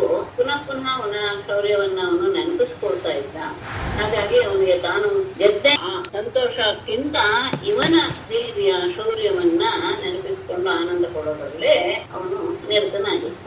ಅವನ ಮರಣ ಆಗಿದೆ ಎನ್ನುವುದನ್ನು ತಿಳಿದುಕೊಂಡಂತಹ ಅವನನ್ನ ಕೊಂದಂತಹ ಪರಮಾತ್ಮನನ್ನ ಕೊಲ್ಲೋದಕ್ಕೋಸ್ಕರ ಅವನನ್ನು ಹುಡುಕೊಂಡು ವೈಕುಂಠ ಇಂತಹ ಸಂದರ್ಭದಲ್ಲಿ ಹೇಗೆ ವ್ಯವಹಾರ ಮಾಡಬೇಕು ಅನ್ನೋದನ್ನ ಚೆನ್ನಾಗಿ ಅರಿತುಕೊಂಡು ಶೂಲವನ್ನ ಹಿಡ್ಕೊಂಡು ಅವನ ಹಾಗೆ ಬರ್ತಾ ಇರುವಂತಹ ನೋಡಿ ಸ್ವಲ್ಪ ಯೋಚನೆ ಮಾಡಿದ್ರೆ ಈಗ ಅವನಿಗೆ ಮಾಡೋದು ಸರಿಯಲ್ಲ. ಯಾಕೆಂದ್ರೆ ಮೃತ್ಯು ಹೇಗೆ ಮೃತ್ಯುರನ್ನ ಹಿಂಬಾಲಿಸ್ಕೊಂಡು ಹೋಗ್ತಾನೆ ಇರುತ್ತೆ, ಹಾಗೆ ಇನ್ನೂ ಸಹ ನನ್ನನ್ನ ಬೆಂಬಿಡದೆ ಹಿಂಬಾಲಿಸ್ತಾನೆ. ಹಾಗಾಗಿ ನನ್ನ ಮನಸ್ಸನ್ನ ಹೃದಯವನ್ನ ಪ್ರವೇಶ ಮಾಡಿಬಿಡುತ್ತೇನೆ. ನಾನೇ ಅವನ ಮನಸ್ಸನ್ನು ಪ್ರವೇಶ ಮಾಡಿದ್ದೇನೆ ಅನ್ನೋದು ಅದು ಅವನಿಗೆ ಗೊತ್ತಾಗಲ್ಲ. ಯಾಕೆಂದ್ರೆ ಅವನಿಗೆ ಬಗೆಮುಖನೇ ಹೊರತು ಇವನು ಅಂತರ್ಮುಖಿ ಅಲ್ಲ. ಹೊರಗಿನ ವಸ್ತುಗಳನ್ನೆಲ್ಲ ಕೂಲಂಕಷವಾಗಿ ಪರೀಕ್ಷೆ ಮಾಡ್ತಾನೆ ಹೊರತು ತನ್ನಲ್ಲೇ ಇರ್ಬೋದು ಜಿಜ್ಞಾಸೆಯು ಅವನಿಗೆ ಬರೋದಕ್ಕೆ ಸಾಧ್ಯವಿಲ್ಲ. ಹಾಗಾಗಿ ಹಿರಣ್ಯಕಶಿಪು ಯಾವಾಗ ತನ್ನ ಮೇಲೆ ಆಕ್ರಮಣ ಮಾಡ್ಬಿಡ್ತಾನೆ ಅನ್ನುತ್ತಾಯ್ತು ಅವನು ತನ್ನ ದೇಹ ಬಹಳ ಸೂಕ್ಷ್ಮವಾಗಿಕೊಂಡು ಪ್ರಾಣವಾಯುವಿನ ಜೊತೆಗೆ ಅವನ ಮೂಗಿನ ಮೂಲಕ ಹೃದಯದಲ್ಲಿ ಹೋಗಿ ಕೂತ. ಈ ಕಡೆ ಹಿನ್ನೆಲೆಗೂ ವೈಕುಂಠಕ್ಕೆ ಹೋಗಿ ಎಲ್ಲೂ ಸಹ ಸಿಗ್ಲಿಲ್ಲ. ಅಷ್ಟೇ ಅಲ್ಲ, ಕೇವಲ ವೈಕುಂಠ ಅಲ್ಲ, ಪೃಥ್ವಿ, ಸ್ವರ್ಗ, ದಿಕ್ಕುಗಳು, ಆಕಾಶ ಪಾತಾಳ ಸಮುದ್ರ ಹೀಗೆ ಎಲ್ಲ ಕಡೆ ಹುಡುಕೊಂಡು ಬಂದ. ಎಲ್ಲೂ ಸಹ ವಿಷ್ಣುವಿನ ಸುಳಿವು ಸಿಗಲಿಲ್ಲ. ಆಗ ಅವನ ಕೊಡ್ತಾನೆ, ಓಹೋ ನಾನು ಎಲ್ಲ ಕಡೆ ಹುಡುಕಿ ಆಗಿದೆ ಅಂದ್ರೆ ಅವನಿಗೆ ಇಲ್ಲ ಅಂತ ಅರ್ಥ. ಹಾಗಾಗಿ ಅವನು ಮತ್ತೆ ಹಿಂದಿರುಗಿ ಬರದೇ ಇರುವಂತಹ ಲೋಕಕ್ಕೆ ಹೋಗಿಬಿಟ್ಟಿದ್ದಾನೆ. ಅಂದ್ರೆ ಯಮನ ಪಟ್ಟಣಕ್ಕೆ ಹೋಗಿರಬೇಕು ಭಾವಿಸಿ ಮತ್ತೆ ಅವನೀಗ ಮರಣ ಹೊಂದಿಬಿಟ್ಟಿದ್ದಾನೆ ಅಂತ ಆದಾಗ ಮರಣ ಹೊಂದಿರುವವರ ವಿಷಯದಲ್ಲಿ ವೈರವನ್ನು ಇಟ್ಕೊಳ್ಳೋದು ಸರಿ ಇಲ್ಲ. ಯಾಕೆಂದ್ರೆ ವೈರ ಎನ್ನುವುದು ಯಾವಾಗಲೂ ಸಹ ದೇಹಕ್ಕೆ ಸಂಬಂಧಪಟ್ಟಿದ್ದೇ ಹೊತ್ತು ಆತ್ಮನಿಗೆ ಅಲ್ಲ. ಹಾಗಾಗಿ ಆ ದೇಹದೊಂದಿಗೆ ಆ ವೈರವೂ ಸಹ ಮುಗಿದು ಹೋಗುತ್ತೆ. ನಾನು ಇನ್ನು ವೈರ ಪಟ್ಟದೆಯಲ್ಲ ಮತ್ತೆ ಯಾಕೆ ವೈರ ಇಟ್ಕೊಂಡ್ರೆ ಏನಾಗುತ್ತೆ ಅಂದ್ರೆ ನಮ್ಮನ್ನ ಅಂತರ್ಗುತ್ತೆ, ಅಹಂಕಾರದಿಂದ ನಾಶವಾಗುವ ಹಾಗೆ ಮಾಡಿಬಿಡುತ್ತೆ. ಹಾಗಾಗಿ ಅದು ಬಿಟ್ಟು ಅಂತ ಅವನೇ ಯೋಚನೆ ಮಾಡೋ ಅಂತಹ ಉತ್ತಮನಾದವನು ಆಗಿದ್ದ ಅನ್ನೋದನ್ನ ಪರಮಾತ್ಮನ ಬಾಯಿಂದಲೇ ಹೇಳ್ತಾ ಇದ್ದಾರೆ. ಆಮೇಲೆ ನಿನ್ನ ತಂದೆ ವಿರೋಚನ ಅವನು ಪ್ರಹ್ಲಾದನ ಮಗ, ಅವನಿಗೆ ಅತ್ಯಂತ ಶ್ರದ್ಧೆಯಿಂದ ನಡ್ಕೊಳ್ತಾ ಇರೋ ವ್ಯಕ್ತಿ. ಅವನು ದೇವತೆಗಳು ಬಂದು ಇಂದ್ರನ ಕ್ಷೀಣಿಸಿದಂತಹ ಆ ಕಾಂತಿಯನ್ನ ಮತ್ತೆ ಪಡೆದುಕೊಳ್ಳೋದಕ್ಕೋಸ್ಕರ ಬ್ರಾಹ್ಮಣರ ವೇಷದಲ್ಲಿ ಬಂದಂತಹ ದೇವತೆಗಳು ವಿರೋಚನ ಅವನ ಆಯುಷ್ಯವನ್ನೇ ದಾನವಾಗಿ ಕೇಳ್ಕೊಳ್ತಾರೆ. ಮತ್ತೆ ವಿಶೇಷ ವಿರೋಚನ ಏನು ಅಂದ್ರೆ ಎಲ್ಲವನ್ನೂ ತಿಳಿದವನು ಅಂದ್ರೆ ಗೊತ್ತು ಬಂದು ನನಗೆ ಮೋಸದಲ್ಲಿ ವೇಷವನ್ನು ಬದಲಾಯಿಸ್ಕೊಂಡು ಬಂದು ನನ್ನನ್ನ ಕೇಳ್ತಾ ಇದ್ದಾರೆ ಅಂತ. ಆದರೂ ಸಹ ಬ್ರಾಹ್ಮಣರ ಬಗ್ಗೆ ತನಗಿರುವಂತಹ ಗೌರವವನ್ನು ವ್ಯಕ್ತಪಡಿಸ್ತಾನೋ ಆತ ತನ್ನ ಆಯಸ್ಸನ್ನ ದಾನನೇ ಮಾಡ್ಬಿಡ್ತಾನೆ. ಅಂತಹ ಅವರು ರಾಕ್ಷಸ ವಂಶದವರು ಇಷ್ಟೆಲ್ಲ ರಾಮನವ್ರ ಬಗ್ಗೆ ಶ್ರದ್ಧೆ ಇಟ್ಕೊಂಡಿರೋದು ಅನ್ನೋದು ಒಂದು ವಿಶೇಷ. ಮತ್ತೆ ನೀನು ಸಹ ನಿನ್ನ ಹಿಂದಿನವರು ಹೇಗೆ ನಡೆದುಕೊಂಡ್ರು ರಾಮನವ್ರ ಬಗ್ಗೆ, ಹಾಗೇನೆ ನೀನು ಸಹ ಶುಕ್ರಾಚಾರ್ಯ ಮೊದಲಾದಂತಹ ಯಾರ್ಯಾರು ಭಗವಂಶಿಯರಿದ್ದಾರೋ ಅವರೆಲ್ಲರೂ ಸಹ ಏನೇನು ಆಚರಣೆ ಮಾಡ್ತಾರೋ ಧರ್ಮ, ಆ ಧರ್ಮಗಳನ್ನ ನೀನು ಸಹ ಆಚರಿಸ್ತಾ ಇದೀಯಾ. ಮತ್ತೆ ನಿನ್ನ ಹಿಂದಿನವರು ಯಾವ ರೀತಿಯಾಗಿ ನಡೆದುಕೊಂಡ್ರೆ ನಾನು ನಿನ್ನ ಹತ್ರ ಒಂದು 3 ಹೆಜ್ಜೆಗಳ ಭೂಮಿಯನ್ನು ನಾನು ಕೇಳೋದಕ್ಕೆ ಬಂದಿದ್ದೇನೆ. ಯಾಕೆಂದ್ರೆ ನೀನು ಯಾವುದನ್ನೇ ನಾವು ಕೇಳೋದು ಸಹ ನೀನು ಅತ್ಯಂತ ಶ್ರೇಷ್ಠವಾದ ದಾನಿ ಆದ್ದರಿಂದ ನಾನು ನಿನ್ನ 3 ಹೆಜ್ಜೆಗಳನ್ನು ಹೇಳ್ತೇನೆ. ನೀನು ಇಡೀ ಜಗತ್ತಿಗೆ ಒಡೆಯ, ಎಲ್ಲ ಕೇಳಿದ್ದನ್ನೆಲ್ಲ ಕೊಡುವಷ್ಟು ಔದಾರ್ಯವೂ ನಿನ್ನಲ್ಲಿ ಇದೆ. ಆದರೆ ಹೇಗೆ ಇರ್ಬೇಕು ಅಂದ್ರೆ ತನಗೆ ಎಷ್ಟು ಅವಶ್ಯಕತೆ ಇದೆಯೋ ಅಷ್ಟು ಮಾತ್ರ ಕೇಳಬೇಕು, ಅಷ್ಟೇ ಅವನು ದಾನವನ್ನಾಗಿ ಸ್ವೀಕರಿಸಬೇಕು. ಹಾಗೆ ಆದಾಗ ಯಾಕೆಂದ್ರೆ ದಾನ ತಗೊಳ್ಳೋದು ಸಹ ಯಾಚನೆಯೂ ಸಹ ಒಂದು ದೋಷ. ಆದ್ರೆ ತನ್ನ ಜೀವನಕ್ಕೆ ಎಷ್ಟು ಬೇಕು ಅಷ್ಟನ್ನೇ ತಗೊಂಡಾಗ ಅವನು ಆ ದೋಷದಿಂದ ಮುಕ್ತನಾಗಿ. ಹಾಗಾಗಿ ನನಗೆ 3 ಹೆಜ್ಜೆ ಭೂಮಿ ಕೂಡ ಬಗೆಯ ಹೇಳ್ತಾನೆ. ನೀನು ಆಡಿದ ಮಾತುಗಳಲ್ಲೂ ಅತ್ಯಂತ ಉತ್ತಮವಾಗಿದೆ, ಅತ್ಯಂತ ವಿದ್ವಾಂಸರು ಆಡುವಂತಹ ಮಾತುಗಳನ್ನೇ ಆಡಿದೀಯಾ. ಆದರೆ ಮಾತುಗಳೆಲ್ಲ ಚೆನ್ನಾಗಿದೆ, ಆದ್ರೆ ನೀನಿನ್ನು ಬಾಲಕನ ಹಾಗೆಯೇ ನಿನ್ನ ಕೃತಿಯೂ ಸಹ ಇದೆ. ಯಾಕೆ ಅಂದ್ರೆ ನೀನು ಮುಂದಿನ ಯೋಚನೆ ಏನನ್ನು ಮಾಡೇ ಇಲ್ಲ, ನಾನು ಹೇಗೆ ಮುಂದೆ ಬರುತ್ತದೆ ಏನು ಯೋಚನೆ ಮಾಡೇ ಇಲ್ಲ. ಹಾಗಾಗಿ ನೀನು ಬಾಲಕನ ಬುದ್ಧಿಯಲ್ಲಿಯೇ ಇದೆಯಾ ಅಂತ ನಾನು ಕೊಡ್ತೀನಿ. ನಾನು ನನಗೆ ಒಂದು ದೀಪವನ್ನೇ ಕೊಡುವಂತ ಸಾಮರ್ಥ್ಯವುಳ್ಳವನು. ಯಾಕೆ ಅಂದ್ರೆ ತ್ರೈಲೋಕ್ಯಕ್ಕೆ ಅಧಿಪತಿ ನಾನು, ಮತ್ತೆ ಅಷ್ಟು ಸಾಮರ್ಥ್ಯ ನನಗಿದೆ. ಅಲ್ಲದೆ ನೀನು ನನ್ನನ್ನ ಬಹಳವಾಗಿ ಮೆಚ್ಚಿಸ್ಬಿಟ್ಟಿದ್ಯಾ, ನಿನ್ನ ಮಂತ್ರವಾದ ಮಾತುಗಳು. ಹಾಗಾಗಿ 3 ಹೆಜ್ಜೆ ಕೇಳ್ತಾ ಇದೀಯಾ ಅಂದ್ರೆ ನೀನು ಯಾಕೋ ಬಾಲಕನ ಬುದ್ಧಿಯನ್ನೇ ಇಲ್ಲಿ ತೋರಿಸ್ತಾ ಇದೀಯ. ಮತ್ತೆ ಇನ್ನು ನೀನ್ ನನ್ನ ಹತ್ರ 3 ಹೆಜ್ಜೆ ಕೇಳದೆ ಹತ್ರ ಪಡ್ಕೊಂಡೆ, ಆಮೇಲೆ ನಿನಗೆ ಸಾಕಾಗ್ಲಿಲ್ಲ, ನೀನ್ ಇನ್ನೊಬ್ಬರ ಹತ್ರ ಹೋಗಿ ಬೇಡುವಂತ ಪರಿಸ್ಥಿತಿ ಬರು. ಆದ್ರೆ ಅದನ್ನ ಮಾತ್ರ ನಾನು ಒಪ್ಪೋದಿಲ್ಲ. ನನ್ನ ಹೊಡೆದ ಯಾರನ್ನೂ ಸಹ ಮತ್ತೆ ತಿರುಗಿ ತಮ್ಮ ಜೀವನದ ನಿರ್ವಹಣೆಗೋಸ್ಕರ ಬೇಡುವಂಥದ್ದು ಸರಿಯಲ್ಲ. ಇದು ನನ್ನ ಸಿದ್ಧಾಂತ. ಹಾಗಾಗಿ ನಿನ್ನ ಜೀವನಕ್ಕೆ ಎಷ್ಟು ಬೇಕೋ ಅಷ್ಟು ಫಲವತ್ತಾದ ಭೂಮಿಯನ್ನ ನಾನು ಕೊಡ್ತೇನೆ, ಕೇಳಿಕೋ ಅಂತ ಪರಮಾತ್ಮ ರೂಪದಲ್ಲಿ ಹೇಳ್ತಾನೆ. ಯಾರಿಗೆ ಆಸೆ ಅನ್ನೋದೇ ಮುಗಿದ ಇಂದ್ರಗಳನ್ನು ತೃಪ್ತಿಪಡಿಸೋದ್ರಲ್ಲಿಯೇ ಯಾರು ನಿರತರಾಗಿರ್ತಾರೋ ಅವರಿಗೆ ಸಂತೋಷ ಎನ್ನುವುದು ಎಷ್ಟೇ ಕೊಟ್ಟರು ಸಿಗೋ. ನೀ ಎಷ್ಟೇ ಅವರಿಗೆ ಕೇಳಿದ್ದೆಲ್ಲ ಕೊಟ್ಟರು ಸಹ ಇನ್ನೂ ಕೊಡ್ಬೋದಾಗಿತ್ತಲ್ಲ ಅಂತಾನೆ ಅವರು ಅಸಂತೋಷದಲ್ಲಿಯೇ ಇರ್ತಾರೆ. ಅವರು ಸಂತೋಷವನ್ನ ಹೊಂದೋದಿಲ್ಲ. ಅವರಿಗೆ ಸಂತೋಷ ಪಡಿಕೆ ನಿನ್ ಕೈಲ ಅದು. ಯಾಕೆ ಅಂದ್ರೆ 3 ಹೆಜ್ಜೆಯಿಂದ ಅವನು ಯಾವಾಗ ಒಬ್ಬ ವ್ಯಕ್ತಿ ತೃಪ್ತಿ ಕೊಡೋದಿತ್ತು, ಅವನಿಗೆ ಇಡೀ ದೀಪವನ್ನೇ ಕೊಟ್ಟರು ಸಹ ಅವನಿಗೆ ಸಂತೋಷ ಆಗಲ್ಲ. ಅವನಿಗೆ ಏನನ್ಸುತ್ತೆ, ಉಳಿದ ಎಲ್ಲಾ ದ್ವೀಪಗಳು ಸಹ ನನಗೆ ಸಪ್ತ ದ್ವೀಪ ಒಸ್ಮದಿಲ್ಲ, ಉಳಿದ ದ್ವೀಪಗಳು ಸಹ ಯಾಕೆ ನನಗೆ ಸಿಗ್ಬಾರ್ದು ಎನ್ನುವಂತಹ ಭಾವನೆ ಇದ್ದೇ ಇರುತ್ತೆ. ಅವನ ಮನಸ್ಸಿನಲ್ಲಿ ತೃಪ್ತಿ ಎನ್ನುವುದು ಕಾಣೋದಿಲ್ಲ. ಪೃಥು ಗಯ ಮೊದಲಾದಂತಹ ರಾಜರು ಸಪ್ತದ್ವೀಪಗಳ ಒಡೆಯರಾಗಿದ್ರು ಸಹ ಅವರಿಗೆ ತೃಪ್ತಿ ಎನ್ನುವುದು ಎಲ್ಲಿಲ್ಲ. ಇನ್ನೂ ಸಿಗ್ಲಿ ಎನ್ನುವಂತಹ ಆಸೆಯಲ್ಲಿಯೇ ಅವರು ಜೀವನವನ್ನು ಕಳೆದ್ರು. ಅವರ ಆಸೆಯನ್ನ ಅವರು ಪೂರೈಸುವುದಕ್ಕೆ ತನ್ನ ಧರ್ಮಕ್ಕೆ ಅನುಸಾರವಾಗಿ ಪ್ರಾರಬ್ಧದಲ್ಲಿ ಏನು ಸಿಗುತ್ತೋ ಅದರಲ್ಲಿಯೇ ಸಂತೋಷವನ್ನು ಹೊಂದಿದವನು ತನ್ನ ಜೀವನದಲ್ಲಿ ಯಾವ ಆತಂಕವಿಲ್ಲದೆ ಸುಖವಾಗಿ ಬರುತ್ತೆ. ಆದರೆ ಆಸೆಯನ್ನ ಗೆಲ್ಲದೇ ಇರುವಂತಹ ವ್ಯಕ್ತಿಗೆ ತ್ರೈಲೋಕ್ಯವನ್ನು ಕೊಟ್ಟರೂ ಸಹ ಅವನು ಸಂತೋಷಿಯಾಗಿಯೇ ಇರ್ತಾನೆ. ಯಾಕೆ ಅಂದ್ರೆ ಅವನ ಮನಸ್ಸಿನಲ್ಲಿ ಆ ಸಂತೋಷದ ಬೆಂಕಿ ಉರಿತಾನೆ ಇರುತ್ತೆ. ಈ ಸಿಕ್ಕಿದ್ದರಲ್ಲಿ ನಮಗೆ ತೃಪ್ತಿ ಇಲ್ಲ, ಅದು ಇನ್ನೂ ಬೇಕು ಅಂತ ಅದನ್ನೇ ಬಯಸ್ತಾ ಇದ್ದಂತಹ ಮತ್ತೆ ಜನ್ಮ ಮರಣಗಳ ಸುಳಿಗೆ ಹಾಕಿಕೊಳ್ತಾನೆ. ದೇವೇಚ್ಛೆಯಿಂದ ನಮಗೆ ಏನ್ ಸಿಗುತ್ತೋ ಅದರಲ್ಲಿಯೇ ಸಂತೋಷ ಪಡುವನು ಮುಕ್ತಿಯನ್ನು ಪಡಿತಾನೆ. ಇಷ್ಟೇ ಅಲ್ಲ, ತಾನಾಗಿಯೇ ನಮ್ಮ ಹತ್ರ ಬಂದಂತಹ ವಸ್ತುವಿನಿಂದ ಸಂತೋಷ ಬ್ರಾಹ್ಮಣನ ತೇಜಸ್ಸು ಅಧಿಕವಾಗ್ತಾನೆ ಹೋಗ್ತೇವೆ. ಅವನೇನಾದರೂ ಅದು ಸಾಲದು ಎನ್ನುವಂತಹ ಅತೃಪ್ತ ಭಾವವನ್ನು ಅವನ ತೇಜಸ್ಸು ಪೂರ್ತಿಯಾಗಿ ಇಂಗಿ ಹೋಗುತ್ತೆ. ಹೇಗೆ ಅಗ್ನಿಗೆ ನೀರು ಸುರಿದ್ರೆ ಅಗ್ನಿ ಆರಿ ಹೋಗುತ್ತೆ. ನೀನು ಕೇಳಿದ್ದನ್ನೆಲ್ಲ ಕೊಡ್ತೀಯಾ, ಅದು ನನಗೆ ಗೊತ್ತು, ಅದ್ರಲ್ಲಿ ಯಾವುದೊಂದೇ ಭೂಮಿ ಸಾಕು, ಇಷ್ಟರಲ್ಲಿಯೇ ನಾನು ತೃಪ್ತನಾಗಿ ಬಿಟ್ಟಿದ್ದೇನೆ. ಯಾಕೆಂದ್ರೆ ಅವಶ್ಯಕತೆ ಇದ್ದಷ್ಟು ಮಾತ್ರ ಯಾವತ್ತು ಹಣವನ್ನು ಸಂಗ್ರಹ ಮಾಡಬಹುದು ಅಂತ ಅವನು ಸಹ ಒಳ್ಳೆಯ ಮಾತನ್ನೇ ಆಗ ಆಯ್ತು, ನೀನು ಹೇಳಿದ ಹಾಗೆ ನಾನು ನಿನಗೆ ನೀನು ಹೇಳಿದಷ್ಟೇ ಭೂಮಿಯನ್ನು ಕೊಡ್ತೇನೆ ಅಂತ ವಾಮನನಿಗೆ ಭೂಮಿಯನ್ನು ಕೊಡೋದಕ್ಕೋಸ್ಕರ ನೀರಿನ ಪಾತ್ರೆಯನ್ನ ತೆಗೆದುಕೊಂಡ. ಆಗಿತ್ತಾದು ಶ್ರೀಕೃತವಾಚ ಆಗಿತ್ತ ಶುಕ್ರ ಶುಕ್ರರು ಹೇಳೋದು ಮಾಡ್ಬೇಕಾ ಇಲ್ಲ ಆಗಿದೆಯಾ? ಆಗಿದೆ ಇಲ್ಲ, ಶುಕವಾಚ ಮಾಡ್ಬೇಕು ಮೇಡಮ್. ಶ್ರೀ ಶುಕವಾಚನೆ ಮಾಡ್ಬೇಕು. ವಿಷ್ಣವೇ ಕ್ಷಮಾಂ ಪ್ರದಾಸ್ಯಂತಂ ಉಷನಾ ಅವಸರೇಶ್ವರಂ ಜ್ಞಾನಂ ಚಿಕೀರ್ಷಿತಂ ನೋಹ ಶಿಷ್ಯಂ ಪ್ರಾಹ ವಿದಾಂಬರಃ. ವಿಷ್ಣೋಃ ಚಿಕೀರ್ಷಿತಂ ಜ್ಞಾನಂ ವಿದಾಂಬರಃ ಉಷನಾಃ. ವಿಷ್ಣವೇ ಕ್ಷಮಾಂ ಪ್ರದಾಸ್ಯಂತಂ ಶಿಷ್ಯಂ ಅಸುರೇಶ್ವರಂ ಪ್ರಾಹ. ಇಷ್ಟರಲ್ಲಿ ಅಲ್ಲಿ ನಡೀತಾ ಇರುವಂತಹ ಎಲ್ಲವನ್ನ ನೋಡಿದಾಗ ಗಮನ ಶುಕ್ರಾಚಾರ್ಯರಿಗೆ ಬಂದಂತಹ ವ್ಯಕ್ತಿ ಏನು, ಯಾಕೆ ಬಂದಾನೆ ವಿಷ್ಣು ಚಿಕೀರ್ಷಿತಂ, ಪರಮಾತ್ಮನ ಏನು ಮಾಡಬೇಕು ಎನ್ನುವಂತ ಇಚ್ಛೆಯನ್ನ ಜಾಣನ್ನ ತಿಳಿದ, ವಿಷ್ಣುವಿನ ಮನಸ್ಸಿನಲ್ಲಿರುವಂತಹ ವಿಷಯವನ್ನು ಅರಿತಂತಹ ನಿರಾಮರಃ, ಎಲ್ಲವನ್ನೂ ತಿಳಿದುಕೊಳ್ಳುವುದರಲ್ಲಿ ಸಮರ್ಥನಾದಂತಹ ಶ್ರೇಷ್ಠನಾಹ ಉಷನಾಹ ಶುಕ್ರಾಚಾರ್ಯರು ವಿಷ್ಣುವೇ ಕ್ಷಮಾ ಪ್ರದಾಸಿತಂ, ವಿಷ್ಣುಗೆ ಅಂದ್ರೆ ಭೂಮಿಯನ್ನು ಕೊಡಲು ಸಿದ್ಧನಾದಂತಹ ಶಿಷ್ಯಂ, ತನ್ನ ಶಿಷ್ಯನಾದಂತಹ ಅಸುರೇಶ್ವರಂ, ಅಸುರಶ್ರೇಷ್ಠನಾದ ಬಲಿಯನ್ನು ಕುರಿತು ಶುಕ್ರಾಚಾರ್ಯರಿಗೆ ಎಲ್ಲದರ ಅರಿವು ಚೆನ್ನಾಗಿ ಆಯ್ತು. ಭಗವಂತ ಏನ್ ಮಾಡಕ್ ಹೊರಟಿದ್ದಾನೆ ಎನ್ನುವುದರ ಜ್ಞಾನವೂ ಅವರಿಗೆ ಬಂದಿತ್ತು. ಇನ್ನೇನು ಅವನು ವಾಮನನಿಗೆ ಭೂಮಿಯನ್ನು ಕೊಟ್ಟು ಬಿಡುತ್ತಾನೆ ಎನ್ನುವ ಸಂದರ್ಭ ಬಂದಾಗ ಅವರು ತಮ್ಮ ಶಿಷ್ಯನಾದಂತಹ ಬಲಿಗೆ ಶುಕ್ರರು ಹೇಳ್ತಾರೆ ಶುಕ್ರವಾಚ ಏಷ ವೈರೋಚನೆ ಸಾಕ್ಷಾತ್ ಭಗವಾನ್ ವಿಷ್ಣುರವ್ಯಯಃ ಶ್ಯಪಾತ್ ಅದಿತೇರ್ಜಃ ದೇವಾನಾಂ ಕಾರ್ಯಸಾಧಕಃ.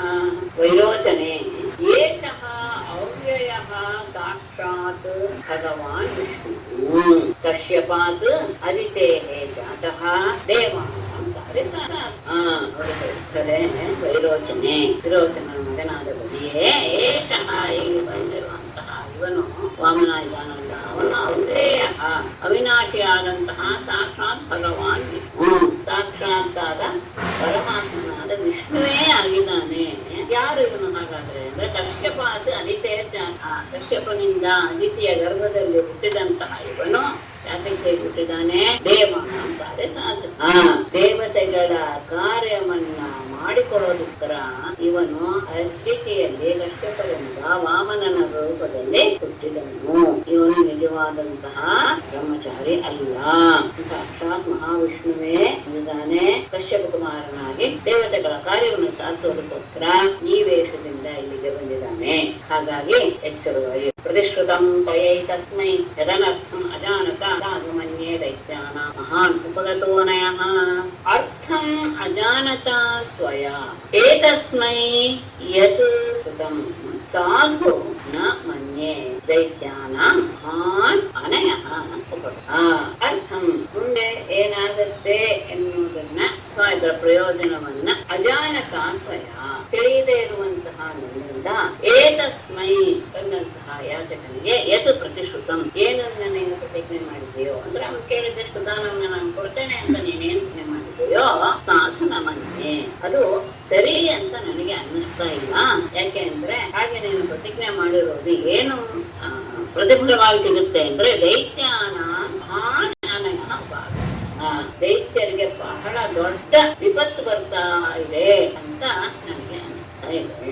ಇವನು ನಿಜವಾಗಿಯೂ ದೇವತೆಗಳಿಗೆ ಸಹಾಯ ಮಾಡೋದಕ್ಕೆ ಬಂದಂತಹ ಸಾಕ್ಷಾತ್ ವಿಷ್ಣುವೇ ಇದಕ್ಕೆ ಬಂದಿದ್ದಾನೆ. ನೀನು ಅವನಿಗೆ ಮುಂದೆ ಏನಾಗುತ್ತೆ ಎನ್ನುವುದರ ಸರಿಯಾದ ಅರಿವಿಲ್ಲದೆ ಅವನಿಗೆ ನೀನು ಕೇಳಿದ್ದನ್ನ ಕೊಡ್ತೇನೆ ಅಂತ ನೀನು ಮಾತು ಕೊಟ್ಟು ಬಿಟ್ಟಿದೀಯ. ಆ ಮಾತು ಕೊಟ್ಟಿದ್ದು ಸರಿ ಅಲ್ಲ ಅಂತ ನನಗೆ ಅನ್ನಿಸ್ತಾ ಇದೆ. ಯಾಕೆ ಅಂದ್ರೆ ಅದು ದೈತ್ಯರಿಗೆ ಹಾನಿಯನ್ನು ಉಂಟು ಮಾಡೋದು ಆಗ್ತಾ ಇದೆ. ಹಾಗೆ ಇದು ಸರಿಯಲ್ಲ. ಇವನು ಎಂಥವನು ಏನ್ ಮಾಡಕ್ ಹೊರಟಿನ ಏಕತೆ ಸ್ಥಾನಮೈಶ್ವರ್ಯ ಶ್ರಿಯಂ ತೇಜೋ ಯಶಸ್ಸುತಂ ದಾಸ್ಯತ್ಯಾಚ್ಛಿದ್ಯ ಶಕ್ರಾಯ ಮಾಯಾ ಮಾನವಕೋ ಹರಿಹಿ ಏಷಃ ಮಾಯಾ ಮಾನವಕಃ ಹರಿಹಿ ತೇ ಸ್ಥಾನಂ ಐಶ್ವರ್ಯಂ ಶ್ರಿಯಂ ತೇಜಃ ಶ್ರುತಂ ಯಶಃ ಆಚ್ಛಿದ್ಯ ಶಕ್ರಾಯ ದಹಿ. ಏಷಃ ಎದುರಿಗಿರುವಂತಹ ಮಾಯಾ ಮಾನವಕ, ಮಾಯೆಯಿಂದ ಬಾಲಕನ ರೂಪದಲ್ಲಿ ಬಂದಿರುವಂತಹ ವಾಮನ ರೂಪದಲ್ಲಿ ಬಂದಿರುವಂತಹ ಹರಿಹೇಯೋ ತೇ ನಿನ್ನ ಸ್ಥಾನಂ ರಾಜ್ಯದ ಆಧಿಪತ್ಯ, ಐಶ್ವರ್ಯಂ ರಾಜ್ಯಲಕ್ಷ್ಮಿ, ಆಮೇಲೆ ಶ್ರಿಯಂ ಉಳಿದರಿ ಎಲ್ಲ ರೀತಿಯ ಸಂಪದ, ತೇಜಸ್ಸು ಶ್ರುತಂ ಯಶ ಎಲ್ಲ ಕಡೆ ಹರಿದಿರುವಂತಹ ನಿನ್ನ ಕೀರ್ತಿ ಇದೆಲ್ಲವನ್ನು ಆಚ್ಛಿದ್ಯ ತಾನು ತೆಗೆದುಕೊಂಡು ಶಕ್ರಾಯ ದಾಸಿ ಇವನು ಇಂದ್ರನಿಗೆ ಕೊಟ್ಟು ಬಿಡ್ತಾನೆ.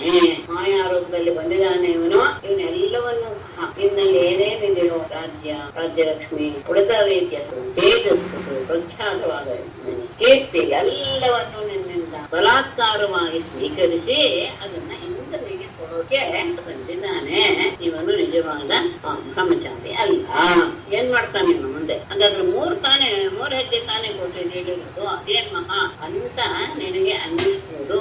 ಆದರೆ ಅಲ್ಲ, ಅವನು ಏನ್ ಮಾಡ್ತಾನೆ ಅಂದ್ರೆ ತ್ರಿವಿಕ್ರಮೈ ಇಮಾನ್ ಲೋಕಾನ್ ವಿಶ್ವಕಾಯ ಕ್ರಮಿಷ್ಯತೆ ಸರ್ವಸ್ವಂ ವಿಷ್ಣುವೇ ದತ್ವಾ ಮೂಢ ವರ್ತಿಷ್ಯತೆ ಕಥಂ.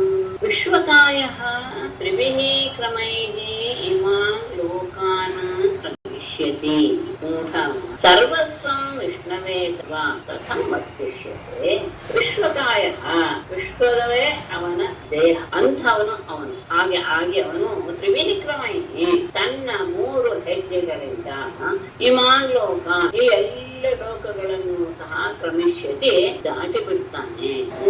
ಮೂರ್ಖನೇ ಸರ್ವಸ್ವಂ ವಿಷ್ಣುವೇ ದತ್ತ, ನಿನ್ನಲ್ಲಿರುವ ಎಲ್ಲವನ್ನೂ ಅವನಿಗೆ ವಿಷ್ಣುವೇ ಕಥಂ ವರ್ತಿಷ್ಯತೆ, ಮುಂದೆ ನಿನ್ನ ಜೀವನ ನಡೆಯೋದಾದ್ರೂ ಹೇಗೆ? ಇವನು ವಿಶ್ವಸ್ವರೂಪನೇ, ಇವನು ಪರಮಾತ್ಮ. ಅವನು 3 ಲೋಕಗಳಿಂದ 3 ಹೆಜ್ಜೆಗಳಿಂದ ಎಲ್ಲ ಲೋಕಗಳನ್ನು ದಾಟಿ ಬಿಡುತ್ತಾನೆ. ಆದಾಗ ಏನಾಯ್ತು? ನಿನ್ನಲ್ಲಿರುವಂತಹ ಎಲ್ಲವೂ ಅವನ ಪಾಲ ಆಗ್ತದೆ. ಹಾಗೆ ನಿನ್ನದ ಎಲ್ಲವನ್ನೂ ಅವನಿಗೆ ಕೊಟ್ಟು ಮುಂದೆ ನಿನ್ನ ಜೀವನ ನಿರ್ವಹಣೆ ಹೇಗೆ ಸಾಧ್ಯ? ಹೇಗೆ ನೀನು ಜೀವನವನ್ನ ಕಳಿತೀಯ ಅಂತ ಪ್ರಶ್ನೆ ಮಾಡ್ತಾ, ಅಷ್ಟೇ ಅಲ್ಲ ಅವನು ಅಲ್ಲ ಕೇಳಿರೋದು 3 ಹೆಜ್ಜೆ ತಾನೆ. 3 ಹೆಜ್ಜೆ ಏನ್ ಮಹಾ ಆಗುತ್ತೆ ಅಂದ್ರೆ, ಇಲ್ಲ ಅವನು ಹೇಗೆ ಅಡಿತಾನೆ ಅನ್ನೋದು ಹೇಳ್ತೀನಿ ಕೇಳು. ಕ್ರಮತೋಗಾಂ ಪದೈಕೇನ ದ್ವಿತೀಯೇನ ದಿವಂ ವಿಭೋಃ ಪಂಚಕಾಯೇನ ಮಹತಾ ತಾರ್ತೀಯಸ್ಯ ಕುತೋ ಗತಿಃ. ವಿಭೋಃ ಏಕೇನ ಪದಾಗಾಂ ದ್ವಿತೀಯೇನ ದಿವಂ ಕ್ರಮತಃ ಮಹತಾ ಕಾಯೇನ ಪಂಚ ಕ್ರಮತಃ ಅಂತ ಇಟ್ಕೊಂಡ್ರೆ ತೃತೀಯಸ್ಯ ಕುತೋ ಗತಿಃ. ವಿಭೋಃ ಪರಮಾತ್ಮನ ಏಕೇನ ಪದ ಒಂದರಿಂದ ಗಾಂ ಭೂಮಿಯನ್ನ, ದ್ವಿತೀಯೇನ ದಿವಂ ಎರಡನೆಯದರಿಂದ ಸ್ವರ್ಗವನ್ನು, ಅಷ್ಟೇ ಅಲ್ಲ ಸ್ವರ್ಗವನ್ನು ಆಶ್ರಯಿಸಿದಾಗ ಮಹತಾ ಕಾಯೇನ ತನ್ನ ಅತ್ಯಂತ ದೊಡ್ಡದಾದಂತಹ ಶರೀರದಿಂದ ಕಂಚ ಆಕಾಶವನ್ನು ಅವನು ತುಂಬಿ ಬಿಡ್ತಾನೆ. ಅವನ ದೇಹ ಆಕಾಶವನ್ನೆಲ್ಲ ವ್ಯಾಪಿಸಿಬಿಡುತ್ತೆ. ಆದಾಗ ಎರಡನೇದರಿಂದಲೇ ಇಷ್ಟ ಆಗೋಗುತ್ತೆ. ತಾರ್ತೀಯಸ್ಯ ಕುತೋ ಗತಿಃ. ಅವಾಗ 3ನೇ ಹೆಜ್ಜೆಗೆ ಎಲ್ಲಿ ಅವನ ಒಂದು ಹೆಜ್ಜೆ ಇದ್ದಾಗಲೇ ಭೂಮಿಯನ್ನೆಲ್ಲ ಅದರಿಂದ ದಾಟ್ಕೊಂಡ್ ಬಿಡ್ತಾನೆ. 2ನೇದರಿಂದ ಸ್ವರ್ಗಲೋಕವನ್ನು ದಾಟ್ತಾನೆ. ಸ್ವರ್ಗಲೋಕವನ್ನ ದಾಟುವಾಗ ಅವನ ದೇಹ ಇಡೀ ಆಕಾಶವನ್ನೆಲ್ಲ ವ್ಯಾಪ್ತಿ ಬಿಟ್ಟಿದೆ. 2ನೇ ಹೆಜ್ಜೆಗಳಲ್ಲಿ ಎಲ್ಲ ಮುಗಿದೋಯ್ತು. ಆಗ 3ನೇ ಹೆಜ್ಜೆಯನ್ನ ಅವನು ಎಲ್ಲೇ ಇಡ್ತಾನೆ. ಆ ಸಂದರ್ಭ ಬಂದಾಗ ಏನ ನಿಷ್ಠಾಂತೆ ನರಕೆ ಮನ್ಯೆ ಚಕ್ರದಾತ ಪ್ರತಿಶ್ರುತಸ್ಯ ಯೋನೀಶಃ ಪ್ರತಿಪಾದಯಿತಂ ಭವಾನ್.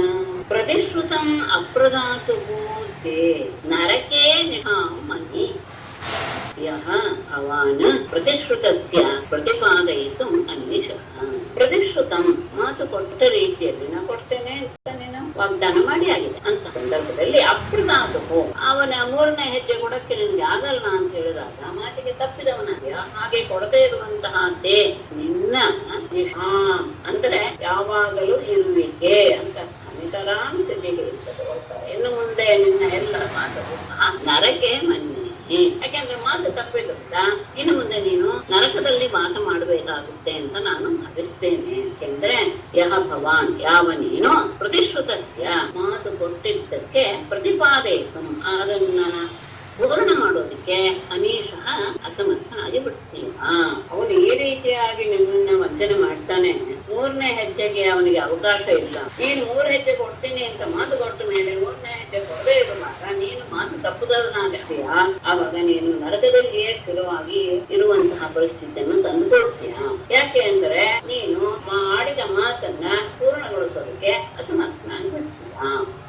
ಆದರೆ ಎಲ್ಲವನ್ನೂ ನಾನು ಕೊಟ್ಟು ಬಿಡ್ತೀನಿ ಅಂದಾಗ ಅದು ಒಳ್ಳೇದೇ ಅಲ್ವೇ? ನನಗೆ ಲೋಕದಲ್ಲಿ ಅತ್ಯಂತ ಉತ್ತಮವಾದ ಕೀರ್ತಿ ಬರುತ್ತಲ್ವೇ? ದಾನಂ ಪ್ರಶಂಸಂತಿ ಏನ ವೃತ್ತಿರ್ವಿಪದ್ಯತೆ ದಾನಂ ಯಜ್ಞಸ್ತಪಃ ಕರ್ಮ ಲೋಕೆ ವೃತ್ತಿಮತೋ ಯತಃ. ಏನ ವೃತ್ತಿ ವಿಪದ್ಯತೆ ತದ್ದಾನಂ ನ ಪ್ರಶಂಸಂತಿ ಯತಃ ಲೋಕೆ ವೃತ್ತಿಮತಃ ದಾನಂ ಯಜ್ಞಃ ತಪಃ ಕರ್ಮ. ಏನ ಯಾವುದರಿಂದ ವೃತ್ತಿ ವಿಪದ್ಯತೆ ಜೀವನ ನಿರ್ವಹಣೆಗೆ ಸಂಕಟ ಬರುತ್ತೋ ಅಂತ ಸಂದರ್ಭದಲ್ಲಿ ತದ್ದಾನಂ ನ ಪ್ರಶ್ನೆ ಆ ದಾನವನ್ನ ಯಾವ ವಿದ್ವಾಂಸನ ಹೋಗೋದಿಲ್ಲ. ಜೀವನ ನಿರ್ವಹಣೆಯೇ ಕಷ್ಟವಾಗ್ಬಿಡುತ್ತೆ, ನಾನ್ ಮಾಡಿದಂತಹ ದಾನದಿಂದ ನಾನ್ ಬದುಕೋದೆ ಕಷ್ಟ ಎನ್ನುವಂತ ಸಂದರ್ಭ ಬಂದಿದ್ರೆ ಅದು ಸರಿಯಾದ ದಾನ ಅಂತ ಯಾರೂ ಸಹ ಹೇಳಲ್ಲ. ಆ ದಾನವನ್ನ ವಿದ್ವಾಂಸರು ಸಹ ತಗೊಳ್ಳೋದಿಲ್ಲ. ಯಾಕೆ ಅಂತ ಹೇಳಿದ್ರೆ ಲೋಕೆ ಯತಃ ವೃತ್ತಿಮತಃ, ಯಾರು ಜೀವನ ನಿರ್ವಹಣೆಯನ್ನು ಮಾಡ್ತಾ ಇದ್ದಾನೋ ವ್ಯಕ್ತಿ ಅಂಥವನು ಮಾತ್ರ ದಾನ ಯಜ್ಞ ತಪಃ ಅವನು ಮಾತ್ರ ದಾನವನ್ನು ಮಾಡಬಲ್ಲ, ಯಜ್ಞವನ್ನು ಮಾಡ, ಸರಿಯಾದ ರೀತಿಯಲ್ಲಿ ತಪಸ್ಸನ್ನ, ಇನ್ನೊಬ್ಬರಿಗೆ ಸಹಾಯ ಮಾಡುವಂತಹ ಧರ್ಮವನ್ನು ಸಹ ಮಾಡಬಹುದು. ಅವನಿಗೆ ಜೀವನಕ್ಕೆ ತೊಂದರೆ ಆಗಿದೆ ಅಂದ್ರೆ ಅವನಿಗೆ ದಾನ ಯಜ್ಞ. ಹಾಗಾಗಿ ಈ ರೀತಿಯಾದಂತಹ ದಾನ ಎನ್ನುವುದರ ಸರ್ವಸ್ವವನ್ನು ದಾನವನ್ನಾಗಿ ಕೊಟ್ಟು ಬಿಡೋದು ತನ್ನ ಜೀವನ ನಿರ್ವಹಣೆಗೂ ಸಹ ಸಾಧ್ಯವಾದದ್ದು ಅಂತ ಇದೆಯಲ್ಲ, ಈ ದಾನ ಎನ್ನುವುದು ಯಾವ ವಿದ್ವಾಂಸರು ಒಪ್ಪುವಂತಹ ದಾನವಲ್ಲ. ಯಾಕೆಂದ್ರೆ ಅವನು ಸರಿಯಾದ ರೀತಿಯಲ್ಲಿ ಜೀವನವನ್ನು ನಡೆಸ್ತಾ ಇದ್ದಾಗ ಮಾತ್ರ ಅವನೇನ್ ಮಾಡಕ್ ಸಾಧ್ಯ, ದಾನವಾಗ್ಲಿ ಯಜ್ಞವಾಗ್ಲಿ ತಪಸ್ಸಾಗ್ಲಿ ಇದೆಲ್ಲೂ ಸಹ ಮಾಡಕ್ ಸಾಧ್ಯ. ಅದು ನಿಜವಾಗಿಯೂ ಸಹ ಧರ್ಮಕ್ಕೆ ಸಂಭಾಗಿರುತ್ತೆ. ಮತ್ತೆ ಯಾವಾಗ್ಲೂ ಆ ಹಣವನ್ನು ಹೇಗೆ ವಿಭಾಗ ಮಾಡ್ಬೇಕು? ಧರ್ಮಾಯ ಯಶಸ್ಸೇ ಅರ್ಥಾಯ ಕಾಮಾಯ ಸ್ವಜನಾಯ ಚ ಪಂಚಧಾ ವಿಭಜನ್ ವಿತ್ತಂ ಇಹ ಮುತ್ರ ಚ ಮೋದತೆ. ಧರ್ಮಾಯ ಯಶಸ್ಸೇ ಅರ್ಥಾಯ ಕಾಮಾಯ ಚ ಸ್ವಜನಾಯ ವಿತ್ತಂ ಪಂಚಧಾ ವಿಭಜನ್ ಇಹ ಅಮುತ್ರ ಚ ಮೋದತೆ. ಸರಿಯಾದ ವ್ಯಕ್ತಿ ತನ್ನ ಹಣವನ್ನು ಹೇಗೆ ವಿಭಾಗ ಮಾಡಬೇಕು ಅಂದ್ರೆ ಧರ್ಮ ಕಾರ್ಯಗಳಿಗೆ ವಿಭಾಗ ಮಾಡುವ ರೀತಿಯಲ್ಲಿ ಅದನ್ನ ಫಾಲೋ ಮಾಡಬೇಕು. ಯಶಸ್ಸೇ ತನ್ನ ಕೀರ್ತಿಗೋಸ್ಕರ ಮಾಡಬೇಕು. ಅಷ್ಟೇ ಅಲ್ಲ ಅರ್ಥಾಯ ಅಂದ್ರೆ ಈ ಹಣದಿಂದ ಇನ್ನೂ ಹೆಚ್ಚು ಹಣ ಮಾಡಬಹುದು ಎನ್ನುವ ಮಾರ್ಗದಲ್ಲಿ ಆ ಹಣವನ್ನು ತೊಡಗುತ್ತಾ ಅದು ಹಣವನ್ನ ಇನ್ನೂ ಹೆಚ್ಚು ಅಭಿವೃದ್ಧಿಗೆ ಉಂಟು ಮಾಡೋದಕ್ಕೆ ಕಾರಣವಾಗುತ್ತೆ. ಆಮೇಲೆ ಕಾಮಾಯ ತನ್ನ ಇಚ್ಛೆಯನ್ನು ಪೂರೈಸಿಕೊಳ್ಳೋದಕ್ಕೋಸ್ಕರ ಒಂದು ಭಾಗ. ಹಾಗೆ ಸ್ವಜನಾಯ ತನ್ನ ಬಂಧು ಮಿತ್ರರಿಗೆ ಉಳಿದವರಿಗೆಲ್ಲ ಕೊಡೋದಕ್ಕೆ. ಈ ರೀತಿಯಾಗಿ ವಿತ್ತಂ ಹಣವನ್ನು ಪಂಚಧಾ ವಿಭಜನ್ 5 ರೀತಿಯಾಗಿ ವಿಭಾಗ ಮಾಡಿದಂತಹ ವ್ಯಕ್ತಿ ಇಹ ಅಮುತ್ರ ಚ ಮೋದತೆ. ಈ ಲೋಕದಲ್ಲಿ ಇದ್ದಾಗಲೂ ಅವನು ಸಂತೋಷವಾಗಿರ್ತಾನೆ, ಅಮುತ್ರ ಚ ಪರಲೋಕದಲ್ಲಿಯೂ ಸಹ ಅವನು ಸಂತೋಷವಾಗಿ ಇರ್ತಾನೆ. ಯಾವಾಗ್ಲೂ ವಿದ್ವಾಂಸನಾದವನು ಹಣವನ್ನ 5 ಭಾಗ ಮಾಡಬೇಕು. ಅದರಲ್ಲಿ ಧರ್ಮಾರ್ಜನೆಗೆ, ಕೀರ್ತಿಯನ್ನು ಗಳಿಸ್ಕೊಳ್ಳೋದಕ್ಕೆ, ಆ ಹಣ ಇನ್ನು ಹೆಚ್ಚು ಹಣವನ್ನ ಉಂಟು ಮಾಡುವ ರೀತಿಯಲ್ಲಿ ಆ ಮಾರ್ಗದಲ್ಲಿ ತೊಡಗಿ ತನ್ನ ಇಚ್ಛೆಯನ್ನು ಪೂರೈಸಿಕೊಳ್ಳುವಂಥದ್ದು. ಹಾಗೆ ತನ್ನ ಬಂಧುಗಳು ಮಿತ್ರರು ಇಂಥವರಿಗೂ ಸಹ ಕೊಡುವುದು. ಈ ರೀತಿಯಾಗಿ 5 ಭಾಗ ಮಾಡಿದಾಗ ಆತ ಈ ಲೋಕದಲ್ಲಿಯೂ ಪರಲೋಕದಲ್ಲಿಯೂ ಸಹ ಸಂತೋಷವಾಗಿ ಇರ್ತಾನೆ. ಮತ್ತೆ ಇಲ್ಲಿ ಋಗ್ವೇದದಲ್ಲಿ ಹೇಳುವಂತಹ ಮಾತು ಇದೆ, ಕೇಳಿಸ್ಕೋ. ಅತ್ರಾಪಿ ವಕ್ೃಚೈ ಗೀತಂ ಶೃಣುಮೇ ಅಸುರಸತ್ತಮ ಸತ್ಯಂ ಓಮಿತಿ ಯತ್ರೋಕ್ತಂ ಯನ್ನೇತ್ಯಾಹ ಅನುಗಮ್ಯತತ್. ಋಗ್ವೇದದಲ್ಲಿ ಅಲ್ಲ ಅವನು ಅನ್ಕೊಳ್ಬೋದು, ನಾನೀಗ ಮಾತು ಕೊಟ್ಟಾಗಿದೆ ಇಲ್ಲ ಅಂತ ನಾನು ಹೇಗೆ ಹೇಳೋದು, ಅವಾಗ ನಾನು ಸುಳ್ಳುಗಾರನಾಗಲ್ವೇ ಅಂತ ನೀನ್ ಅನ್ಕೊಳ್ಬೋದು. ಆದ್ರೆ ನಿಜ ಮತ್ತು ಸುಳ್ಳು ಎನ್ನುವುದರ ವ್ಯವಸ್ಥೆ ಹೇಗಿದೆ ಅಂದ್ರೆ ವೇದವೇ ಈ ರೀತಿಯಾಗಿ ತಿಳಿಸ್ಕೊಡ್ತಾ ಇದೆ. ಅಸುರ ಸತ್ತಮ ಅತ್ರಾಪಿ ವಕ್ರಜೈಃ ಗೀತಂ ಮೇ ಶೃಣು ಓಂ ಇತಿ ಯತ್ ಪ್ರೋಕ್ತಂ ಸತ್ಯಂ ಯತ್ ನ ಆಹ ತತ್ ಅಮೃತಂ. ಅಸುರ ಸತ್ತಮ ಅಸುರ ಶ್ರೇಷ್ಠನೇ, ಅತ್ರಾಪಿ ಈ ವಿಷಯದಲ್ಲಿಯೂ ಸಹ ಅಂದ್ರೆ ನೀನು ಮಾತು ಕೊಟ್ಬಿಟ್ಟಿದ್ದೀನಿ ನಿರ್ಭಂಗ ಆಗುತ್ತಲ್ಲ, ಈ ರೀತಿಯಾಗಿ ಯೋಚನೆ ಮಾಡ್ತೀಯಲ್ಲ. ಇದರಲ್ಲಿ ವಕ್ರಚೈಹಿ ಋಗ್ವೇದದ ಮಂತ್ರಗಳಿಂದ ಹೇಳಲ್ಪಟ್ಟ ವಿಷಯವನ್ನು ಮೇನನ್ ಕೇಳು. ಏನಂತ ಹೇಳಿದೆ ಅದು? ಓಂ ಇತಿ ಯತ್ ಪ್ರೋಕ್ತಂ. ಯಾರಾದ್ರೂ ಏನಾದ್ರೂ ಬಂದು ಕೇಳಿದಾಗ ಆಯ್ತು ಕೊಡ್ತೇನೆ, ಓಂ ಅಂದ್ರೆ ಕೊಡ್ತೇನೆ ಅಂತ ಯಾವುದು ಹೇಳಲ್ಪಟ್ಟಿದೆಯೋ ಅದೇನೆ ಸತ್ಯಂ, ಸತ್ಯ ಅಂತ ಅನ್ಸ್ಕೊಳ್ಳಿ.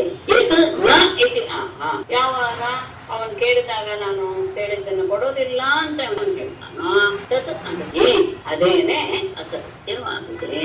ಇದರಲ್ಲಿ ವ್ಯವಸ್ಥೆಯೇ ಇದೆ, ವೇದದಲ್ಲಿಯೇ ಹೇಳಿದೆ. ಹೇಳಿದ್ದನ್ನ ಕೊಡ್ತೀನಿ ಅಂತ ಮಾತು ಕೊಟ್ಟಿರೋದಿದೆಯಲ್ಲ ಅದು ನಿಜವಾಗಿಯೂ ಸತ್ಯ. ಹಾಗೇನೆ ಕೊಡೋದಿಲ್ಲ ಅಂತ ಹೇಳೋದಿದೆಯಲ್ಲ ಅದು ಹಾಗಾದ್ರೆ ಈಗ ನಾನು ಕೊಡ್ತೀನಿ ಅಂತ ಮಾತಿದೆಯಲ್ಲ, ಈಗ ಅದು ಮತ್ತೆ ನನ್ನ ದೋಷ ಆಗಲ್ವೇ?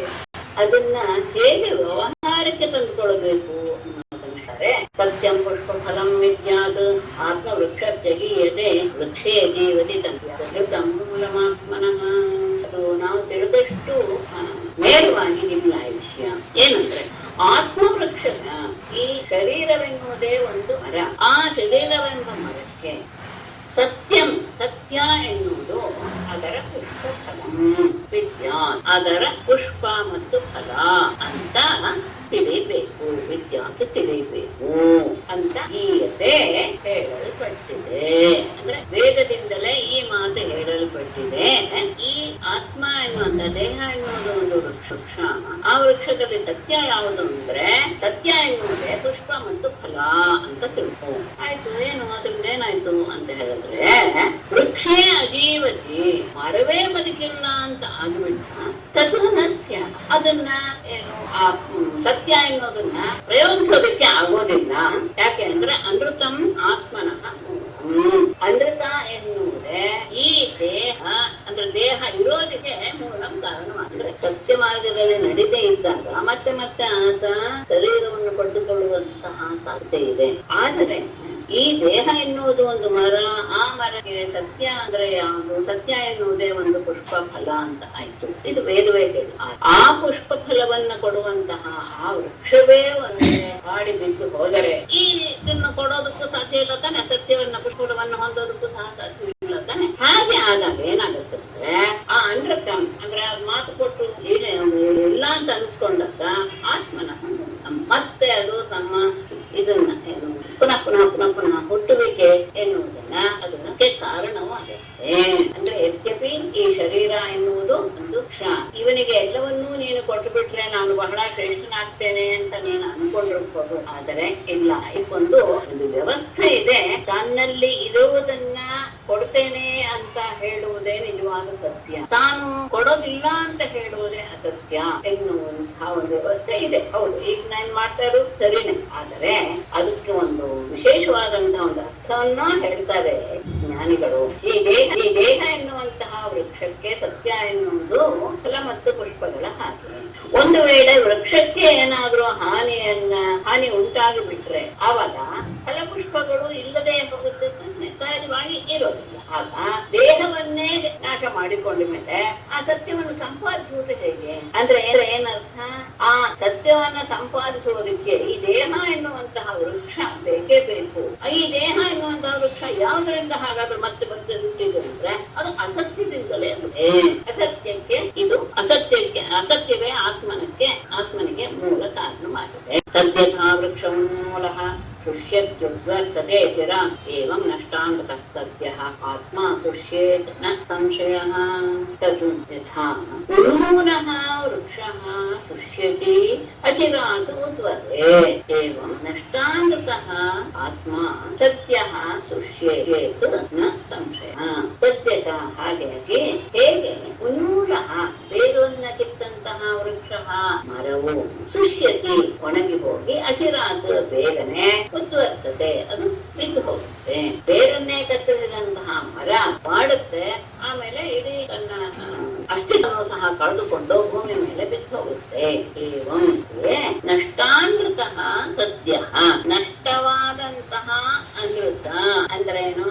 ಯಾವುದನ್ನ ಈ ಕೊಡ್ತೀನಿ ಅಂತ ಹೇಳಿ ಕೊಡದೇ ಇರುವಂತಹ ಸಂದರ್ಭ ಅಂತಹ ಆತ್ಮ ಸತ್ಯ ಸುಷ್ಯೆ ಕೂಡಲೇ ಅದು ಬಾಡಿ ಹೋಗುತ್ತೆ. ಈ ವಿಷಯದಲ್ಲಿ ನ ಸಂಶಯ, ಯಾವ ಸಂದೇಹವು ಅಂದರೆ ಲೋಕದಲ್ಲಿ ಅಸತ್ಯವನ್ನ ಹೇಳದೆ ಬದುಕೋದಿಕ್ಕೆ ಆಗೋದಿಲ್ಲ. ಯಾಕೆ ಅಂದ್ರೆ ಅವ್ರಿಗೆ ತಗೊಂಡ್ರು ಅಮೃತಂ ಆತ್ಮನಃ ಮೂಲಂ. ಹೀಗೆ ಬೇರನ್ನು ಕಿತ್ತಂತಹ ಮರ ಶೀಘ್ರದಲ್ಲಿಯೇ ಒಣಗಿ ಹೋಗಿ ಅದು ಕೆಳಗೆ ಬಿಟ್ಟು ಹೋಗುದು. ಹಾಗೆ ನಾನು ಅಸತ್ಯ ಮಾಡಲ್ಲ ಅಂತ ಹೆದರಿದಂತಹ ಮನುಷ್ಯನ ಶರೀರವೂ ಸಹ ಅಪಾಯಕ್ಕೆ ಗುರಿಯಾಗಿದೆ. ಇದರಲ್ಲಿ ಯಾವ ಸಂಶಯವೂ ಇಲ್ಲ. ಹಾಗಾಗಿ ಅಸತ್ಯವನ್ನ ಹೇಳಿ ಆದರೂ ಈ ದೇಹವನ್ನ ಉಳಿಸಿಕೊಳ್ಳಲೇಬೇಕು ಎನ್ನುವುದರಲ್ಲಿ ದೇಹ ಇದ್ರೆ ತಾನೇ ಉಳಿದದ್ದೆಲ್ಲವೂ ಸಹ. ದೇಹಕ್ಕೆ ಏನಾದ್ರೂ ಚ್ಯುತಿ ಬರ್ತಾ ಇದೆ, ಅದೇ ಮೂಲ ಸಮೇತ ಬಿದ್ದು ಹೋಗ್ತಾ ಇದೆ ಅಂದಾಗ ಅಸತ್ಯದಿಂದಲಾದ್ರೂ ಆ ದೇಹವನ್ನು ಉಳಿದುಕೊಂಡು ಮುಂದೆ ಅದನ್ನ ಸರಿಯಾದ ದಾರಿಯಲ್ಲಿ ತೆಗೆದುಕೊಂಡು ಹೋಗೋಕ್ಕೆ ಪ್ರಯತ್ನ ಪಡಬೇಕು. ಹಾಗಾಗಿ ಇಲ್ಲಿ ಯಾವ ರೀತಿಯಾಗಿ ವ್ಯವಹಾರ ಮಾಡಬೇಕು ಅಂದ್ರೆ ಪರಾಗ್ರಿಕ್ತಂ ಅಪೂರ್ಣಂ ವಾ ಅಕ್ಷರಂ ಎತ್ತರೋ ಮಿತಿ ಯತ್ಕಿಂಚಿತ್ ಓಮಿತಿ ಬ್ರೂಯಾತ್ ತೇನ ರಿಚ್ಯೇತ ವೈಪುಮಾನ್ ಭಿಕ್ಷವೇ ಸರ್ವಮೋ ಕುರ್ವನ್ ನಾಲಂ ಕಾಮೇನ ಚಾತ್ಮನೇ ಯತ್ ತದ್ ಓಂ ಇತಿ ಅಕ್ಷರಂ ಪರಾಗ್ ರಿಕ್ತಂ ಅಪೂರ್ಣಂ ವಾ ಯತ್ ಕಿಂಚಿತ್ ಓಂ ಇತಿ ಬ್ರೂಯಾತ್ ತೇನ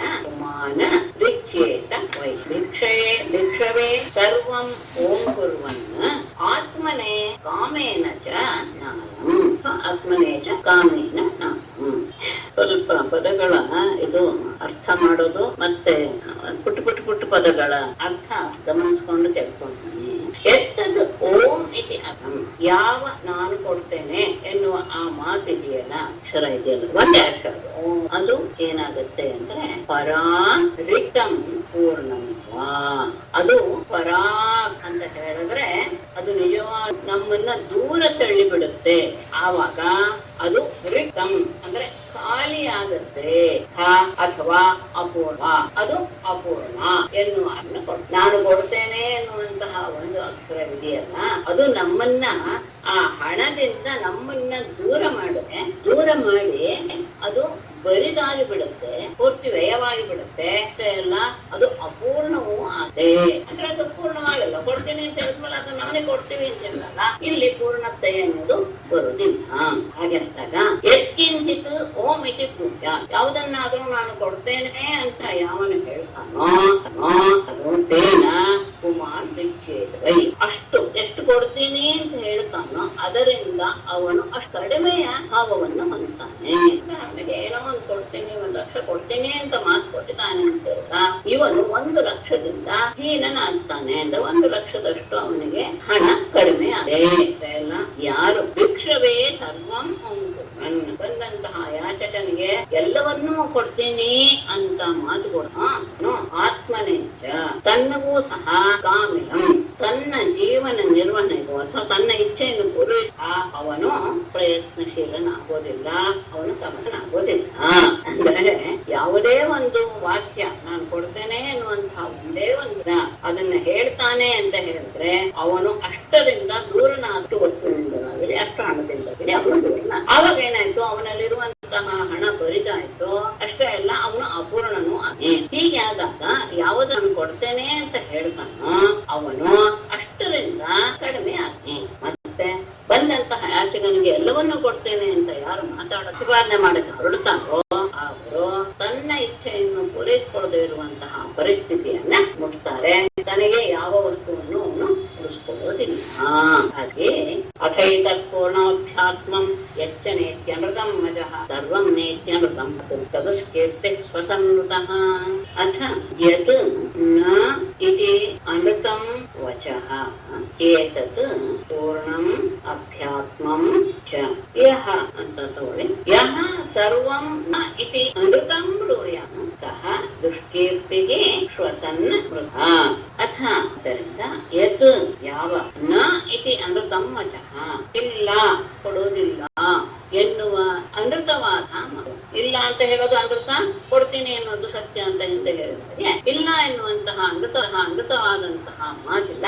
ಏತತ್ ಈ ರೀತಿಯಾದದ್ದು ಮಾತಿದೆಯಲ್ಲ ಅದು ಪೂರ್ಣಂ, ಅದು ಪೂರ್ಣವಾಗಿರುತ್ತೆ. ಯಾಕೆಂದ್ರೆ ನಾನು ಕೊಡೋದಿಲ್ಲ ಅಂತ ಹೇಳಿದ್ರೆ ನನ್ನ ಹತ್ರ ಇರುವಂತಹ ಹಣ ನನ್ನಲ್ಲಿಯೇ ಇರುತ್ತೆ, ಪೂರ್ಣವಾಗಿ ಇರುತ್ತೆ. ಅಷ್ಟೇ ಅಲ್ಲ ಅದು ಅದು ನಮ್ಮ ಏಳಿಗೆಗೆ ಅಂದ್ರೆ ನಮ್ಮ ಪ್ರಯೋಜನಕ್ಕೆ ತನ್ನನ್ನೇ ಉದ್ದೇಶಿಸಿ ಅದನ್ನ ನಾವು ಉಪಯೋಗಿಸ್ಕೊಳ್ತೀವಿ. ಆ ಹಣವನ್ನ ಅವನಿಗೆ ಕೊಡಲ್ಲ ಅಂತ ಹೇಳ್ಬಿಟ್ರೆ ಸಾಕು, ಇದು ಪೂರ್ಣವಾಗಿರುತ್ತೆ ಮತ್ತೆ ಅದು ನಮಗೆ ಉಪಯೋಗವಾಗುತ್ತೆ. ಆದರೆ ಸರ್ವಂ ನ ಇತಿ ಅಮೃತಂ ಬ್ರೂಯಾತ್, ಆದರೆ ಇದು ಯಾವಾಗಲೂ ಸಹ ಈ ರೀತಿಯಾದಂತಹ ವ್ಯವಹಾರ ಸರಿಯಲ್ಲ. ಎಂತಹ ಸಂದರ್ಭವೂ ನ ಇತಿ ಅಮೃತ ಇಲ್ಲ ಅಂತ ಅಮೃತವನ್ನ ಒಂದು ವೇಳೆ ಏನಾದ್ರೂ ಅವನು ಹೇಳಿಬಿಟ್ಟು ಸಹ ಆಗಲು ದೃಷ್ಟಿ ಇರ್ತೀವಿ ಅಪಯಶಸ್ಸನ್ನ ಪಡೆದುಕೊಳ್ತಾನೆ. ಶ್ವಸನ್ನುತಃ ಅವನು ಬದುಕಿದ್ದರೂ ಸತ್ಯ ಹಾಗೆಯೇ. ಏನರ್ಥ ಮೇಲೆ ಹೇಳಿದ್ದು ಅಸತ್ಯವನ್ನ ಹೇಳಿ ಆದರೂ ಈ ದೇಹವನ್ನ ಉಳಿಸಿಕೊಳ್ಬೇಕು. ಮತ್ತೆ ನೀನು ಇವನಿಗೆ ಹೇಳಿದ ಹಾಗೆ ಎಲ್ಲವನ್ನೂ ಕೊಟ್ಟು ಬಿಡ್ತೀನಿ ಅಂತ ಹೇಳೋದಕ್ಕೆ ಏನ್ ಅರ್ಥ ಅಂದ್ರೆ ಸರ್ವಸ್ವನ್ನೂ ಕೊಡೋದು ಅನ್ನುವಂತಹ ಪೂರ್ಣವಾದ ತಾತ್ಪರ್ಯವಲ್ಲ. ನಿನ್ನಲ್ಲಿರೋದನ್ನೆಲ್ಲ ಪೂರ್ಣವಾಗಿ ಕೊಟ್ಬಿಡ್ತೀನಿ ಎನ್ನುವಂತಹ ಅಭಿಪ್ರಾಯ ಅಲ್ಲ. ಹೋಮ ಅಂತ ಒಪ್ಕೊಂಡ್ರೆ ಏನರ್ಥ, ನೀನಿಗೆ ಹೇಳಿದ್ದನ್ನು ಕೊಡ್ತೇನೆ ಅಷ್ಟೇ ಅರ್ಥ. ಯಾವುದೋ ಸ್ವಲ್ಪ ಕೊಡ್ತೇನೆ ಅನ್ನೋ ಅರ್ಥವನ್ನೇ ಇಟ್ಟುಕೊಂಡು ನಾವು ಸತ್ಯವಾಗಿಯೂ ಇರಬೇಕು, ಅಮೃತವಾಗಿಯೂ ಆಗಬಾರದು ಎನ್ನುವ ರೀತಿಯಲ್ಲಿಯೇ ವ್ಯವಹಾರ ಮಾಡಬೇಕೆಂದು. ಹೀಗೆ ಏನಾದ್ರೂ ಆಗಿಬಿಟ್ರೆ, ಒಂದು ವೇಳೆ ನೀನು ಮಾತು ಕೊಟ್ಟು ತಪ್ಪಿದ್ಬಿಟ್ರೆ ಅವನಿಗೆ ಅಪಕೀರ್ತಿಯೂ ಉಂಟಾಗುತ್ತೆ. ಅಷ್ಟೇ ಇಲ್ಲ, ಅವನು ಬದುಕಿದ್ರು ಸಹ ಮರಣ ಹೊಂದುವಂತಹ ಆ ಅವಮಾನವನ್ನು ಸಹ ಅವನು ಹೊಂದಬೇಕು. ಹಾಗಾಗಿ ನೀನು ಸ್ವಲ್ಪ ಯೋಚನೆ ಮಾಡಬೇಕು. ಏನಂತ, ನಾನು ನಿನಗೆ ಏನು ಮಾತು ಕೊಟ್ಟನೋ ಅಷ್ಟು ಮಾತ್ರ ನಾನು ನಿನಗೆ ಕೊಡ್ತೇನೆ. ಒಂದು ವೇಳೆ ನೀನು ಹೆಚ್ಚು ಕೊಡ್ತೀನಿ ಅಂತ ನೀನು ಮಾತು ಕೊಟ್ಟಿರ್ಬೋದು, ಒಪ್ಕೊಳ್ಳೋಣ. ಆದರೆ ಯಾವಾಗ ಅದರಿಂದ ವೃತ್ತಿಗೆ ತೊಂದರೆ ಬರುತ್ತೋ, ಜೀವನ ನಿರ್ವಾಹಕ್ಕೆ ತೊಂದರೆ ಬರುತ್ತೋ, ಆವಾಗ ಉಪಾಯವಾಗಿ ನಾನು ಇಷ್ಟೇ ಕೊಡ್ತೇನೆ ಎನ್ನುವಂತಹ ಮಾತು ಆಡಿದೆ ಎನ್ನುವಂತಹ ಅಭಿಪ್ರಾಯದಿಂದ ಅವನನ್ನ ತೃಪ್ತಿಪಡಿಸಿ ಕಳಿಸುವಂತಹ ಸಾಮರ್ಥ್ಯವನ್ನ ನೀನು ಇಟ್ಕೊಳ್ಬೇಕು. ಹೇಳ್ಬಿಟ್ಟೆ ಅಂತ ಎಲ್ಲವನ್ನೂ ಕೊಟ್ಟು ತಮ್ಮ ಜೀವನನೇ ಹಾಳು ಮಾಡಿ ಸ್ವಲ್ಪ.